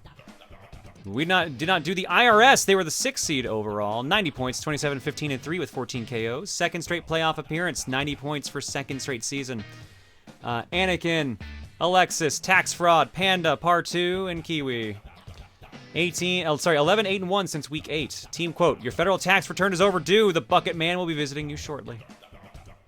Thank you, IRS. We already saw Inkslingers there earlier as well. We did not see ludicrous speed, though. 84 points, 7th seed overall, 23, 14, and 8 with 5 KOs. First playoff appearance, fewest KOs among playoff teams. Chaos Chow is their captain. Mochi, Quantum Leela, Cardboard Box, Gamer Hype, and Fur 1001. Recent results, 9, 4, and 2 last 3 weeks. Team quote, we break for nobody. Sounds dangerous. We already saw PEKO's card earlier. Spectacular Dolphins, 12th seed overall, 73 points, 25, 20, and 5 with 9 KOs. 4th playoff appearance, 2nd straight. Started the season 13, 0, and 2. Radon Flux is the captain, Starsight, Shyark, Vio, Chaos Info Rose, and Tune on Radio. Recent results 4, 10, and 1 in the last 3 weeks. Team quote, follow your feet. And that's usually what people do. Slant. 10th seed overall, 78 points, 27, 21, and 2, 13 KOs. First playoff appearance. 0, 9, and 1 versus playoff teams. Oof, 27, 12, and 1 versus the rest. Tiger Cat's the captain. Terralic Tom, Gentleman Lucas, Naomi, and Arian. Recent results, 13, 1, and 1 the last 3 weeks. And their team code is, of course, we're using tilt controls. Hey, John. Yo. One thing about Slant, by the way, is that this is literally a group of individual signups that we decided to put together. I think earlier in the season. So this team never really knew each other until week 1. The fact they made playoffs as the number 10 seed is impressive all in itself. That is as Arbiter really mentioned, cool. randomly really assigned. Warriorfire saying you keep saying Lila's name wrong. She has no idea where anyone gets Leela from. Shit. There's for me, it's actually because of Lina. Lina. So that's why I say Leela. But yeah, so sorry about that. I made the same mistake too, John, so. All right. That was Slant. Next up, Team Saul, 9th seed overall, 79 points, 27, 21, and 2, 15 KO. 6th straight playoff appearance, 2nd longest streak. 24-game win streak after starting 0, 9, and 2. Alpha Outlaws the captain, 1 Crash 94, Pokolowol, Blue Racer 7, Super Icy, and Vic Firth. Recent results, 3, 12, and 0 last 3 weeks, all wins versus IRS, week 12. Team quote, if we lose, we're going to Ohio. The Team Splatoon? Soul. Yep, what's up? I was gonna say, does Splatoon's land have Ohio? I think they do actually. I think it is actually in Ohio in September-ish. It's Also- Lila. Not remove the C from lilac. Oh, okay.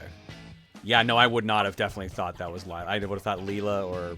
I made that exact same mistake, so you're not the only one too, John. Or lilac. Also, Team Soul or Team Saul. We'll see if you guys are apparently going to Ohio later. Sparkling C, another team we did not see. 8th seed overall, 81 points, 28, 19, and 3, 11 KOs. 2nd playoff appearance, season 5. 12, 18, and 0 versus playoff teams. 16, 2, and 2 versus the rest. Crime Man is the captain. Shadow Fox, Matt, Myth, Legend, Jaden, and Omazen. 4, 16, and 0 since the bye in week 8. Team quote, this is a long-ass quote, wow. If you replace every part of a ship, is it the same ship? Why should we care? Also stop planning the finals when I'm not home. Crime Man. Another quick note too, John. Sparkling Sea finished 4th overall in this playoffs. They blazed through the first 3 rounds in losers in our end, and then they got stalled by PEKO, I believe, too. So they played really well in lower brackets. Yeah, 2-0 versus IRS, 2-0 versus Ludicrous Speed. Oh, I should point out, they got put in from the wildcard match. They lost 3-2 against Team Sol. Then, 2-0 against IRS, 2-0 against Ludicrous Speed, 2-1 against IOSYS. And PEKO knocked them out 2-0. Okay, sure, Chow, but I'm looking at it from a map standpoint. So you're okay. I'll take your word for it. 11th seed overall, the Golden Octo. 75 points, 20, 19, and 6 with 14 KOs. First playoff appearance. Fewest Turf War wins among playoff teams, 3. Phoenix Girl 1, JTH, Tom, Yoshi, Gudako, and Ravioli. Good for you. Keep forgetting how good that name is. 12, 2-1 for the last 3 weeks, and their team quote is Fried Takoyaki. And I do believe we've already seen our last team, of course, the Triggerfish Zone Supremacy. That was all the teams that we had tonight. If you didn't see everyone over here, you saw them all. Well, pretty much everyone, actually, over on Kion's side. So if you're watching the VOD channel, you should see both VODs there. So you get to see all that. I think some people still got missed because some matches were off stream, just for the sake of speed, but that's it. That's the whole tournament, folks. Thanks for hanging. Now, of course, before we close, are we gonna get the team to come in and say some words? I think we could. If they want to. They don't have to. But it's up to them. I offer it every time. And there they are. Well, at least Arbiter. Arbiter's the only one that showed up from the rest. There you go. Arbiter takes the lead. As he often does. Hold on. I've been here the whole time. Look, that's My besides the default point. doesn't count. You don't say anything.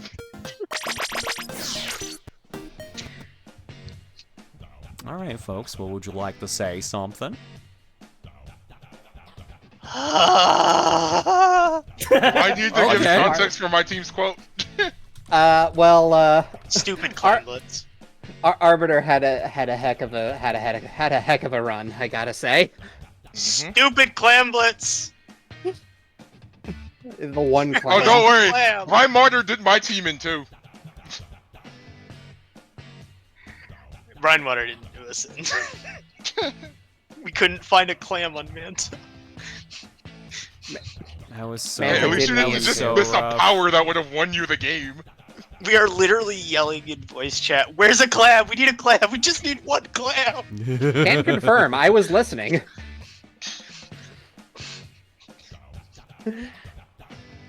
Yeah. This season ended up going pretty well. I'm very happy with how our initial Splatoon 3 season ended up going. First season with no major delays. Yeah. Which is impressive. Some might say impossible. Or very. You never know. At this point, well, now we can say it's improbable. But we mustn't be careless. I don't know why I said that. Just popped in my head. Overall, a great tournament. I didn't get to watch a lot of it. But I did watch. I got to see the end of ADSD IOSYS. Fat set.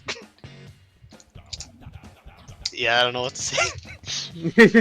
I feel bad for Keon because he missed the banger that was losers round 1.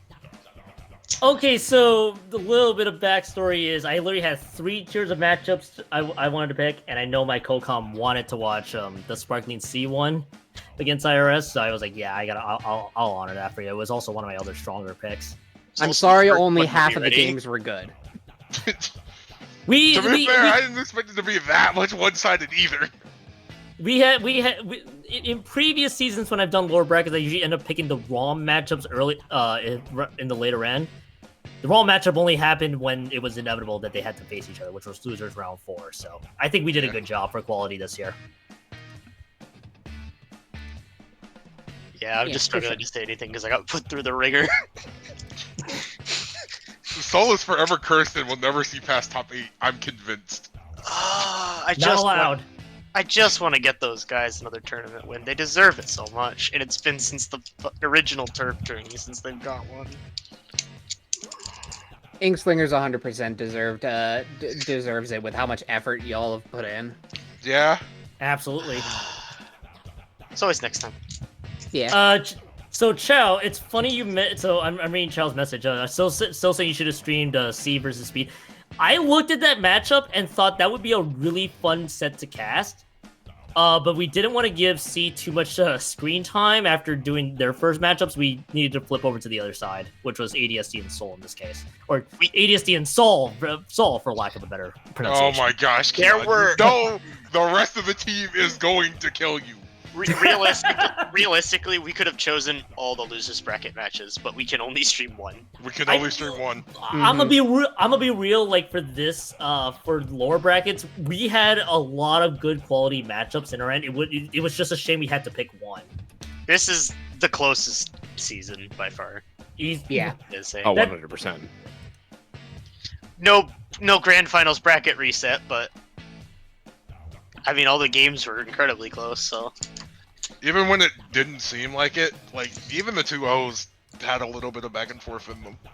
ADSD and Soul had a really good 2-0 too. So also gonna shout out the second individual team we had, Scrapyard Squid, who missed the playoffs by 2 points.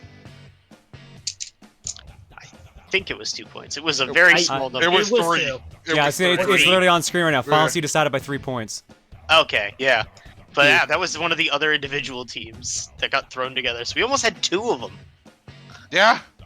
To be fair though, the second half of the season was mostly if you weren't like top 4, you were getting thrown in the ringer. The fact that Slant got in is like already like testament to like, yeah, anyone can find success in this league. Dude, shout out to Slant. They had I'm gonna point out the regular season real quick. They had to play against the second seeded PEKO as a pickup team that they didn't know each other leading into that first game. They persevered and basically fought, and they persevered throughout the rest of that regular season and finishing 10th despite that horrible start. That's still a testament to in my opinion, how well they've grown as a team. A lot of good Splatoon this season. I make a habit of watching every match every season. This was a good season. Yeah. This is the one where I could come in and say, I know what's gonna happen the least. And there were a lot of games I came in and said, oh, I know what's gonna happen, and then it didn't happen. There were certainly a lot of surprises this season. And it was a lot of fun, all things considered. Yeah. Also good that all the new weapons come in mid-season twice. Yeah. Like, I think we only saw... I don't know what was played off-stream. I think on-stream was just the new Splatana and the S-Blast? I got Sorella Brella on the bottom side and the Wiper Deco. There was definitely a Wiper Deco in Losers Bracket. I wonder why. I should have played Rapid Pro Deco on Manta. And then you would have gotten that too. I was waiting for you to dish out the Rapid Pro Deco, but I'm like, you're not gonna dish it out probably because it's too soon. Oh, we saw Paintbrush? Oh, Paintbrush! Paintbrush was played by Kraken in the grand finals. I'll say, if anyone's like questioning, oh, I don't know if I want to get into Splatoon, I don't know if it's a good time, I don't know if the game's in a good state. This is the best the game has been in probably 5 years. Yeah, 100%. Please join us. We don't talk about Splatoon 2. I talk about it. You did 6 seasons of Splatoon 2. We don't talk about Splatoon 2. It was in grayscale. They don't matter. It was in grayscale. It's over now. Hey, Arbiter. I can hear 10 of missiles and ink armors in the distance, along with stingrays. Not ink armor. No, absolutely no stingray. I would rather armor than stingray. It's Honestly, okay. Kids, the same. splatter shot doesn't exist. It can't hurt you anymore. But no, good season. This is the best time to get into Splatoon, and we got a lot of excellent people, friendly to newer players, friendly to more experienced players, trying to get into the competitive side, trying to just play with friends, trying to just find some people to play some salmon with. Yeah, we got all those, and then some. Yeah. And I'm just here. We also have Radon standing the other undercover umbrella for I have no idea why. He's not the only one. He's not. There is more than one, and I'm still Again. confused. Why do we have more undercover brawlers? You can't keep getting away with this. We say this about Dolphins every season. And they make playoffs every season. Yep.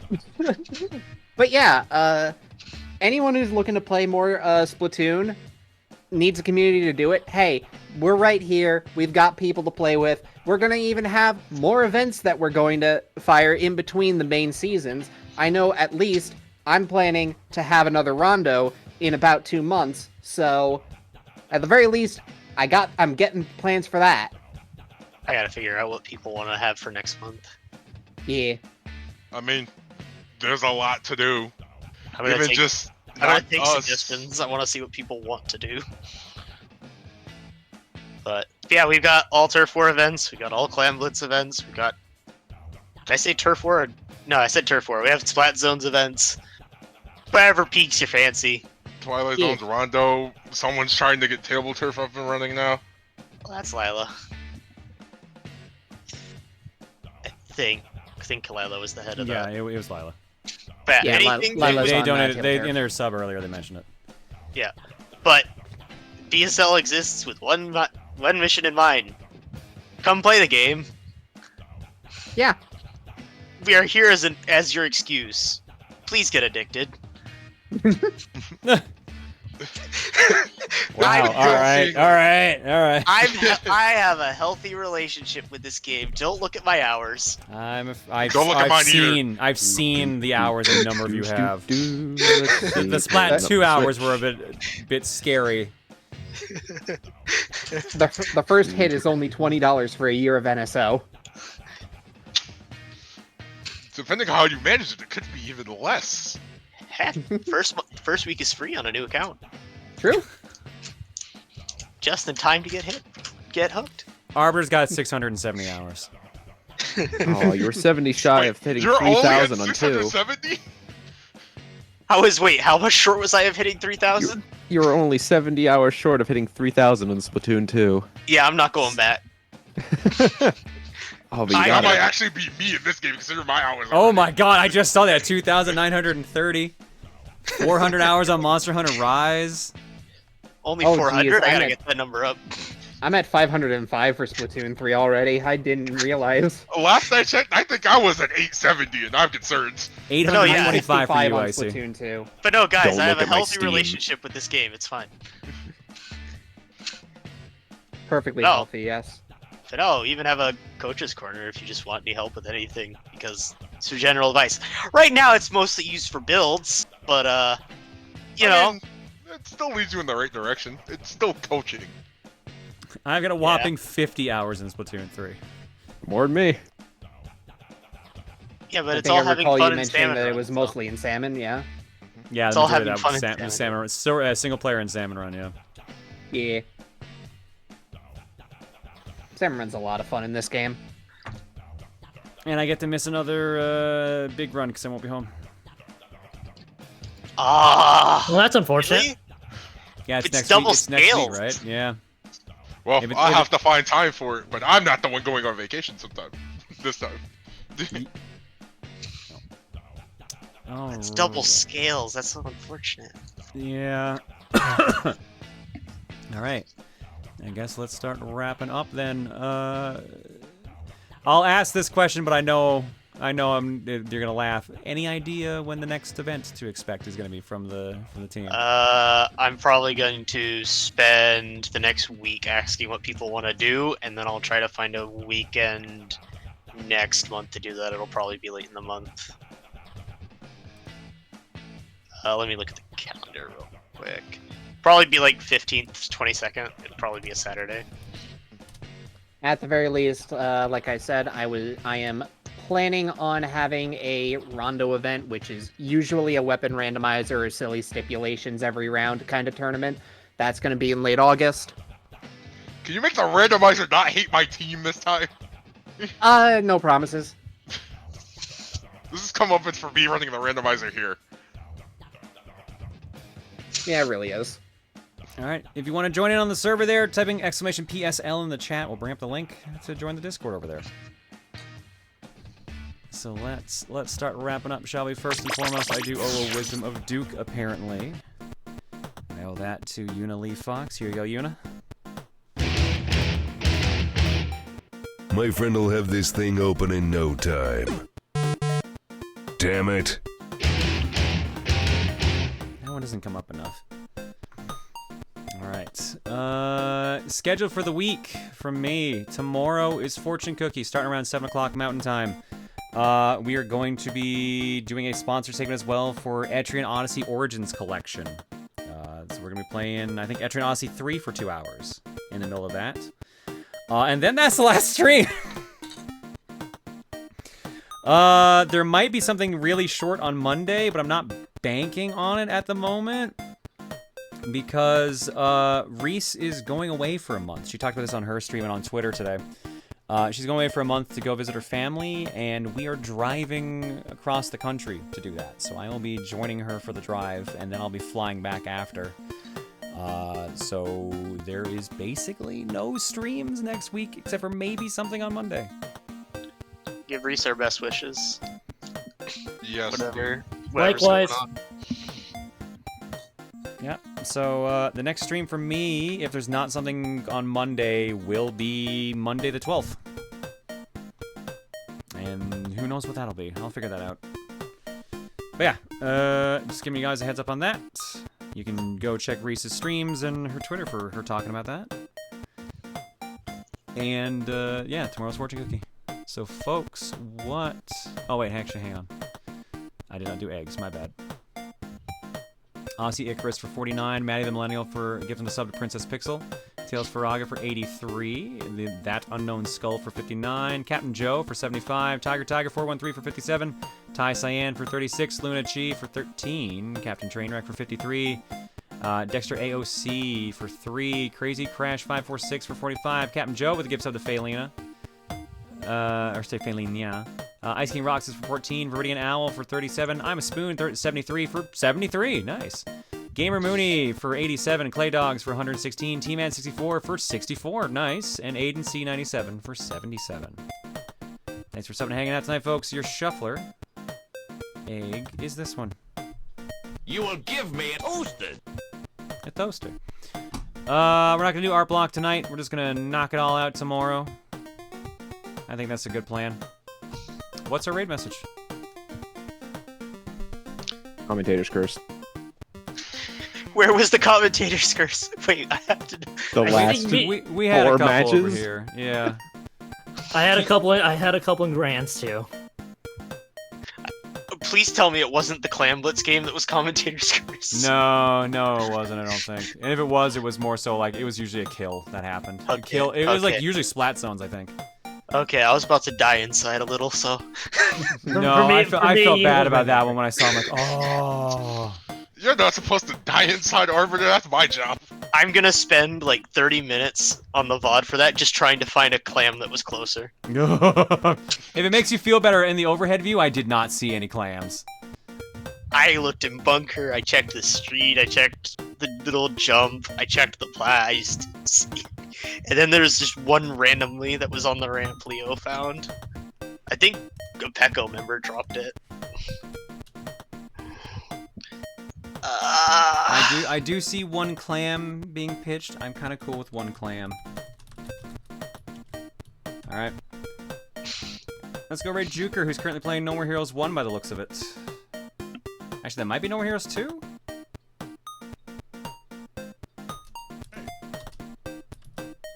No, this is the first one. Nope, okay. Should trust my gut on that one.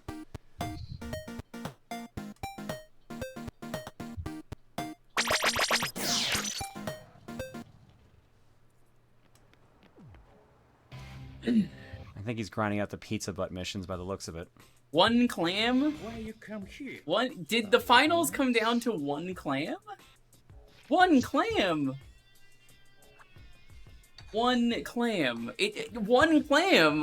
What is going on? He's right, one clam. Go, tell me, who won? What team won? The one with one clam, obviously.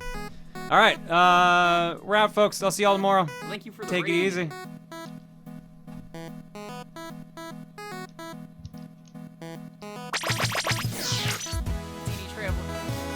a vegetable on time, eat your sleep. Delicious. Nutrition.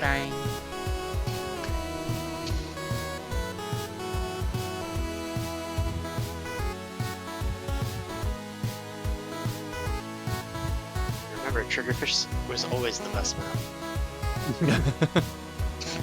As always. Did Triggerfish even play on Triggerfish now that I think about it? They're a not a team map from yet. the last game. They named themselves that. So they've been around for a while. Oh, okay. Triggerfish to this point has not showed up in Splatoon 3. Part of me is that'll hoping it be won't. why then. Yeah. But what are they gonna do if next season it gets added and then it ends up being their curse? Every time they play on it, they lose. Well, then they'll have played Inkslingers again. Night, everybody. Take care.